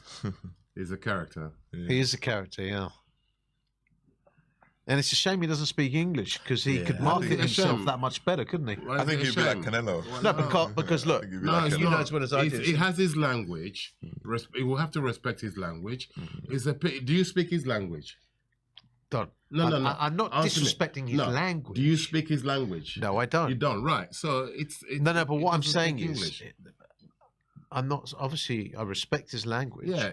What I'm saying is, if he spoke English, and let's face it, much of the business side of the world is English speaking. Correct. I'm saying it would help his marketability even more because he's got the personality. Yeah, he's got the personality. It would help shining it in the through. Western world. I don't think it affects him in Asia. The man seems to be selling out Oh, stadiums yeah. down I mean, there. look, you know, he's their national hero. What's the population down of China? Come on. What is it? 1.2 Billions. 1.2 billion. Yeah, so come on. But is Down there, the China man's is a China really a boxing? I think it is now. It is now. Probably is now. Yeah. I think with him it is now. It's a He's huge pretty much market. their hero. But as you know, the Like big Pacquiao, markets like for Pacquiao boxing, the America, the Britons, and It's boxing is international. If he can fight, he can. We've all embraced him, whether he speaks English or not. We've embraced him, admiring his skills. I don't think Chavez ever spoke English, I'm did he? entertained, and that's made him more of a character. He comes up with wise answers, and I like that. he is a funny guy. Yeah, exactly. Yeah. I will bang you. He's a funny guy That cackled me. against Joseph Parker, who I think is one of the nicest guys I've met in He's boxing. a beautiful character, Joe. He's a very Joseph Parker. unassuming gentleman of a guy, isn't he? Yeah, he is. That's how you come across. Yeah, I don't know them, man. And it's amazing the sacrifice that Joseph Parker makes. He's got his family still living in New Zealand, which is the other side of the world. Sorry, I didn't catch I'm it. saying it's amazing the sacrifice Joseph Parker has made by coming over to this country because his family are over in New Zealand, which is let's face it, it's not He's stone's throw, is He's it? at work This is his to job. get money to feed his family, and his family I know. frequently, they've got enough money. His family frequently comes Come over. visit him. Oh, do they? Well, They must, do. surely. Yeah, It's a hell of a journey. it is. It is. But It's it's the worth, livelihood. it's one, It's the one work. that's worth it. It's getting paid a lot of money to do Yeah. this. It's his livelihood. What would his purse be for this fight, do you think? At least 2 million, I would suspect. Maybe just a More than random that. guess, More but at than least, that. yeah, he's more In than that. Saudi. In Saudi. you In get more than Saudi, that. yeah. Saudi, I forgot. Because I think this fight is, all right, it's not the main attraction, but it's certainly not far off it, is it? It's an interim title, to my understanding. I only found out yesterday, but they're fighting for Okay. WBO interim, these two. Yeah. It will be So, for a title. Yeah, it has to be. The interesting thing is that I think Joe Joyce, before he lost, wasn't he number one on one? You're right. He lost his interim and place in to this theory, Zhilei Zhang should be fighting for a world title, in theory. But of course, it doesn't quite work out like that. It's The the Fury. titles have Fury been holding held it to, up, to ransom or hostage. Yep. So you're gonna see a lot of fights before, after the undisputed, which is gonna happen soon. It's all gonna break open again. I see. Well, I generally feel like we're heading to a really nice heavyweight era right now. A lot of fights, a lot of contenders all around the board. It's going to be some exciting times to be a heavyweight. What do you think of Moses Zitama? I never spotted the man. I think I heard he's good. I've seen a little bit of him. Who's that? Moses Zitama. Yeah, he's the future. That's the future right there. The future right there. Yeah. He's young, isn't he? Was he 19? 19, just turned. Wow. 19. I mean, his brother had good pedigree as a what was he, a light heavyweight? I think his I've watched brother, his brother had once. some pedigree and then lost. He lost.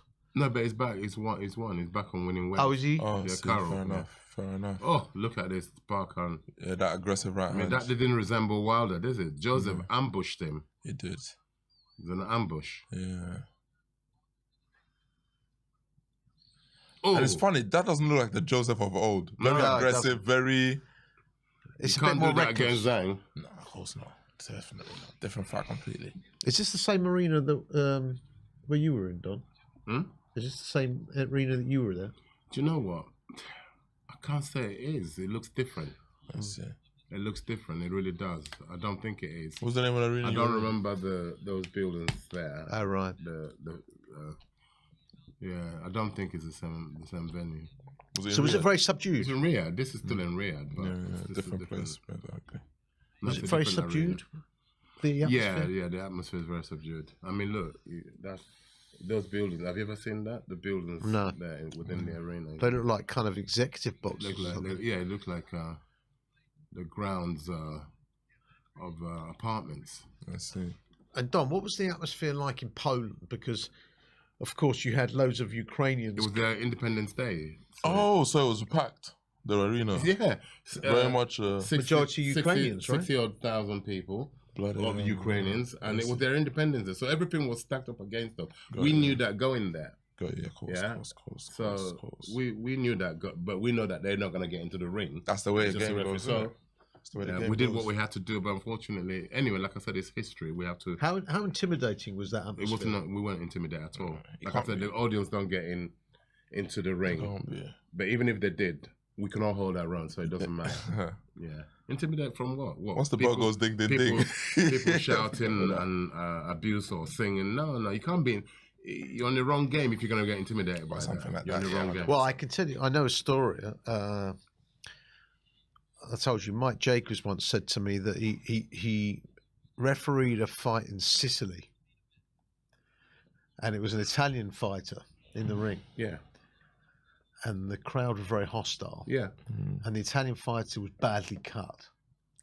And Mike said that he had to stop the fight, but he knew it was going to set off a riot. Kick off, yeah. And he had to stop. He did stop the fight, and it set off a riot. And there were gunshots. And he ended up hiding underneath the ring until somebody managed to get him and get him out of there. And they gave him an escort back to the airport straight from the arena. So I mean, you didn't have any of those sort of kind of thoughts, did you, going into that place? No. Your mind's on other things. Mine's not on the crowd. Your mind's on the fight, on the job you're about to go do. You stay focused. You don't mentally, visually, you stay focused. Did you notice the crowd when the low blow went in, or the alleged low blow, I should say?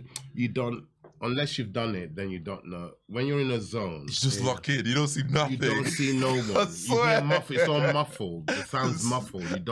You're in a zone. I don't know if you've ever been in a zone. I've been in the zone. Like Right. when I've spoken to a crowd. Right. You're in a zone. I don't think about. I may see Right. one person. And, So it's exactly. So it's the same thing. You minute you reach that dressing room, you leave. You go in that ring walk. You're all in a trance. You, the fighter, the team. You should be in a trance. Like it's all about the job you're about to go and do. You don't hear the sounds are muffled. You don't see them. It's crazy, isn't it? I couldn't tell you. Don't matter My who's friends have saying. come to the fight. They said, "Didn't you see me?" I said, "No, I didn't see you." They said, "But we were like ringside." No, I didn't see you because I'm not looking for you. I'm not looking at you. But then, Parker's about to make his ring walk. Let's go. Parker's one last thing, Don. Fury's his mate, didn't One he? last thing, because the reverse of that is that some people say they could hear the cheering and it spurred them on. Oh, I've heard Frotch say that. I've heard a few people that's say people. that. Everyone's different, but Everyone's different. Yeah. But I would have to agree with Don. Me personally, I'm pretty much that guy as well. Don't matter Yeah. what's going on with the crowd, I hear You got nothing. to- you I'm got locked to- in on who I'm lock in, fighting. You got to look in. Yeah.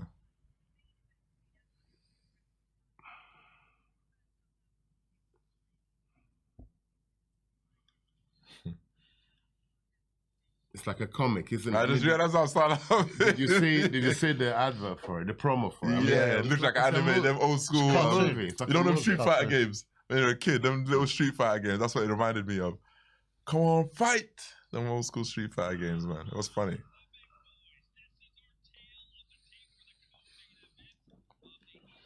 How the comments going, Keith? Nothing of any note, I must say, to be honest. People say, "Oh, the AJ Ngannou fight looks like it's being delayed." Oh. Well, it is. Which Yeah, is it about, is, yeah. we could be. Now, It could be another 3/4 of an hour. It's 11 away. o'clock now. This is about to start. This will be finished by 11:30, let's say, or sooner. Then yeah.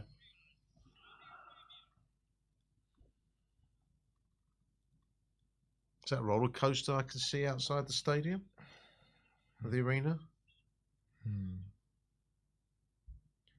Anyway, ladies and gentlemen, I'm texting the wife to say, don't wait up for me.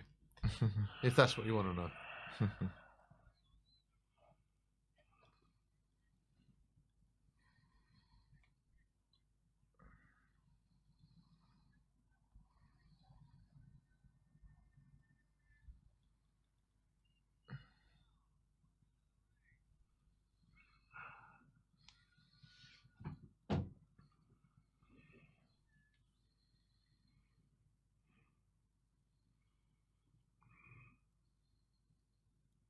You've got to give it to Joseph Parker as well, because he had the defeat against Dillian White.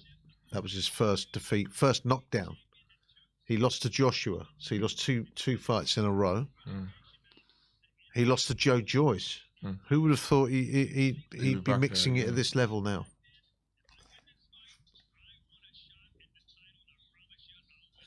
I think of heavyweight boxing. And I would argue, for my money, he's a better fighter now than he was those years ago. The boxer I saw against Wilder was better, technically. Yeah, 100%.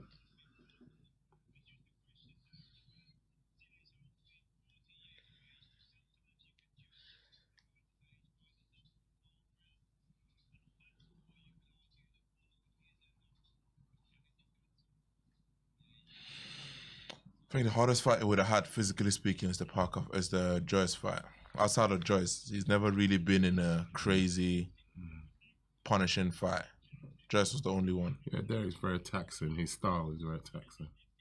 You mean Joe Parker's? Sorry, whose fight? When he fought? When he fought Joyce. Oh, right. I mean, yeah. I'm saying it's took a toll on him. It did, yeah. The hardest one. The hard fight. Yeah.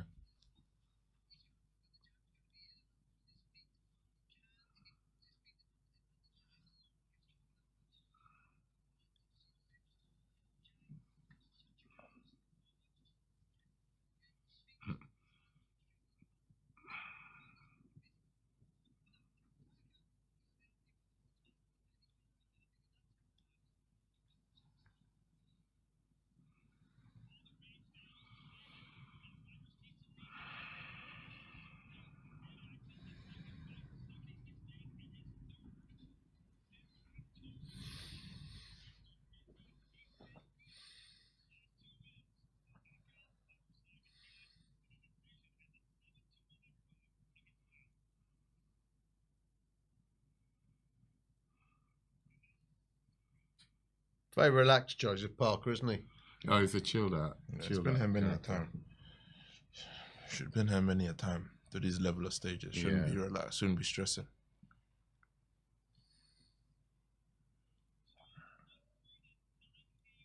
Let's go, Zhang. I like this guy a lot. Yeah. That's a focus, man.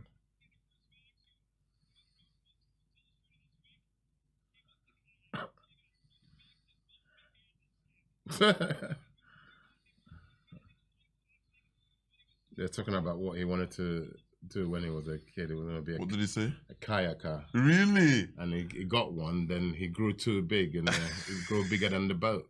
I can see So I that. suppose that was the end of that. I can see that, boy.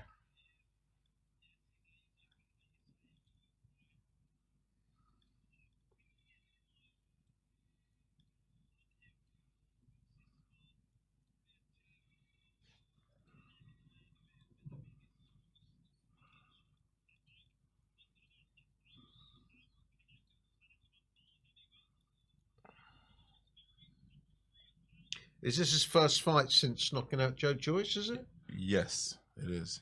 That's the rematch since the second time, yeah. I remember that wasn't too long ago. It was only about a year. Or less than that, actually. Oh, 59% of the voting audience are saying Parker will win. They picked Parker to win. Surprised. Oh, wow. He has quite a few Chinese people for him. Yeah, some fans have flown in for him. That says a lot, doesn't it? Says a lot. I guess, like we said earlier, he's a national hero in his country. He's a national hero.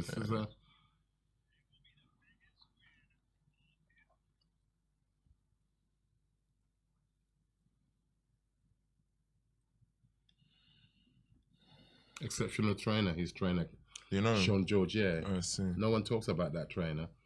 Very quiet, it seems. Very quiet guy. That guy beat Chris Bird as a professional. Really? Sean Bloody George. hell. He So beat Chris Bird. So I'm guessing he's been responsible for the overhauling of Zhang's defense. And he's been training the Chinese Olympic squad for the last 12 years. Got you. People don't talk about it. I know him very well, and he's exceptionally good coach. Got you.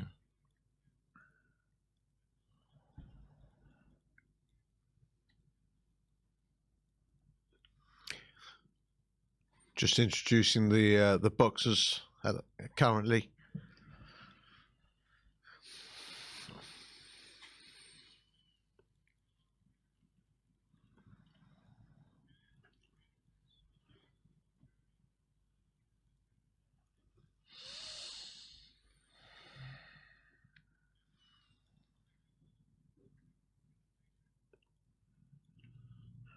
We've got one guy, Stoic One, who thinks Parker could knock Zhang out. There you go.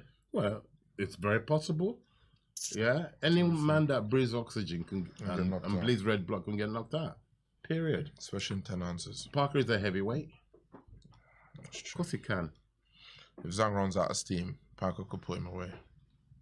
My favorite referee, he refereed the Dubois Miller fight. I see.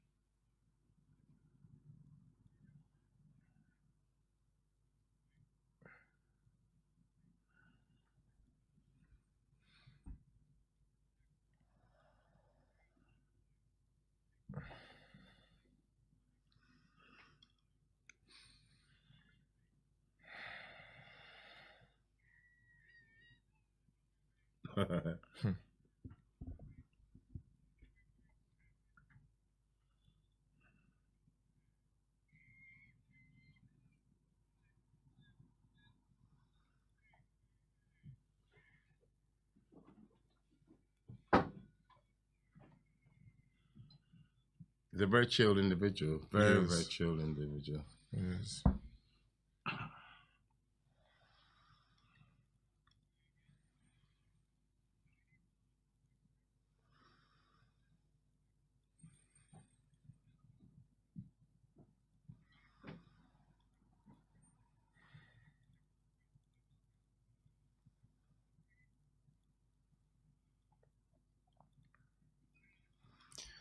So they're just introducing the boxers in the ring. They've introduced Joseph Parker. Now they're introducing Big Bang, Zhilei Zhang.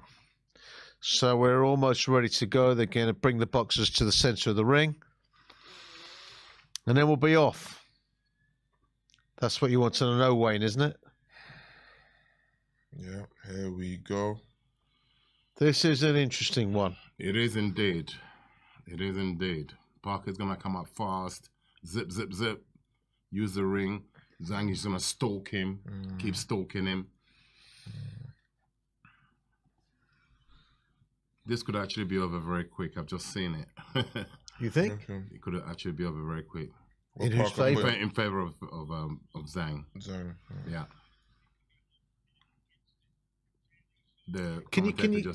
Don, can you, I mean, Joseph Parker is very relaxed. He looks very relaxed.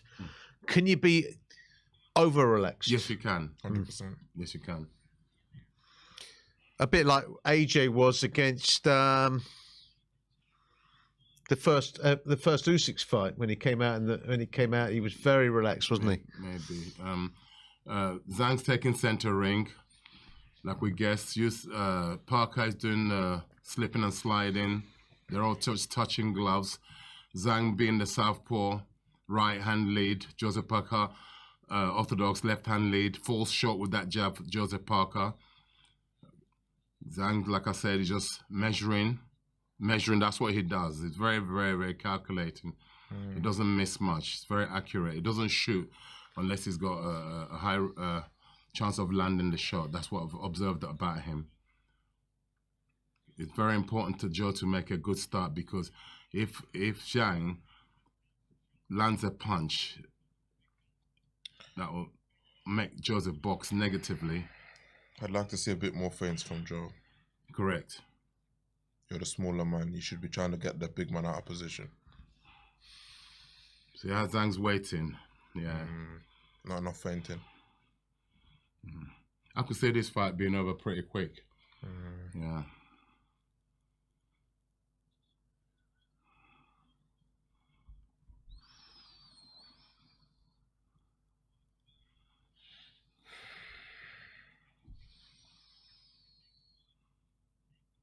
Oh, this is not good for Parker. No. He's backed him up. Zhang's backed him up. Good shot by Parker. There. Zhang left hand to the body. I'm not seeing good things from Parker, if I'm honest. I'm not seeing good things from Parker. Yeah. People overlook the southpaw problem. He's a problem, and he's a big man, you know, who can punch. Got incredible fast hands.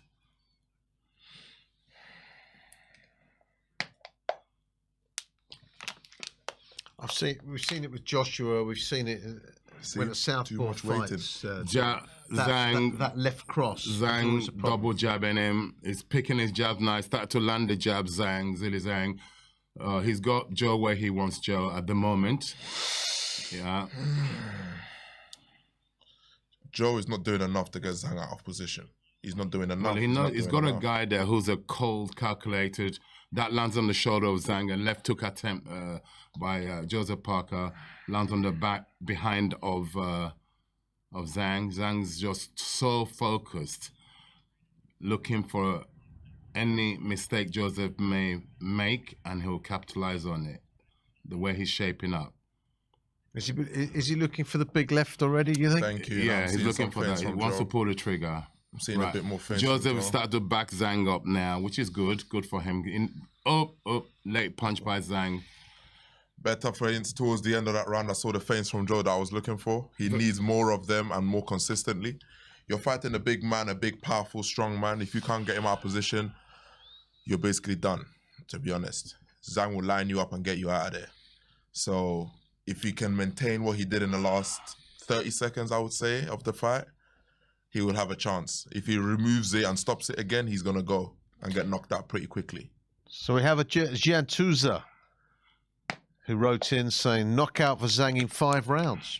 That's Very how it's possible. shaping up. Very but possible. We saw in the previous fight that we watched with Nick Ball. Gas tank makes a difference. And Ray Vegas.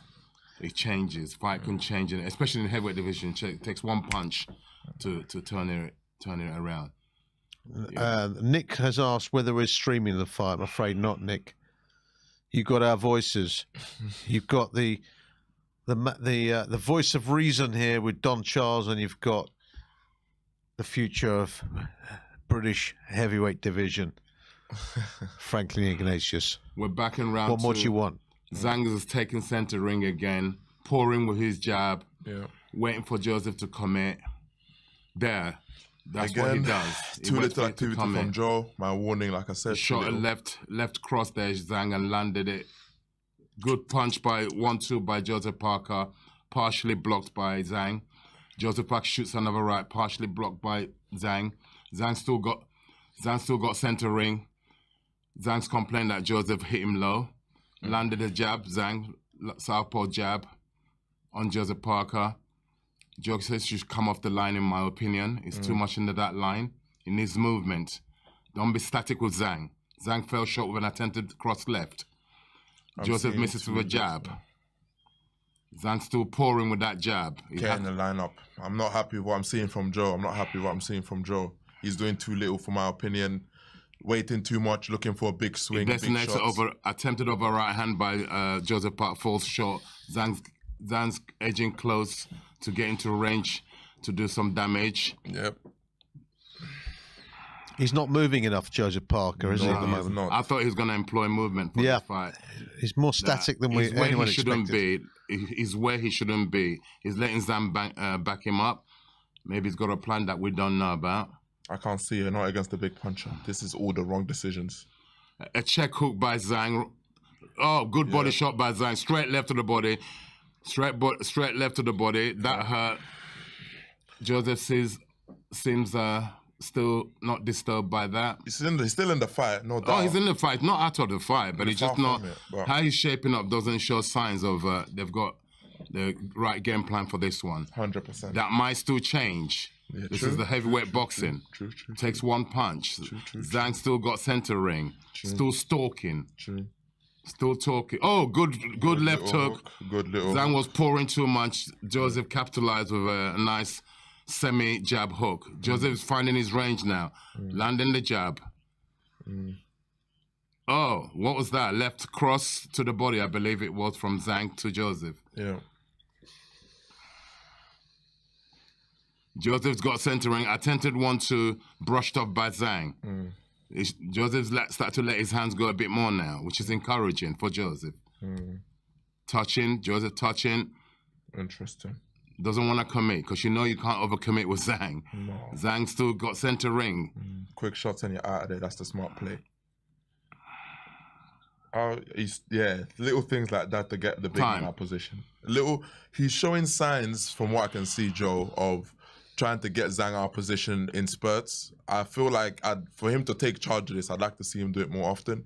I believe he's capable of doing it because he's shown signs of it in both rounds now. But for my personal opinion, he's doing too little of it to really take charge. At the minute, Zhang, I feel, as a power puncher, as a big sharpshooter, is being given the opportunity to line you up. Correct. I don't like what I'm seeing. And Joseph, in my opinion, I thought he was going to employ movement for this fight. Not even big movements, because you can't sustain that for 12 rounds. He has to come off the line. He's too much in the firing line of a southpaw. I don't see he start to have lateral movement, but I need some foot movement where he comes off the line. That's the only way he's going to be able to have any effect on Zhang. Come on angles. Similar to what he did to Wilder. That's right, yeah. But on the back foot, you can't do it on the back foot as well. He needs to double jab Zhang to back Zhang up. He's throwing single jabs. He's touching. Andy Lee probably told him that. Now, he should step off the line now. Do it, touch, step off the line.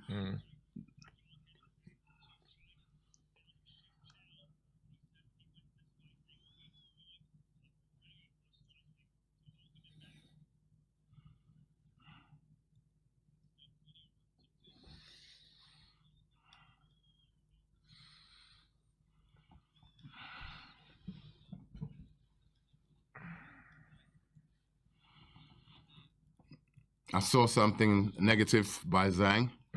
I don't think it's as fit as it could be for this fight. It looks a bit fleshy, fleshier than normal.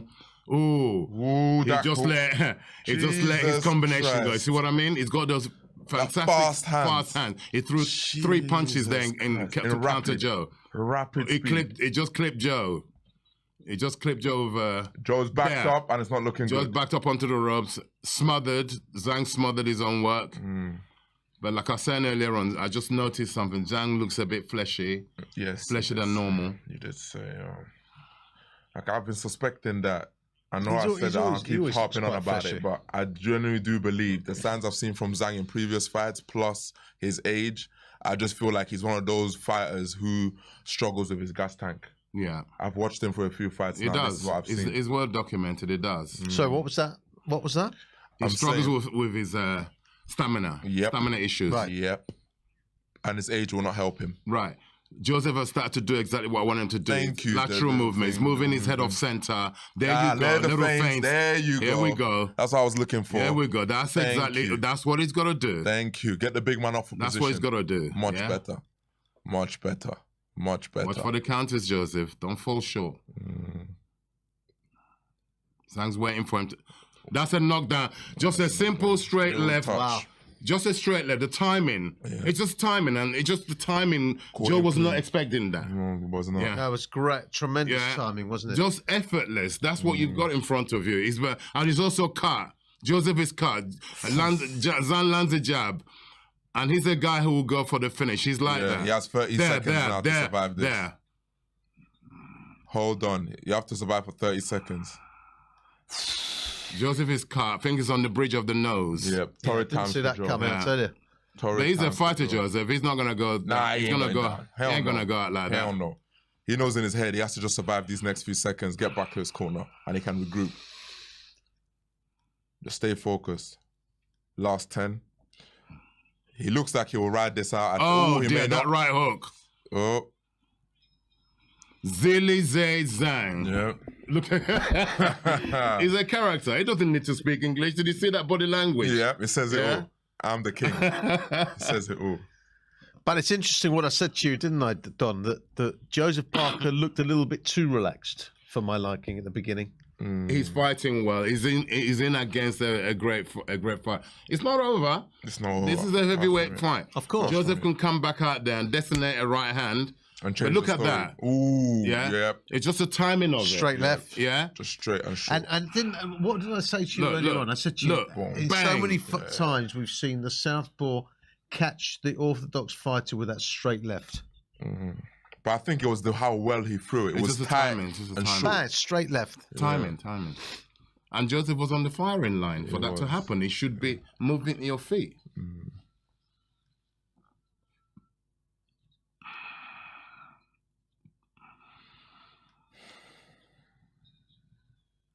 Zhang's got his, he's not happy. It's like a happy man, but it's not over till it's over, baby. And, It's still early you can doors, see too. It's only round 4. it's giving him And even more Zhang is confidence. on the ascendance now. He's pushing Park, but he's jabbing, more consistent jabbing by Zhang. Waiting for that. Bob, there goes the left again. Touched him with it. Right hook with a little push on the end of that right hook by Zhang. He's finding Joseph. Another there left again. goes in. Straight left. Straight left. Every time. Yeah. And Joseph made an attempt to land the right unsuccessfully. Joseph trying to press Zhang back. Yeah. Good shot by Joseph, blocked by Zhang. Good 1-2 by Joseph Parker. Yep. A left, Zhang's tagged him again. Straight left down the pipe. Joseph still there. This is warming up. Oh, good jab by Zhang. Oh, good shot by Joseph. Blocked by Zhang. Caught on the arms. But that was a good attempt by Joseph. Nice and sharp. Crispy 1-2 by Joseph Parker. Blocked by Zhang. Joseph is still got his rhythm. Just got to be aware of that unsuspecting left hand that Zhang throws, you know. He tagged him again on the way in. Zhang tagged Joseph on the way in. I'm just not liking what I'm seeing from Joe. I've said it for the few rounds. Not enough of the feints, not enough of getting the big man off. Ooh, Joseph good had a hand. beautiful flush 1-2 on Zhang. Good This fight's warming hands. up. Good sharp A body hands on shot Zhang. inside by Joseph Parker. But the blood is getting his, affecting his breathing, Joseph Parker. This fight is not over. No, this fight might have a twist. It's early days. It's early days. It's Round a 4. good shot by Joseph Parker. Good fast shots. Yeah, straight. There, again, he goes for that uppercut to the solar plexus. Referee says it was low. It didn't look low from here. Ref, I don't think it was low, ref, that was legal. Good shot. Right hand lead by Parker. Yeah. Zhang ate it well, held it well, should I say. Zhang touching. Joseph good Parker shot. Caught him shoots the well. right hand, which momentarily sends Zhang back. Joseph lands another right. A left hook, right uppercut. Joseph Parker is on the ascendancy. Zhang's coming back at him. Double jab by Zhang. Another right hand by Joseph Parker. Find the target easier. Zhang is Heavyweight just boxing, there. ladies and gentlemen. We have a fight. Zhilei Zhang has got his mouth open now. Yep. Yeah. The pace is Another happening. left Straight by left by from Zhang. Zhang. Good one, flash two, 1-2 by Parker. He's letting the big man beautiful know Joseph he's here. Parker.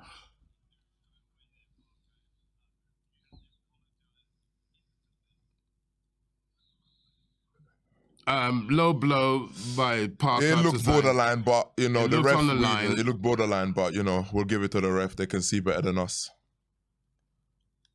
Joseph Parker is coming back into this fight. He's winning this round. Yep. That's Joseph Parker 100%. round. Parker round.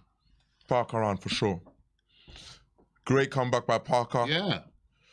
Looks like he's starting to back the big man up and letting him know I'm here. Very big, impressive showing. Yep. The fast hands of Joseph Parker is causing Zhang problems. Definitely. It looks like from what I can see, Zhang is just a little too slow to react to the correct to the speed of Parker. Oh, good shot! That was Bang on the a great chin. shot. Great shot from Parker. That means that Zhang can take a shot because that was down the Flush, chop. yeah, Bam, and flush. left hook, Ooh, two followed piece. by a left hook. Yeah. Oh, right on the bro. Oh, no, he can take a shot. He's got a chin. Zhang's got a chin. Unless some man would have been wobbled or dropped by that. He's got a chin, for sure. It'll be interesting to see how the fight unfolds. But soon enough, if this continues, we'll enter the second half of the fight. Parker will And I take think- over, like we saw in the previous fights. Yep. Nick Ball and Ray Vargas. Vargas, correct. Yep, that's what we'll be seeing. Looks very much so.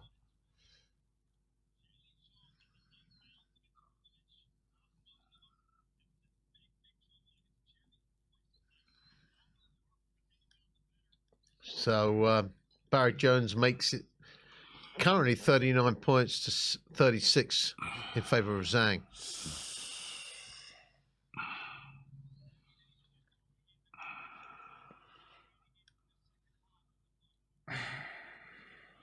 Good job by Zhang. Joseph shoots slow on the borderline. Little hook to the around the body.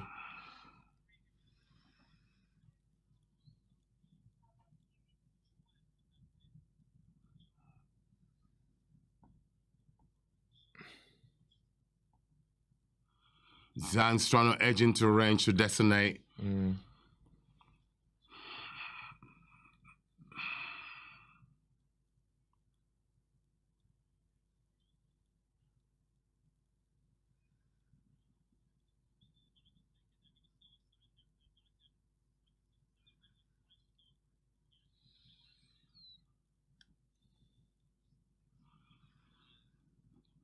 Zhang's looking a bit negative. Yeah. The way he's shaping He up. respects Parker's power. Joseph is now, he respects the power, and power is the one now being the, beautiful Parker's shot by been the Parker. aggressor now.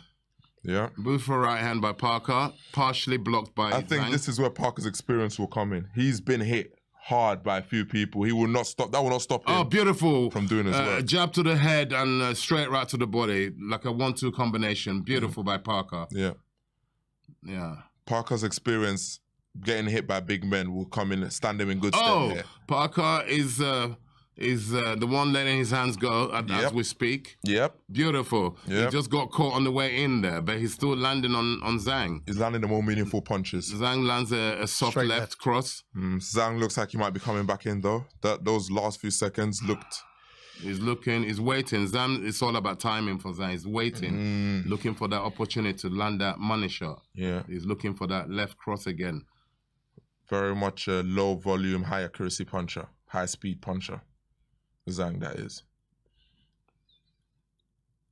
But the longer this fight goes, the more things start to fall in Parker's favor. Correct. Another 1-2 by Zhang, by Joseph Parker on Zhang. Yeah. It backs Zhang up. Ooh, it lands good left, shot by Parker. A left hook by Parker. Good shot. Good Knocks shot. Zhang good off shot. balance, but Good Zhang shot. recovered his regained his shape. Good shot.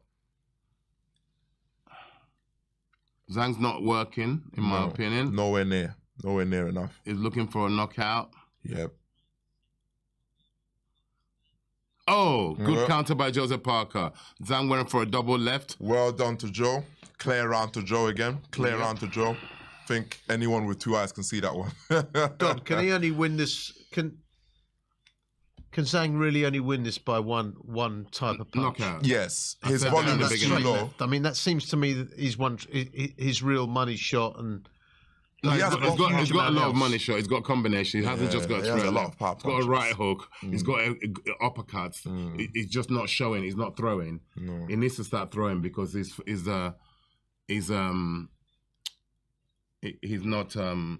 not active at the moment. 100%. For my life right now, like I said, I was always rooting for Parker. And from what I'm seeing, Parker's starting to do what he's supposed to do. Starting to come alive, putting the shots together now. The confidence is going in Parker, and he's doing all the right things. The movement, the little feints, the little twitches, and putting the shots where they matter. This is essentially how you're supposed to fight a big man, and Parker's doing the right things. He's doing the right thing. I wonder how good or bad the cut is. That's a good point. That is a good point. That is a very, very good point. I believe if Zhang was to land another shot on that bridge of the nose, we'll have a big... It'll open up, yeah. Yeah. Over how many rounds is this fight? Zhang is in 12 rounds. It's a 12-rounder, isn't it? Yeah. Zhang is employing the jab again. He's pouring again. He's pouring. Joseph's lateral movement is much better much now. better than Much better. in the first This is what he previous needed rounds. much in the beginning. Yeah. Yep. Oh, beautiful! Attempted check hook by Joseph Parker. Unfortunately, blocked by Zhang. Yeah. Took it on the shoulder. Or back/shoulder.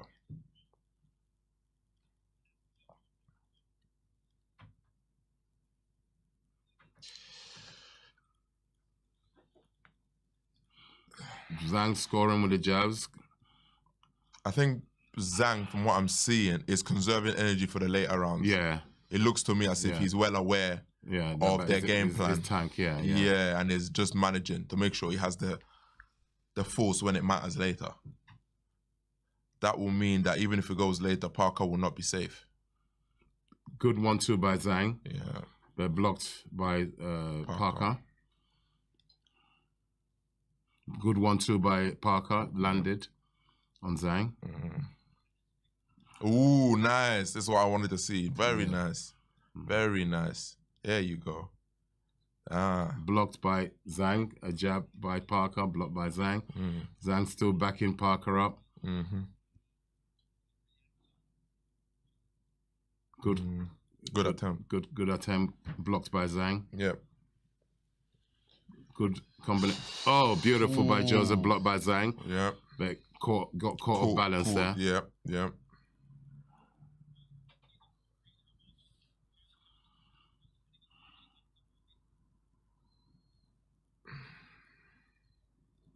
Good combination by Zhang.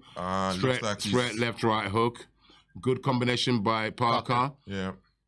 Looks like Zhang is slowly starting to up the power, up the tempo, Charlie. It's just his combination punching. It hasn't. When it gets in range, he's not letting it. Good shot by Joseph Parker. Well, we're starting to see more two pieces, less of the singles, more of the twos when he's in range. It's starting to slowly but surely up the tempo, it looks like.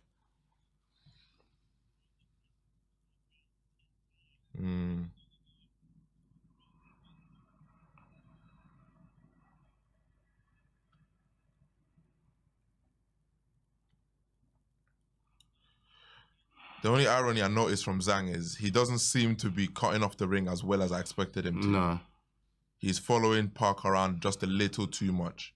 Because Parker is not exactly being the fleetest of foot. You just step in. And Zhang is letting him step. Hard round to score that one. I agree. Either could have been either one. Draw. Yeah, could have been either one. Could have been either one. Yeah, that was a question mark round. Could have gone Zhang either ahead one. then, Dom. Sorry? Have you got Zhang ahead, or is it? It's right now. I'm drawing it. Draw, yeah. I'm right now. Even Stevens. I'm drawing. Yeah. Even Stevens.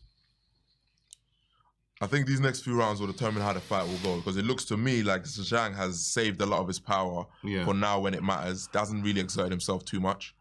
And Joe looks like he's settled into the fight enough. So now whoever gets the better moments, I think, will pull away. Correct.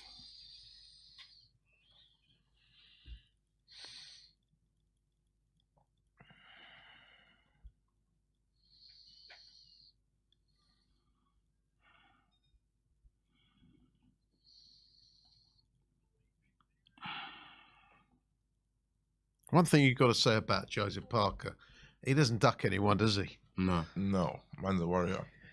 I think it's part of his cultural background. I think he comes from the Samoan tribe, I believe. Yeah.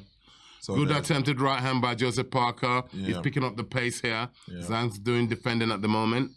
Still got center ring Zhang. Edging forward, backing Parker up. Parker is doing the right things.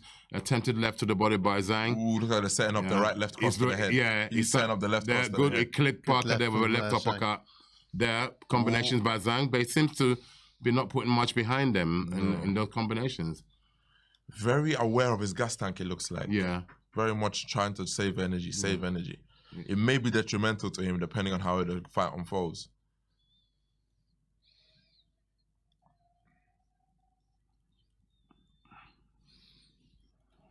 So according to Barry Jones, I've got it. I've more or less got it there, but I've got it a draw.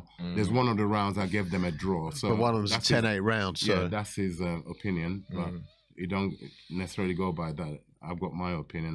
What I'm seeing it. A good attempted uppercut by Zhang. Yeah. Good. Joseph's punches are so crispy and sharp. Facts. I'm very impressed. Facts. He's landing them just. Oh. Ooh, here comes Zhang the power sneaked again. under. That little shot. Yeah. There comes the power very again. Sneaky. Very good catch by Zhang. Yeah. See, this is the thing with Zhang. It's very difficult to land flush on the man. Yeah. Very tight little defense. Protects himself extremely well. Got a nice high guard. Always has. Yeah, he does, doesn't he? Really does. They're effective like a peekaboo style. Yep.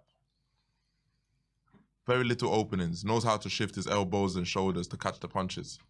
See, he does it again with the front arm. Little shift and he'll take the punch away. Very, very tricky. Good catch.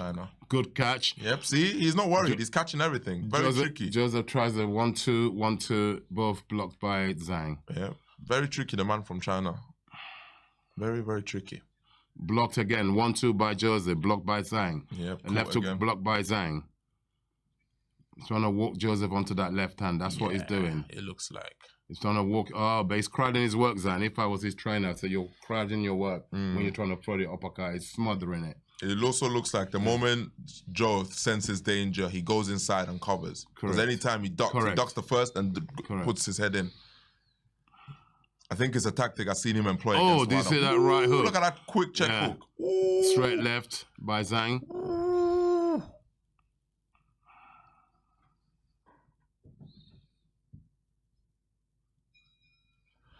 Ooh, another chess match. I would maybe edge Zhang with this one. With that. Yeah, maybe edge Zhang with this one.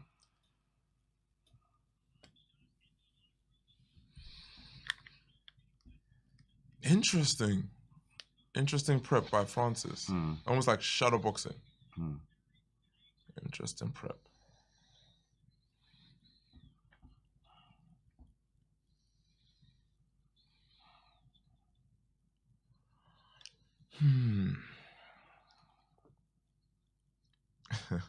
I think as Barry's pointing out, everyone's wondering, can AJ actually represent boxing with this one? Because the man looks like he's a handful. And Ngannou looks like a handful. So Miklos Hasazegi says, please comment on Jake Paul versus Mike Tyson. Before we go into the second round, 2 words from each of you on that. Shouldn't be happening. Farcical circus. There you have 2 it. words right there. Jerry Cottles is making a comeback.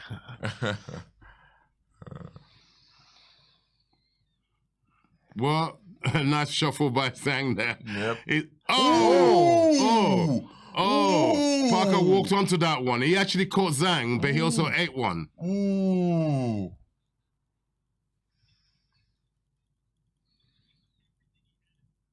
Ooh.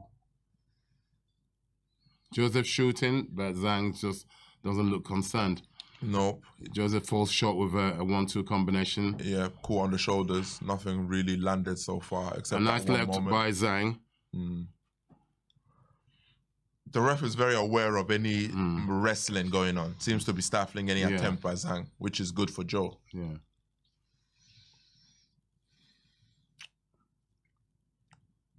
Your favorite guy, Michael Alexander. Oh.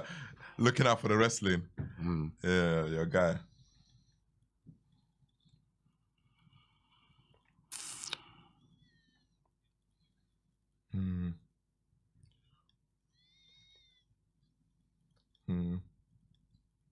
Oh. Just to be careful. Cannot lead the same way too many times. A bit more setups would be needed.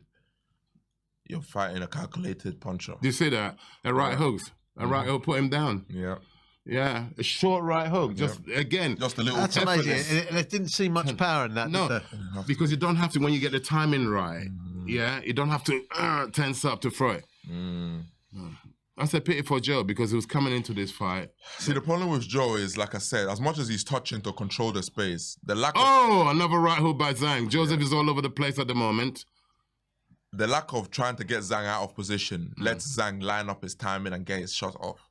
It's good to control the space the way he does now and control the punch lane, but you're a puncher. The man is set. Look at his feet. Look at Zhang's feet. The man is set. Joseph should be moving. Yeah. Yes, make the man reset his feet, do certain things, get the man off position.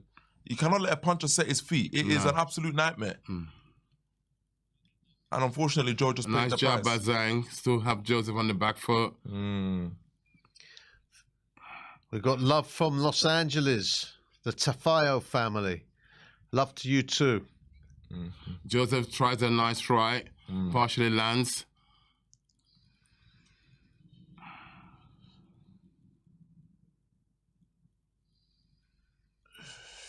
Looks like, is that by Zhang? Yeah. Yeah. Oh, good shot good by shot. Joseph Good Parker. shot. Detonated the Good right hand, shot. landed on Zhang. He took it well. Good shot. Doesn't even look troubled by it. No, he's not at all. Considering Joseph touched canvas this round, he's doing well. Yeah. And he's not letting Zhang overwhelm him, which is good. 10-8. Yep, 10-8 to Joe. Zhang for sure. 10-8 to Zhang. Just forward winding. Yildiz, who says, I did bet AJ would go down at least one time. Any thoughts? This is boxing, heavyweight It's boxing. possible. It's possible. Definitely possible. I don't think that will determine the outcome of the fight. I don't think. Even if AJ was to go down. Sorry, heavyweight boxing being what it is, I expect AJ to get back up, dust himself off, and go right back to business. That should not be enough to shake you. If you get shook by someone catching you in the wrong business.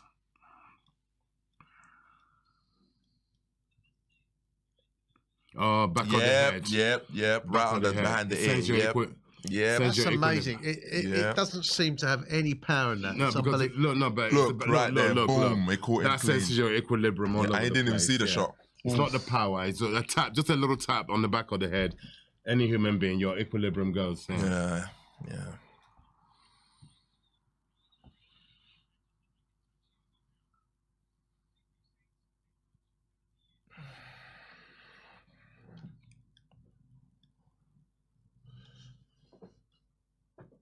So they're saying on a commentary about exactly what I was saying about that it doesn't take much from Zhang to send a man down. No, it doesn't. He's a genuine puncher. As real as they come. Probably top tier, I would guess, in the heavyweight division.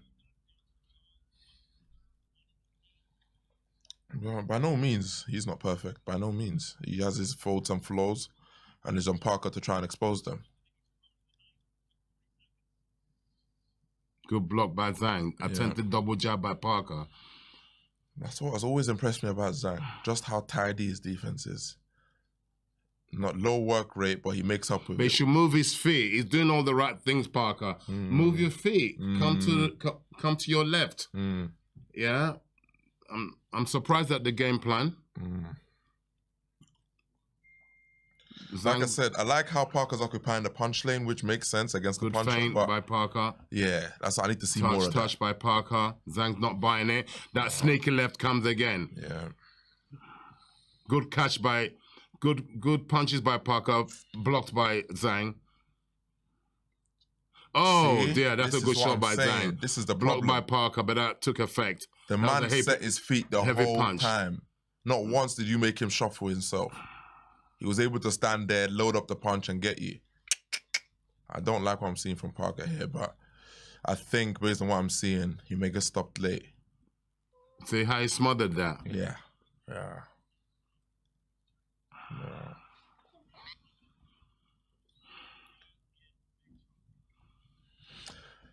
As much as the commentator is saying Zhang could be in trouble, the problem is Zhang is not exerting himself. He's been very, very smart with his gas tank. Well, there's only 3 more rounds to go. Yeah, that's what I'm saying. We're in the second. That's a good body shot by Zhang. We're in the second part of the fight. Yeah, that's what I'm the saying. fight's almost finished. I don't know what they're talking about. Yeah, you know what I mean? Talking about he'll... good shot by Parker. That's a big shot by Parker. Zhang blocked it. Doesn't seem phased. Shrugs it away. He's playing poker face. I guarantee you they're hurt. That shot hurt. Oh, Parker's coming on strong in this round. Yep, he's doing the right thing. One thing you said about Zhang, he's very durable. He looks it. And he showed it in the Hrgovic fight, to be fair. He's a very tough competitor.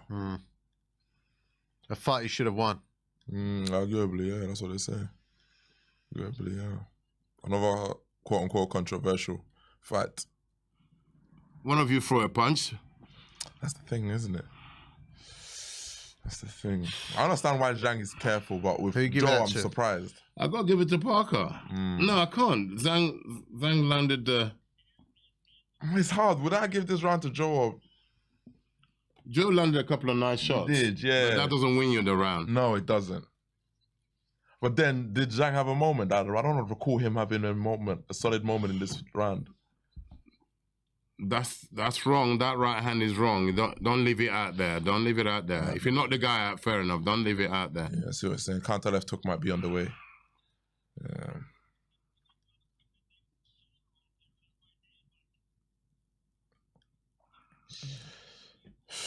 The irony part of this all is that Ngannou actually has a good counter left hook. Remember, he showed with the Fury fight. That's what he put Fury down with. That's what I'm saying. So the very thing you just called out might actually be AJ's undoing here. Or not undoing, maybe a hard word, but might be a mistake. Right, this is the second part of the fight. Yeah, 100%. And We're Zhang into looks it. live. No signs of fatigue. No, it doesn't. Or unnecessary fatigue, I should say, more than expected. He looks like very much a live fight. He's done the right thing with his gas tank, and Joe is still in all sorts of trouble if he's not careful.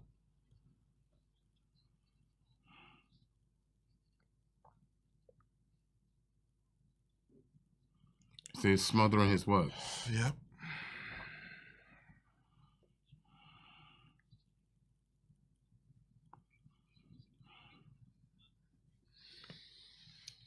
So far, I would just edge Parker, I think, but it would be a close one. If a few rounds were to go to Zhang instead, I wouldn't complain. I don't see a dominant round from either man.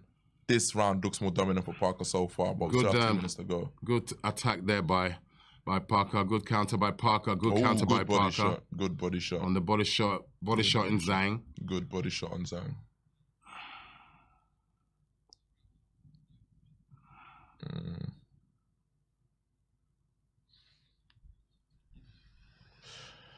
One thing that has to be said is, for someone who is fighting a bigger man, Parker has not overly exerted himself either.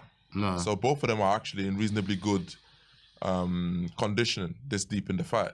Neither guy has really exerted themselves too much. No, they haven't. They're being quite economical. Very, very. Good attempted 1-2s by Parker, partially blocked by Zhang. Oh, good uppercut by Parker. Zhang was trying to go in, and has some shots for his trouble. Giorgio's got incredibly fast hands. He really has. He really does. Very much a sharpshooter. And accurate as well. That's what I noticed about him. Very accurate. Though, to be fair, with a big target, it's hard to miss.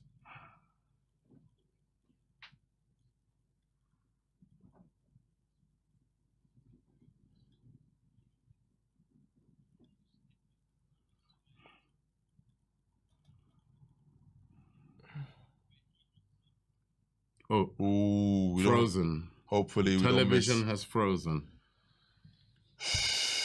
Hopefully, we don't miss something vital. Yeah, sorry about this, ladies and gentlemen. It was coming towards the end of the round. Yeah, turn off. Yeah, but yeah, so far based on what I'm seeing, I think Parker. Ooh, it's tight.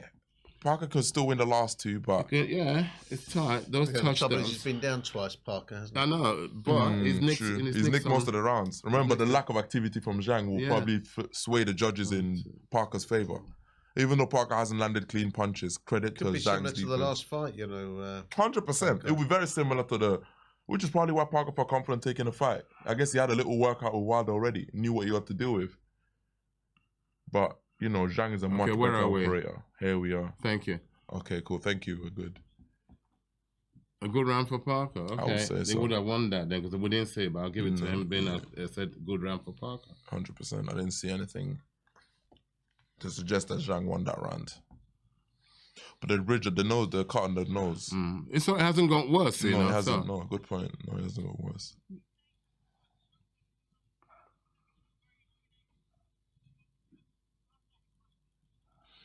Correct. Good observation. Point. Yeah, good observation. His best moments have been early. Very good observation by Andy Lee. Oh, that just grazed. That grazed by a whisker. By a whisker. Oh, it's just a graze. Just. If he had not, oh my goodness. If he had gone there to the, it would have been, ooh.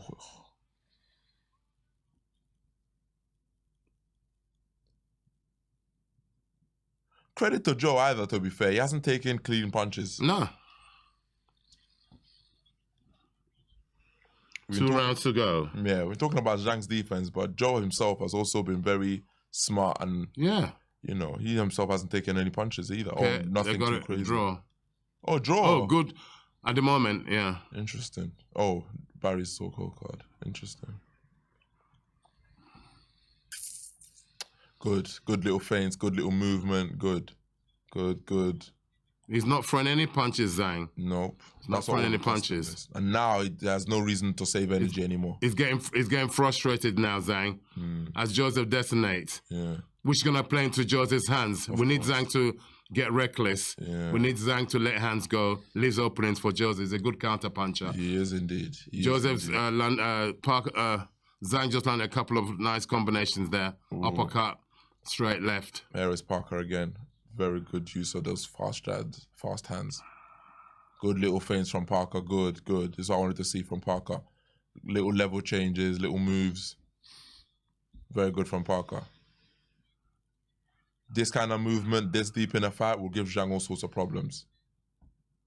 Because he's stopping Zhang from setting his power shots up. He can't get a clean shot in. See what I mean? Jose's winning this round as well. 100%. So far. 100%. This is all the way apart. He's just got to be careful. Because Zhang still very much still live. has very much alive still. He's not dead for meat just yet. Very much alive. I mean, would you still give a round to a fighter who for catching punches puts in all the work effort, but effectively is only actually hitting the other guy's gloves? You have to still give it to him. You have to give it because he won't let his hands go. He's working. At the end of the day, you don't win without throwing punches. So you put down to work effort, even Zhang if, just even tapped if it's not Joseph really on the chin again.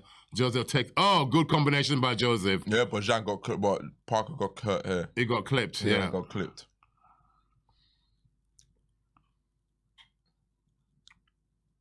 Yeah, 100%.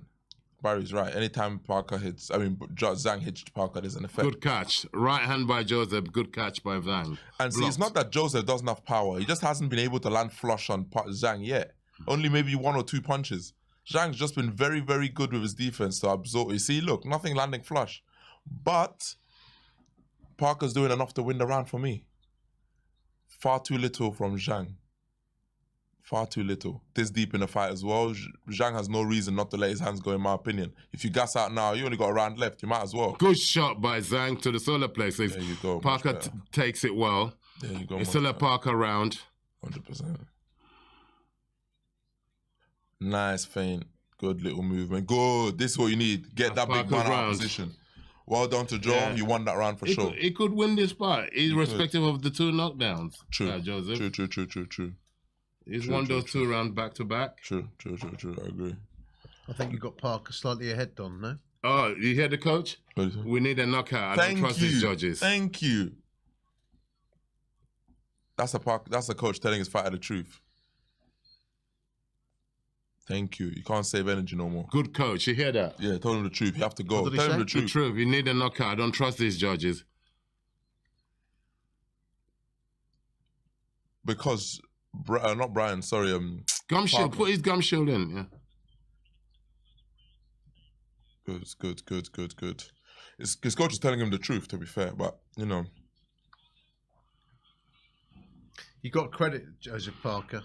He's had 2 knockdowns and he's fought his way back into it. Absolutely. He's a warrior. Yeah.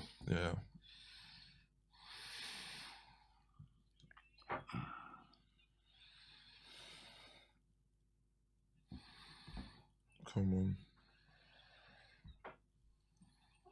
See, if Parker's smart, he will keep the tempo high to ensure Zhang can't keep up. But he can't afford to take too much risk. That's the thing, isn't it? It's a catch-22. It's a catch-22.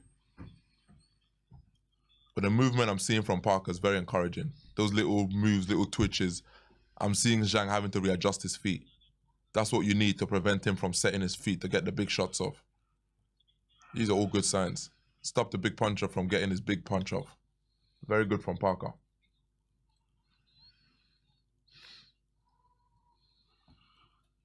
I tell you, Parker would have done a lot of the heavyweight edition a big favor if he beat Zhang. Because nobody definitely gonna fight Zhang. Nobody wanted a piece of Zhang. No way. They'll fight him for his position, for his belt. But he's a guy. He's like slaying the dragon. He's gonna find himself outside again, mate. 100%. You know, if he loses this one, he's not getting another shot at the cherry. No one wants a piece of this man. Parker is initiating. He's winning this round. Yeah, he's doing the right thing. Oh, beautiful Very by good. Parker. Very Detonates good. the right hand. Very good. Good. See, Zhang wants to let his hands go, but Parker's not letting him. Look at little feint again. Yeah. Little twitch with the head. Constantly making a man adjust his position. I'll just say win the round, because if you get greedy, that guy's still got one shot in him. 100%. He doesn't have to get greedy here. I think Parker's doing it. Just win the round. Yeah. Keep feinting, If keep you get twitching. greedy, you get clipped, and you think, it's over. I should have been more patient. Yeah, you're right. To be fair, he's doing the right things. The little feints, the twitches, the level changes. The big man's always having to change. As long as he keeps doing that, he's going to win this in the bag.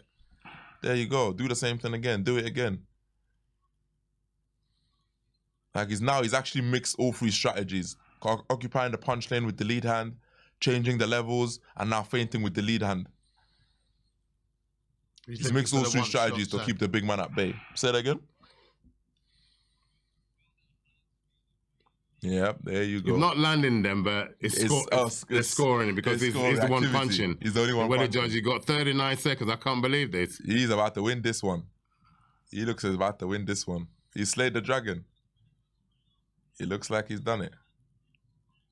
The Chinese dragon. He looks like he slayed him. Impressive.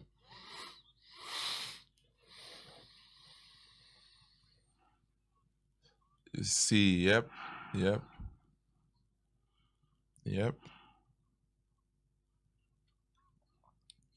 I suspected I can't believe Zhang is not going to pull the trigger. He can't. He can't see the... It's tired, yeah.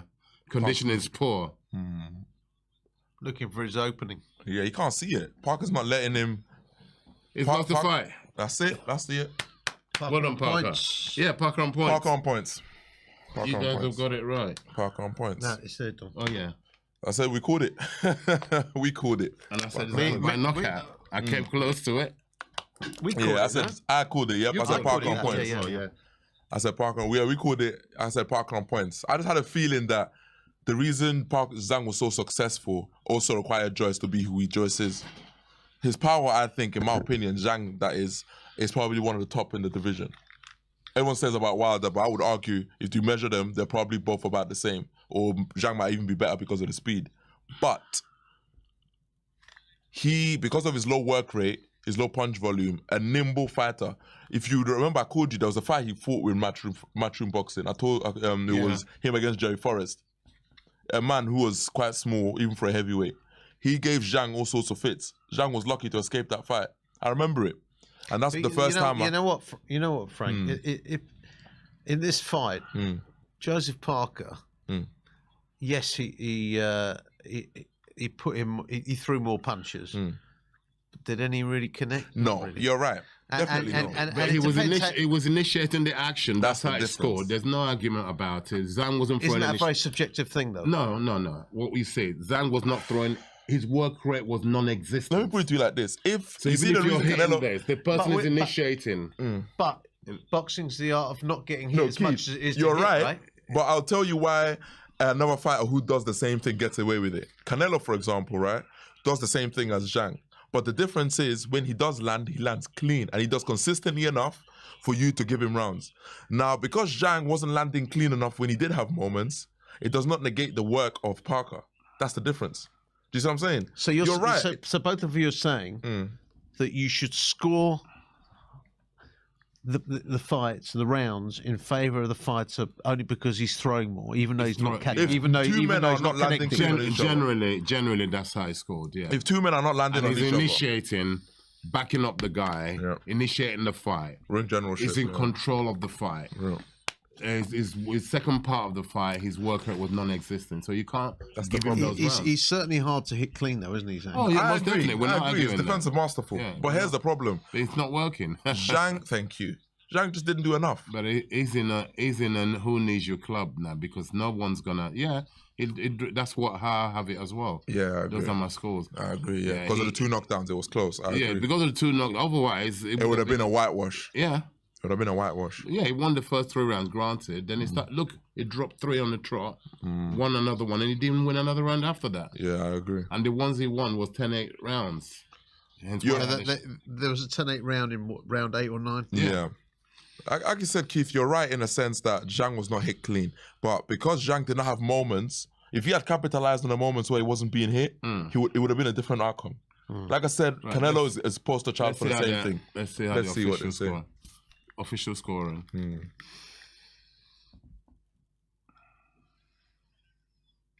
We'll go to the scorecards.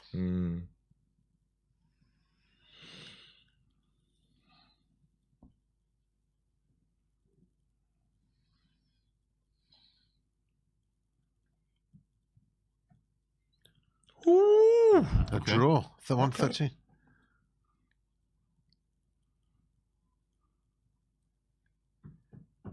Okay, there you go. Parker.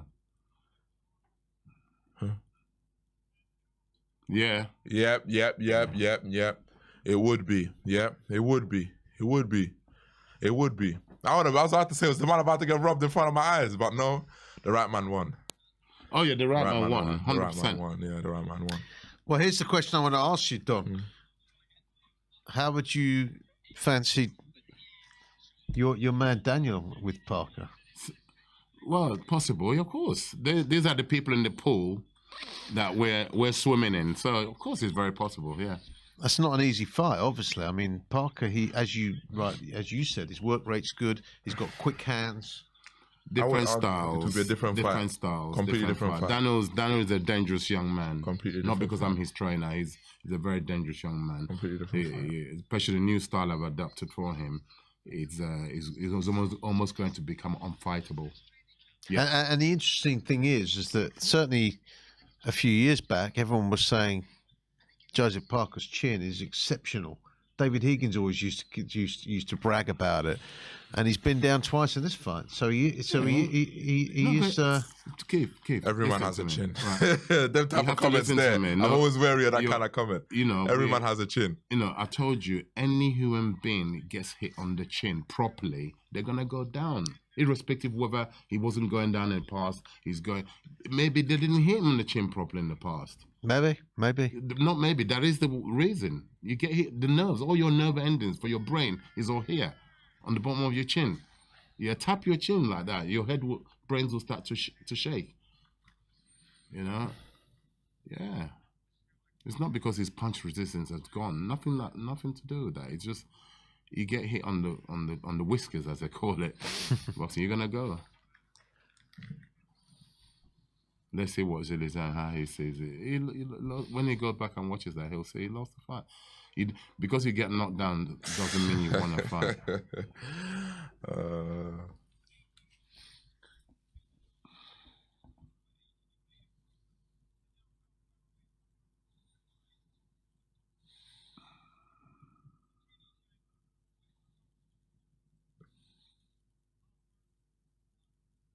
He deserves a shot, Joseph Parker, now, doesn't he? Well, John the Q. Yeah, that's the thing, isn't it? John the Q. John the bloody Q. Yeah, but you look at the names he's beaten. It's not enough. There's men ahead of him that's also been waiting. Who's ahead of him? Hrgovic's been waiting. Remember, Hrgovic had the original shot. He's been waiting for God knows.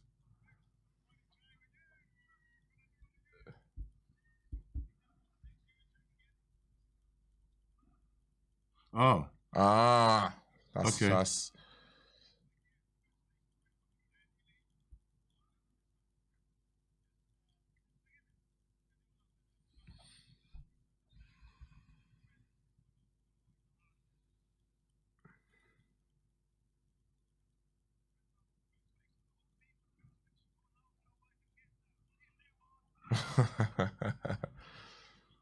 Well done, Joseph. Look at his Maori cousin. Yeah, what's his background then, Spencer Brown? Huh? Do you know much about him, Don? Who's Spencer that? Brown? No, I know he's Tyson Fury's manager. I just wanted to hear from Zhang's corner, or if they're going to ask him. Do you think Zhang is like the modern day Foreman? What's that? Maybe. As I was asking him, do you think Zhang is like the modern day Foreman? Big power, low volume, conservative and dangerous. Yeah. You could compare him to that, yeah. Mm-hmm. Full credit to Parker to come back from all that and then stay focused. Yeah.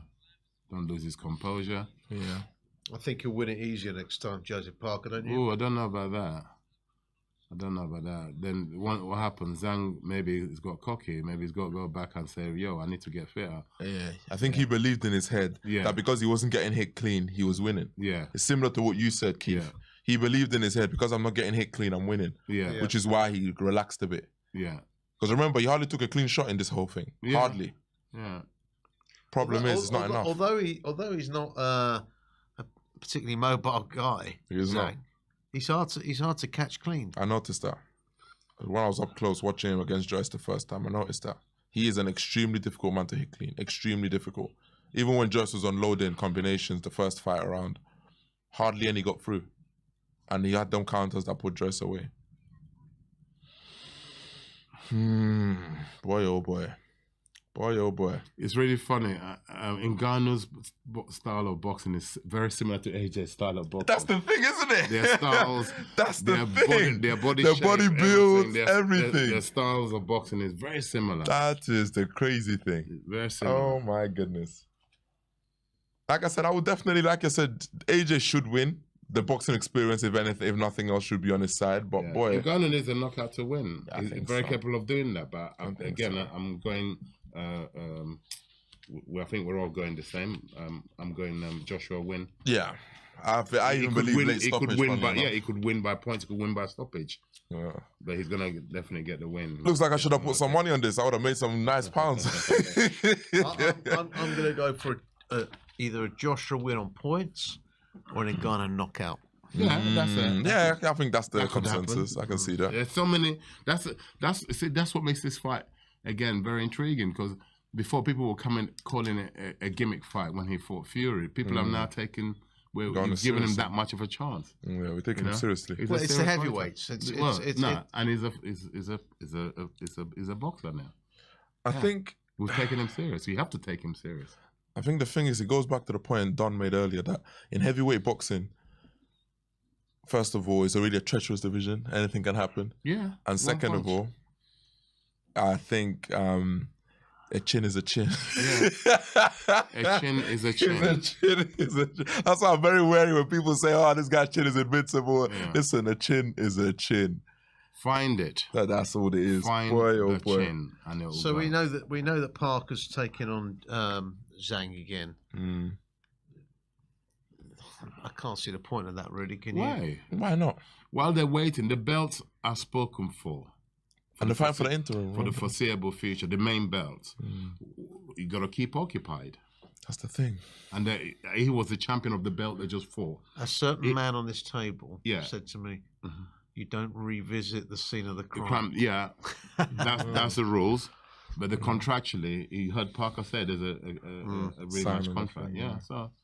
Like I personally think, obviously the rematch favors Zhang in the first place, but he was the champion, so I'm guessing he added those terms in. Yeah, he would have. Of course he would have. But the way I see champion it, always has that. always has the lawyer power. Yeah. would say to you, "Yo, listen, as much as you think you're gonna win, you know, get a rematch clause put in. Then Zhang's gonna exercise because again he disagrees with the result. More the reason he's going to go for exercise or activate his rematch, the rematch clause. And to be honest, I believe based on what I just saw, Zhang has a very good chance in rematch. It's not a foregone conclusion by any means. By any means. Joseph boxed clever in the end. He wasn't landing. Thank you. That's the difference. It wasn't landing. Zhang was never truly hurt in there. He's got a puncher's chance, hasn't he, Zhang? Of course he does. But a puncher's chance is more than a puncher's chance because of how he sets it up. He's actually a very... He's got boxers and he's a good boxer. Trust me. It's just for some reason tonight, he just wasn't letting his hands go. I think it's probably a multitude of reasons. It was Parker's movement and the Second little part of the fight. Exactly. It brought that lateral movement. You so know. it wasn't a static target. Definitely not. And I think, like you said earlier, is also Zhang worried about his gas tank. A combination of both. He does, yeah. So, Quick question for you guys, because there's an advert as we speak of the rematch between Josh Taylor and Jack Catterall. Well, that fight alone is testament of what I said to you earlier. Not every loss is a loss. So how do you predict that? Catterall about that. I'm going Taylor. You're going Taylor? Yeah. Really? Maybe he didn't take Catterall serious in the first place. He would have gone away and trained for this fight. And, the reason I'm going Catterall they lost to Teofimo Lopez. Different fighter. Different fighter. I don't even think it's because of that. The reason I went for Catterall was because Catterall is having a good run of form, has a bit more activity on his side. Activity matters in this game. And I feel like Taylor has had a few ups and downs recently with fighting abroad and so on and so forth, changing camps. I feel like he has not had that stability that a fighter needs to really get the best performance. Yeah. But if everyone's disregarding Taylor because of Teofimo Lopez, I disagree there. No, Definitely. different level, different fight. And what about Devin Haney against Ryan Garcia? I mean, I can't see anything but a Devin Haney win, but yeah, the same here. Me too. Ryan is a good fighter, but we've got They're about to make their ring work. Well, let's see this one. Okay. I've lost the commentary again. Disconnected. Sorry. Oh, bloody hell. Hope it wasn't me. No, it's Keith. Oh, I see. Fragile little cables. Is that big lead here again?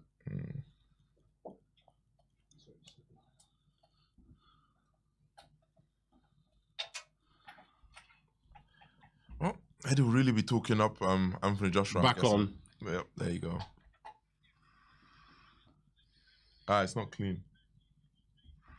Not clean. No. Not clear.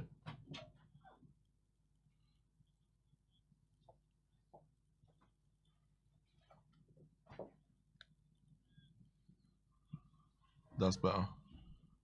Yeah, that's good.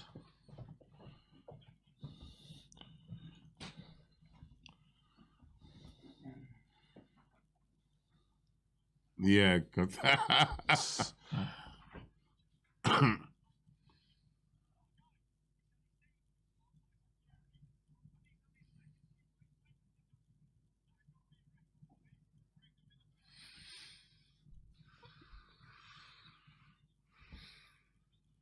The man's had enough fights. Like you said earlier, he's a fighter. Point blank period. He's not new to this game.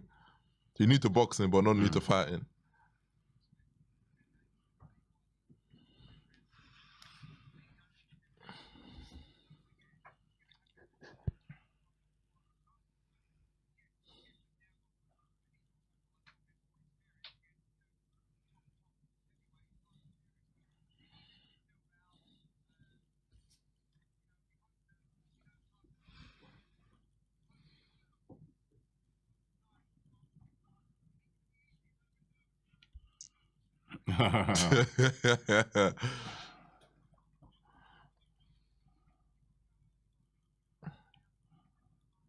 That's what I said, yeah, 7 and 9.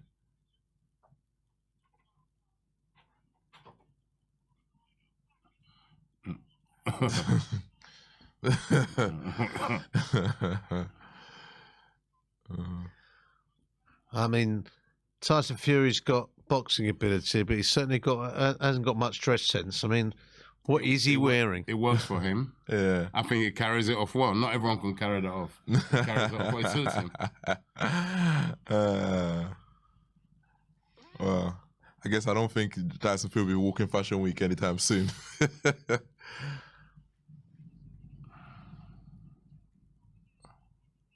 It's crazy. It's 0-1 and you're fighting a former heavyweight Look at the record.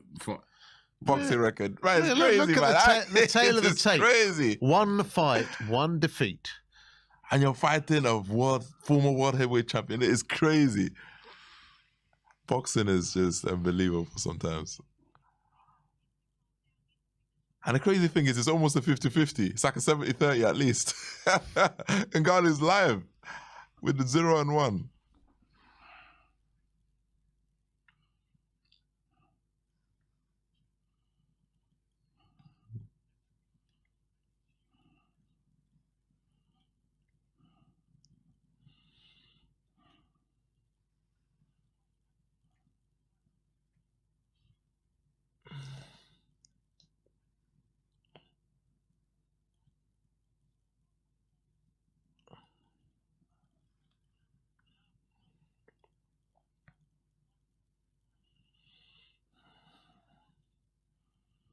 Of course.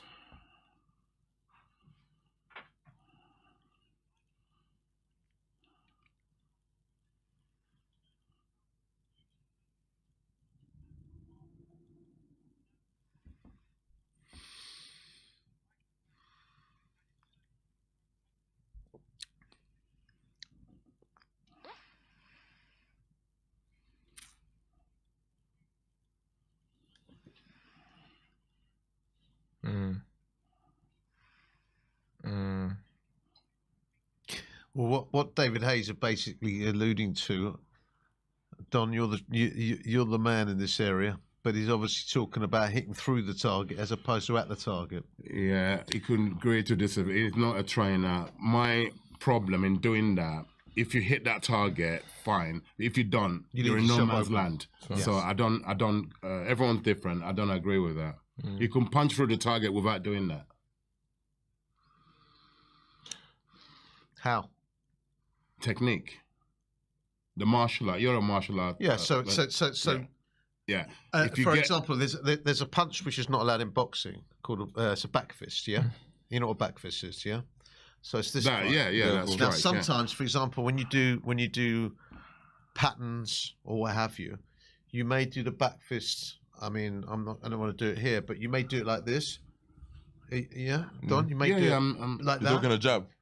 Yeah, Almost exactly. like a jab. Yeah, okay. But it's got tremendous power. Of course, it has Yeah, because of the action and the technique. You can follow through. Correct. Now you're still going to do damage like that. Of course. Okay. Yeah. Particularly if you hit someone on the temple. But of course, if you're going to be doing more damage, you're going to follow through. Yeah. And I think what David Hayes saying is that maybe he thinks he needs to follow through to be able to knock out a guy You've got the guy dazed and confused, he's reeling back, then you can do that. If you do it while the guy is lively, you're leaving yourself open to counter and get knocked out. So it's not even that. And not only that, I can't even debate correct that me if point. I'm wrong, Donna. In a boxing sense, if you're following through this side like this, okay, and you come through that way, and you come underneath and you leave yourself open right there. See the problem, Joshua. What you're saying makes sense, but Joshua isn't that type of fighter. There's some fighters when they throw left or right, they come in underneath.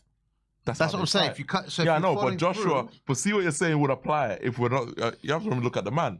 Joshua isn't that type of fighter. Joshua is a straight back fighter. He throws a shot and he pulls his way and gets his space. Following through and committing too much lives him in that space where on the way back he gets clipped or something. How would that? When Tyson Fury received the knockdown, what was it by? It's by a left hook counter after Correct. he Off of that landed right the right hand. hand. Yep. So The same I don't even thing. want. It's not even open for debate. It's wrong tactic to employ to try and hit this guy with when he's fresh. 100%. If you've got him beaten up and he's reeling back, he's disorientated, then you can do that shot and finish. It's a finishing shot when the guy, you've already got the guy in trouble. It's not a starting shot. Oh no. So I won't say any more on it because that's basically because it's pointless because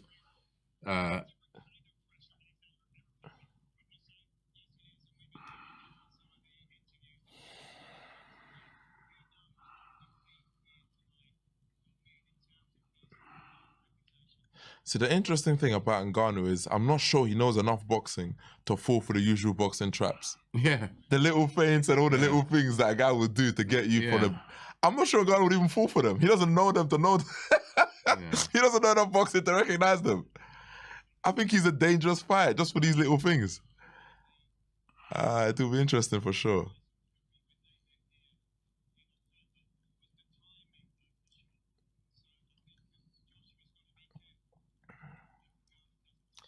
You know, they were making a big thing about Ngannou's punch against Joshua. Mm.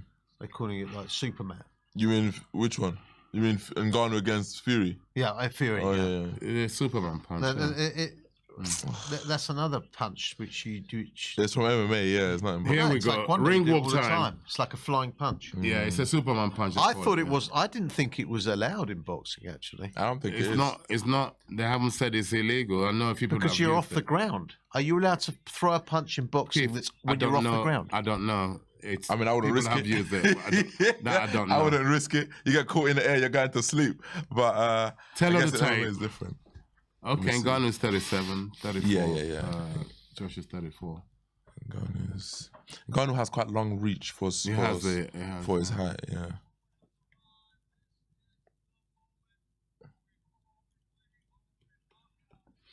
Michael Buffer now is introducing the fighters.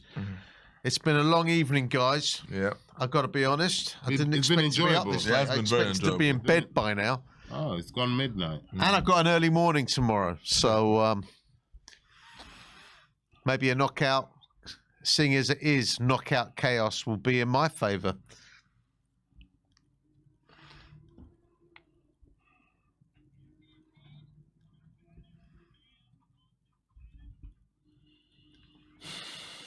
I've got to say, actually, when you hear Ngannou interviewed, he comes across as a very nice guy, doesn't he? Yeah, well, they're all nice guys. AJ's a nice guy. He's a nice guy.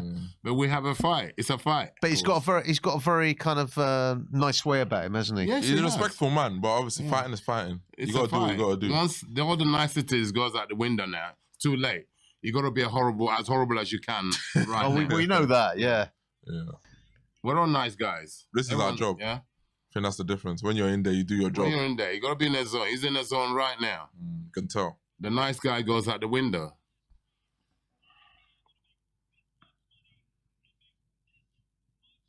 How much does Ngannou make it out of this, then? I heard he's getting about 20 million for this.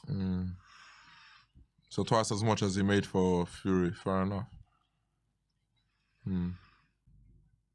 It is a bit like a movie, isn't it?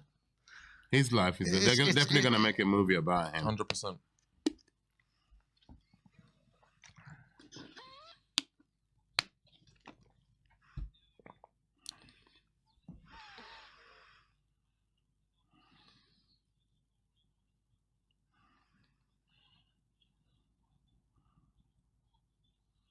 Well, that was the greatest debut in history, Well, wasn't of course, it? arguably, Of course there's it was. nothing compares to it.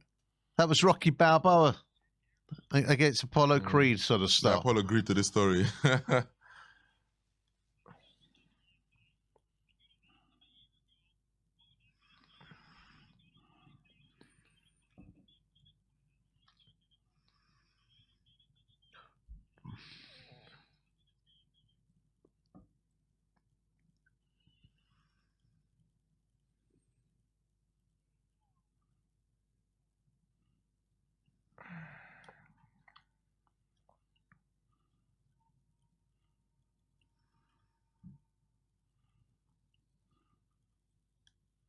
I mean, let's face it, Anthony Joshua has been the golden goose for Matchroom, hasn't he?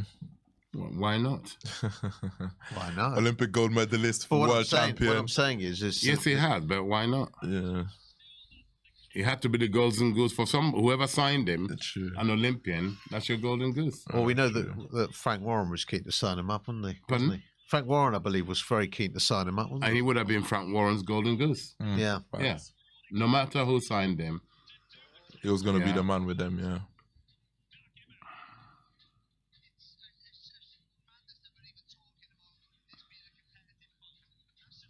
It looks majestic, AJ, doing his Yes. ring walk now.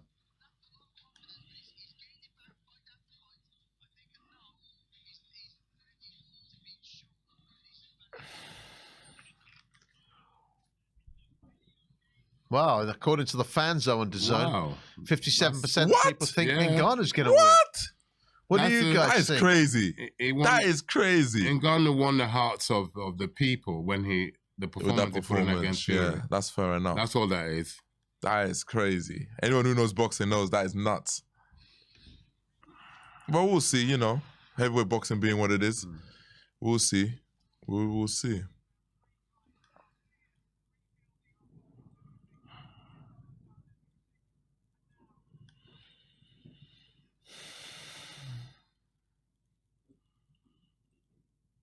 The first 2 rounds is going to be so cagey.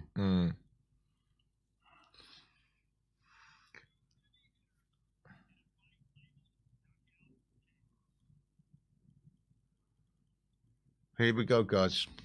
The introductions.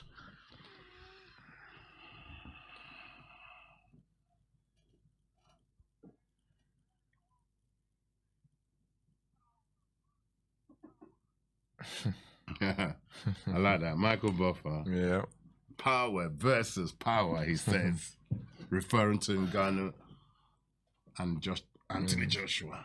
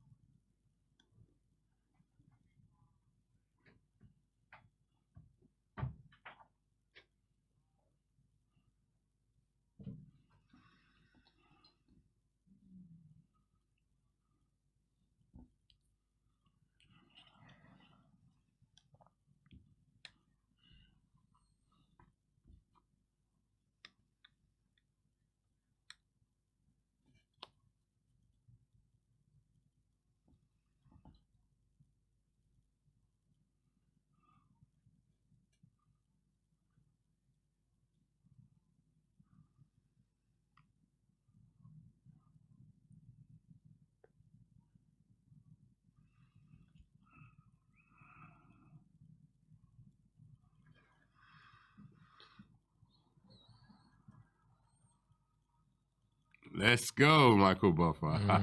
He still got it. Yep. With his famous... How old is he, Buffer? Late 70s, isn't he? Yeah, mid to late. Yeah. Let's have a look.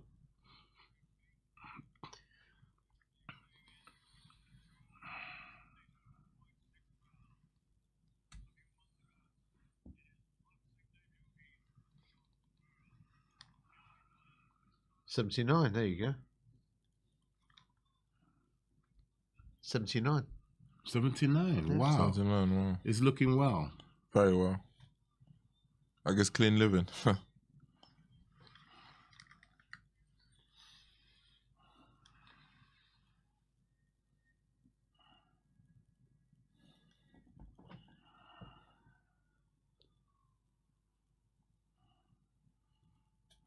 Where's he from? Ivory Coast? No, Cameroon. Oh, Cameroon.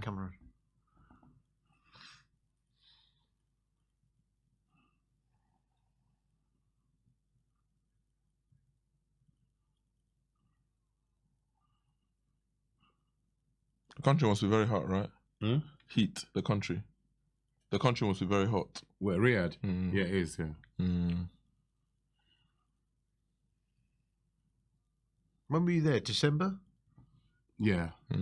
It was really hot then, was it? It was hot. Yeah. It gets hotter. It's hotter now. Yeah, because it gets into the summer. Was it humid?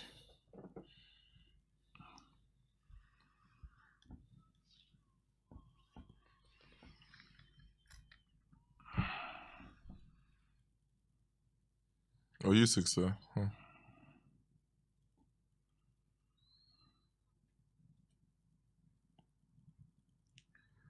Somebody here called Sammy says Joshua is overrated. I disagree. I disagree as well. I disagree. That's his opinion. He's entitled to it.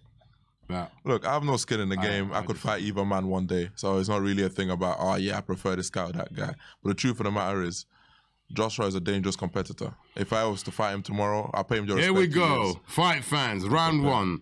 Let's go. It's on. Let's go. Ooh. Joshua goes for a jab to Ngannou's body. Ngannou blocks it. Blocks and counters even. Lateral movement.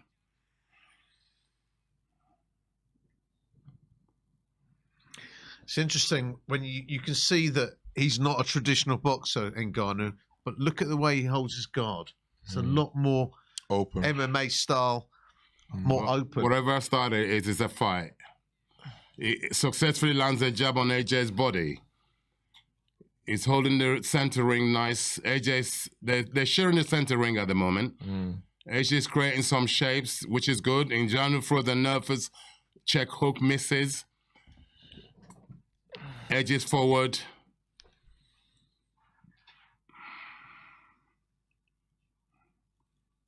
Good counter by Ngannou, left hook counter. AJ throws a right hand.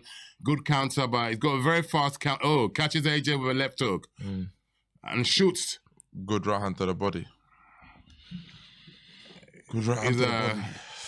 He's rushed AJ there, unsettled AJ momentarily.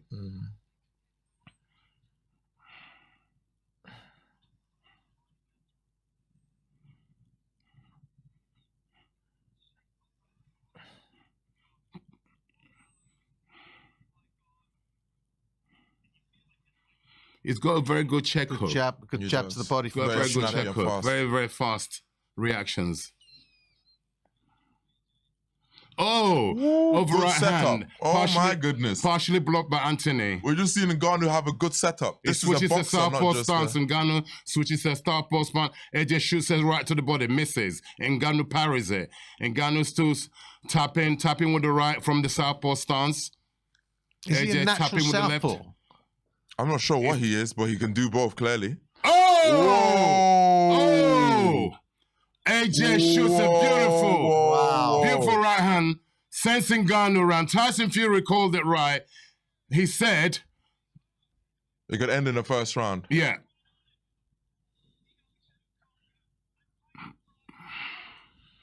There you go.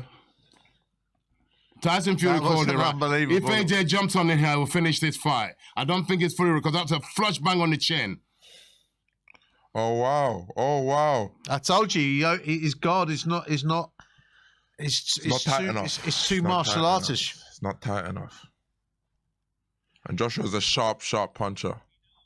Oh boy. He's gone back to the orthodox stance. Well, he has to. Ngannou. He has to. It might switch to southpaw, but it's not effective as a southpaw. Clearly not. Okay, 10-8 round. Yep, without a doubt. Wow. Immediately, Joshua stamped his authority straight away. Beautiful, timed. Boy.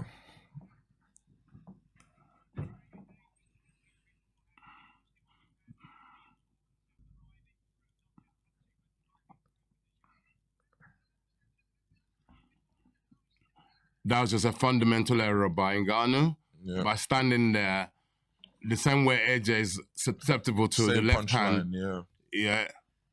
Boom. Tremendous straight right, wasn't it? Oh God, yeah, textbook.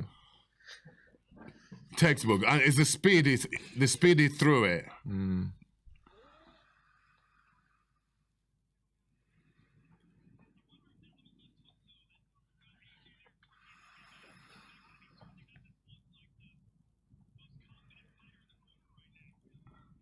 I think I don't know what the commentator's saying. Man just looks focused to me.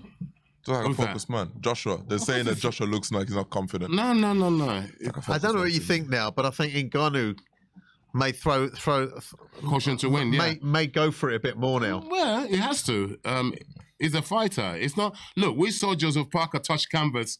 He touched canvas twice, Joseph Parker, and still went on to win the fight. This fight's not over.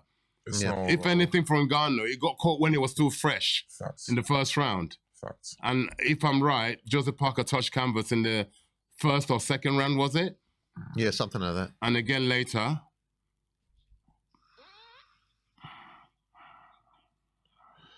That's one thing I wasn't sure Check of. by Ngannou twice. AJ's got to be careful of that.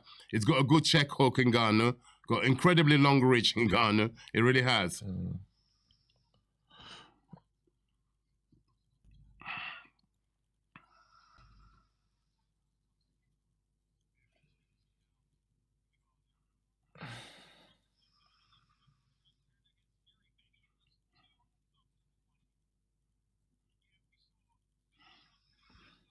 Oh, good counter by Joshua. Counter. Yeah, beautiful counter.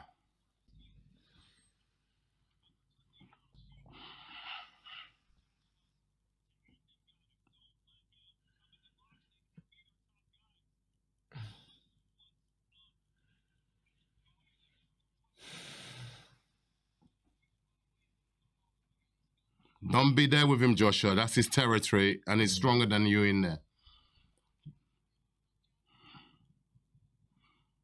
He looks lost at the moment in Ghana. He does, yeah. This has become the boxing match that he didn't want.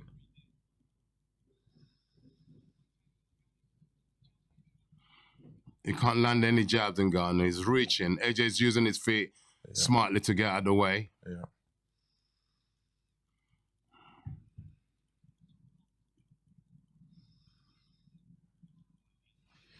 Oh! Whoa! And there you have it. Bloody hell. Tremendous right hand by Anthony Joshua. Bloody Ghana's gone down. I don't think he'll make this count. He won't make this count. That was on the tempo. Now he doesn't know where he is.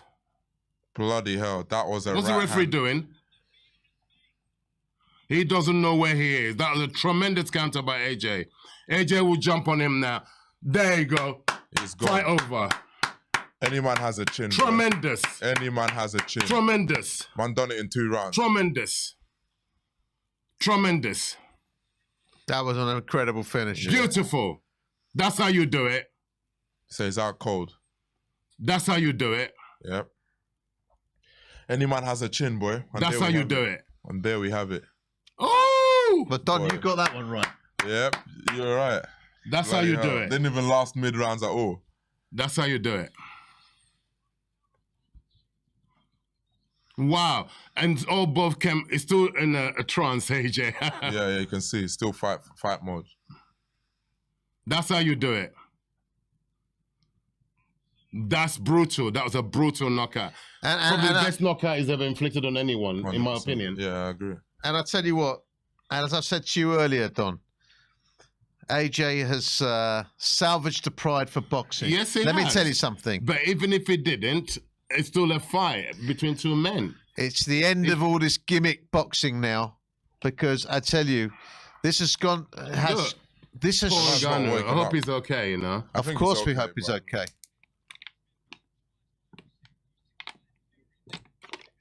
Fury couldn't believe. Fury couldn't believe. He called it, but he didn't believe it No, himself. he didn't believe it. Nah.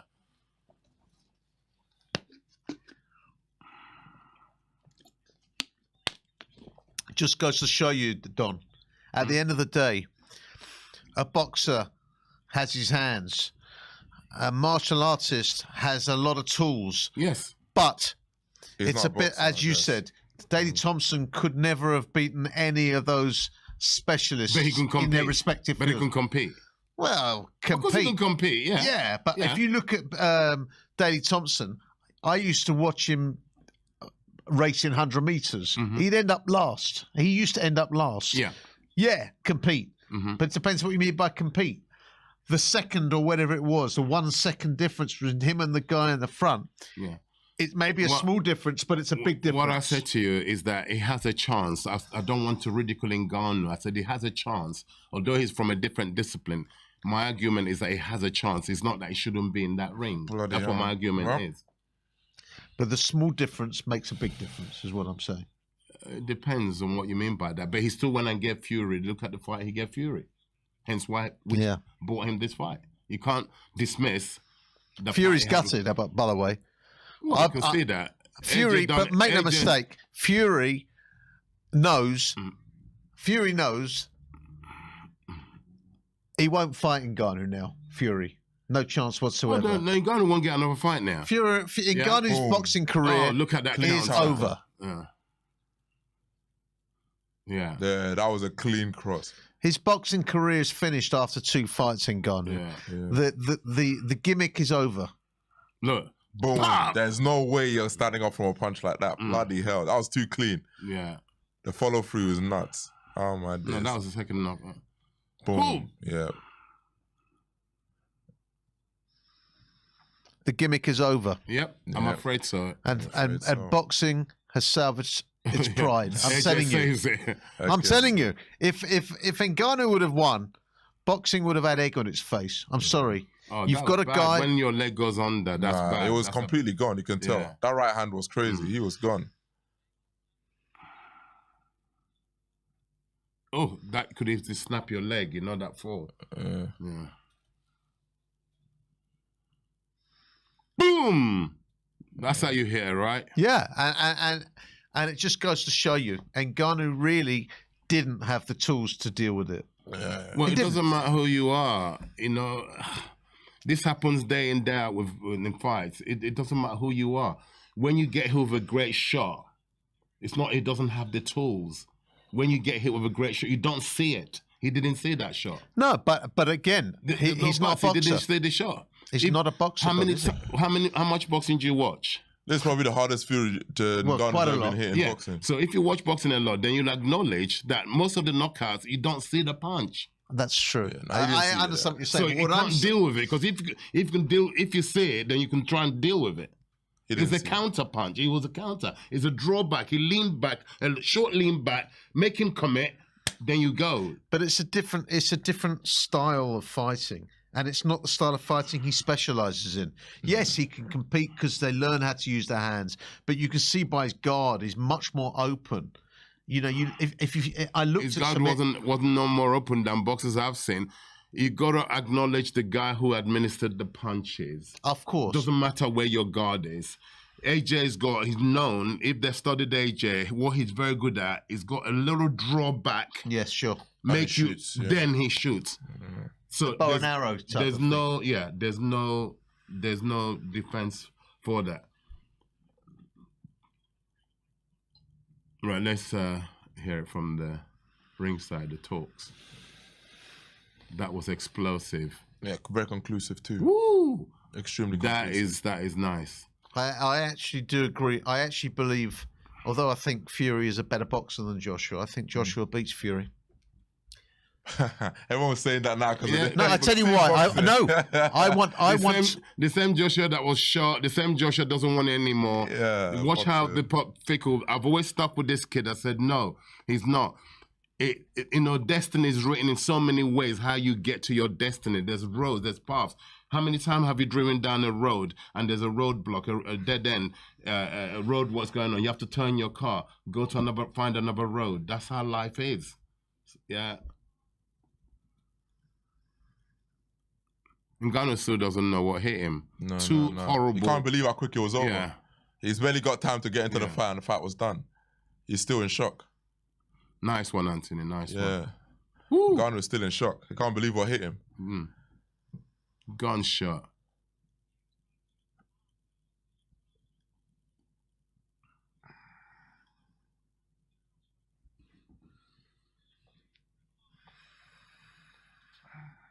It's a funny sort of auditorium, isn't it? Yeah, it's a weird one though.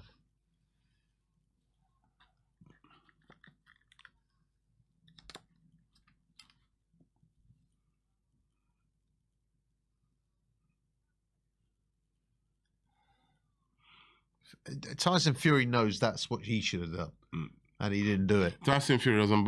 He's actually leaving the ring. He doesn't want to talk.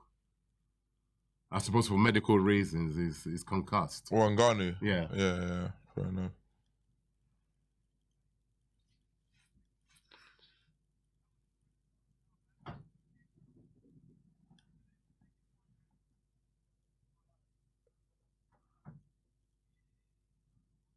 I'm dead. It's the game, isn't it? The game's the game.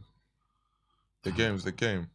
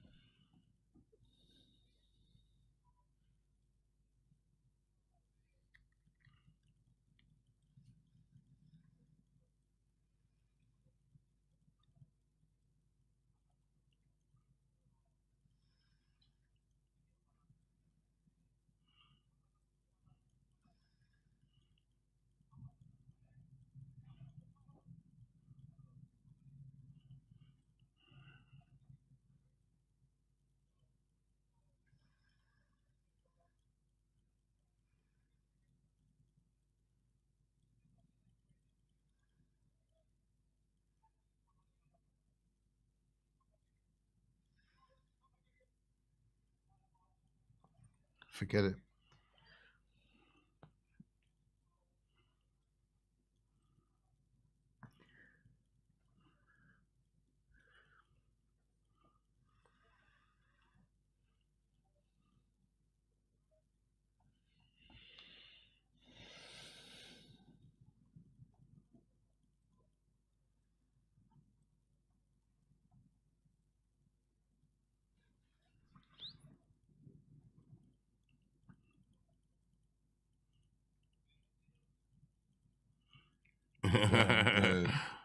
Fair enough.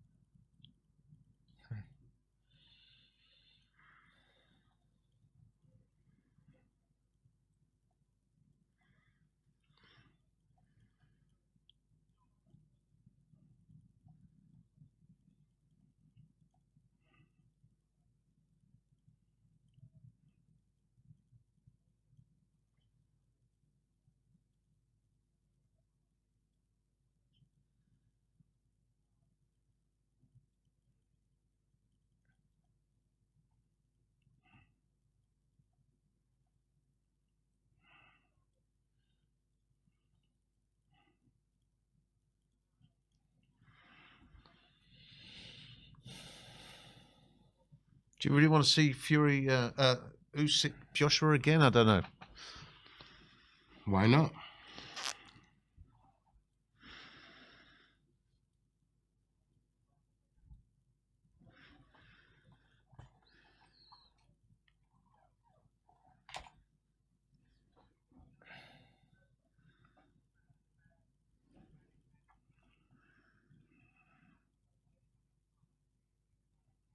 Go on, Eddie.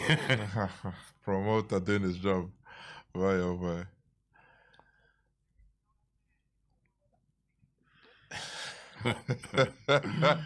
Eddie. Oh my Eddie. God. This, ladies and gentlemen, is how a promoter talks when he's selling his product. Oh my God.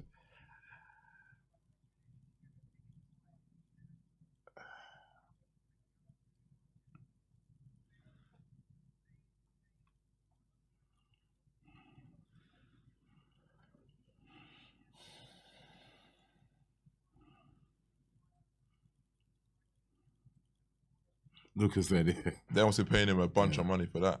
Fair play.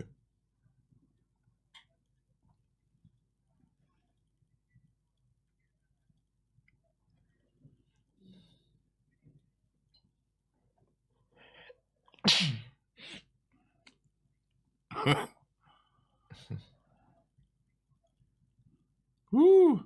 Tyson jump in the ring. Sell the fight. I actually think that Usyk could beat Fury.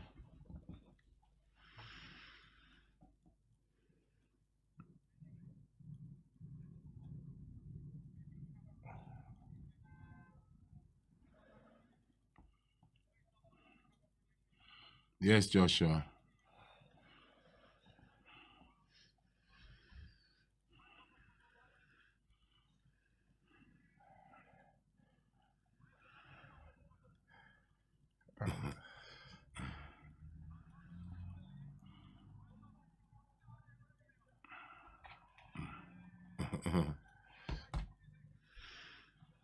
Yeah, keep paying me.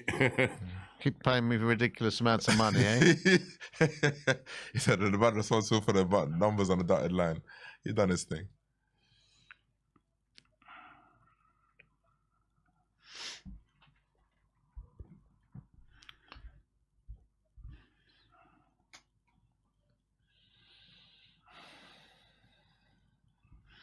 Wicked. Well, listen, guys. Yep, that was it.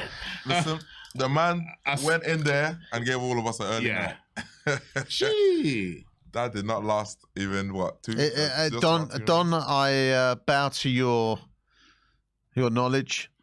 You said any man can go down. I didn't believe that a man of this of legs with such tree trunks could go down like he did. If you keep watching, you'll see why. If you don't see the punches and it hits you on the chin, you're gonna go. It doesn't matter who you are. Yeah, exactly. Look at his eyes. Yeah. Boom. Well, look, guys. I just want to wrap up tonight. This has been a fun night. Oh, it's been great. It's been great sharing the table with my two buddies here. Franklin, it's been great being with you. And we wish you the best of luck for April for your 7th bout. Thank you very much. And listen, I hope that we get to do this again. I'm sure I'll see you soon. I've seen you in Don's gym. 100%. But yeah, listen, you guys, it's always great to listen to the people in the know because, like I said, I'm just a fan. You guys are the man. Don Charles, legendary trainer, top bloke. And what can I say? We won each tonight, Don, because I called the first heavyweight fight right. Yes, you did, got the second one. Yeah. But listen, Opinions, yeah. you know that I have enormous respect for your knowledge. So Vice versa. well, it's very kind of you to say. Yeah. But You're a great man, Keith. Listen, And a great father. you're And a good man. great You're a friend. good man, even if you do support Tottenham Hotspur. But anyway, listen, guys, we thank you for joining us. This has been Knockout Chaos, and I tell you what, that fight was knockout chaos. Billed correctly. It was billed correctly in the end, and we doubted that billing. But you've been great, I think. Some of your messages have been intelligent. Some of them have been articulate. We've tried to answer a few of the questions, but most of all, we've been here with you, hopefully watching while listening. And thank you very much for being here. We'll see you next time. Don Charles, good night. Franklin Iglesias. I'm going to call you Iglesias because obviously, like the singer. You're going to give us a quick song before you go, no? No. Okay, sorry. Guys, a great night. I'm going to say good night. All the best. Over and out. Good night.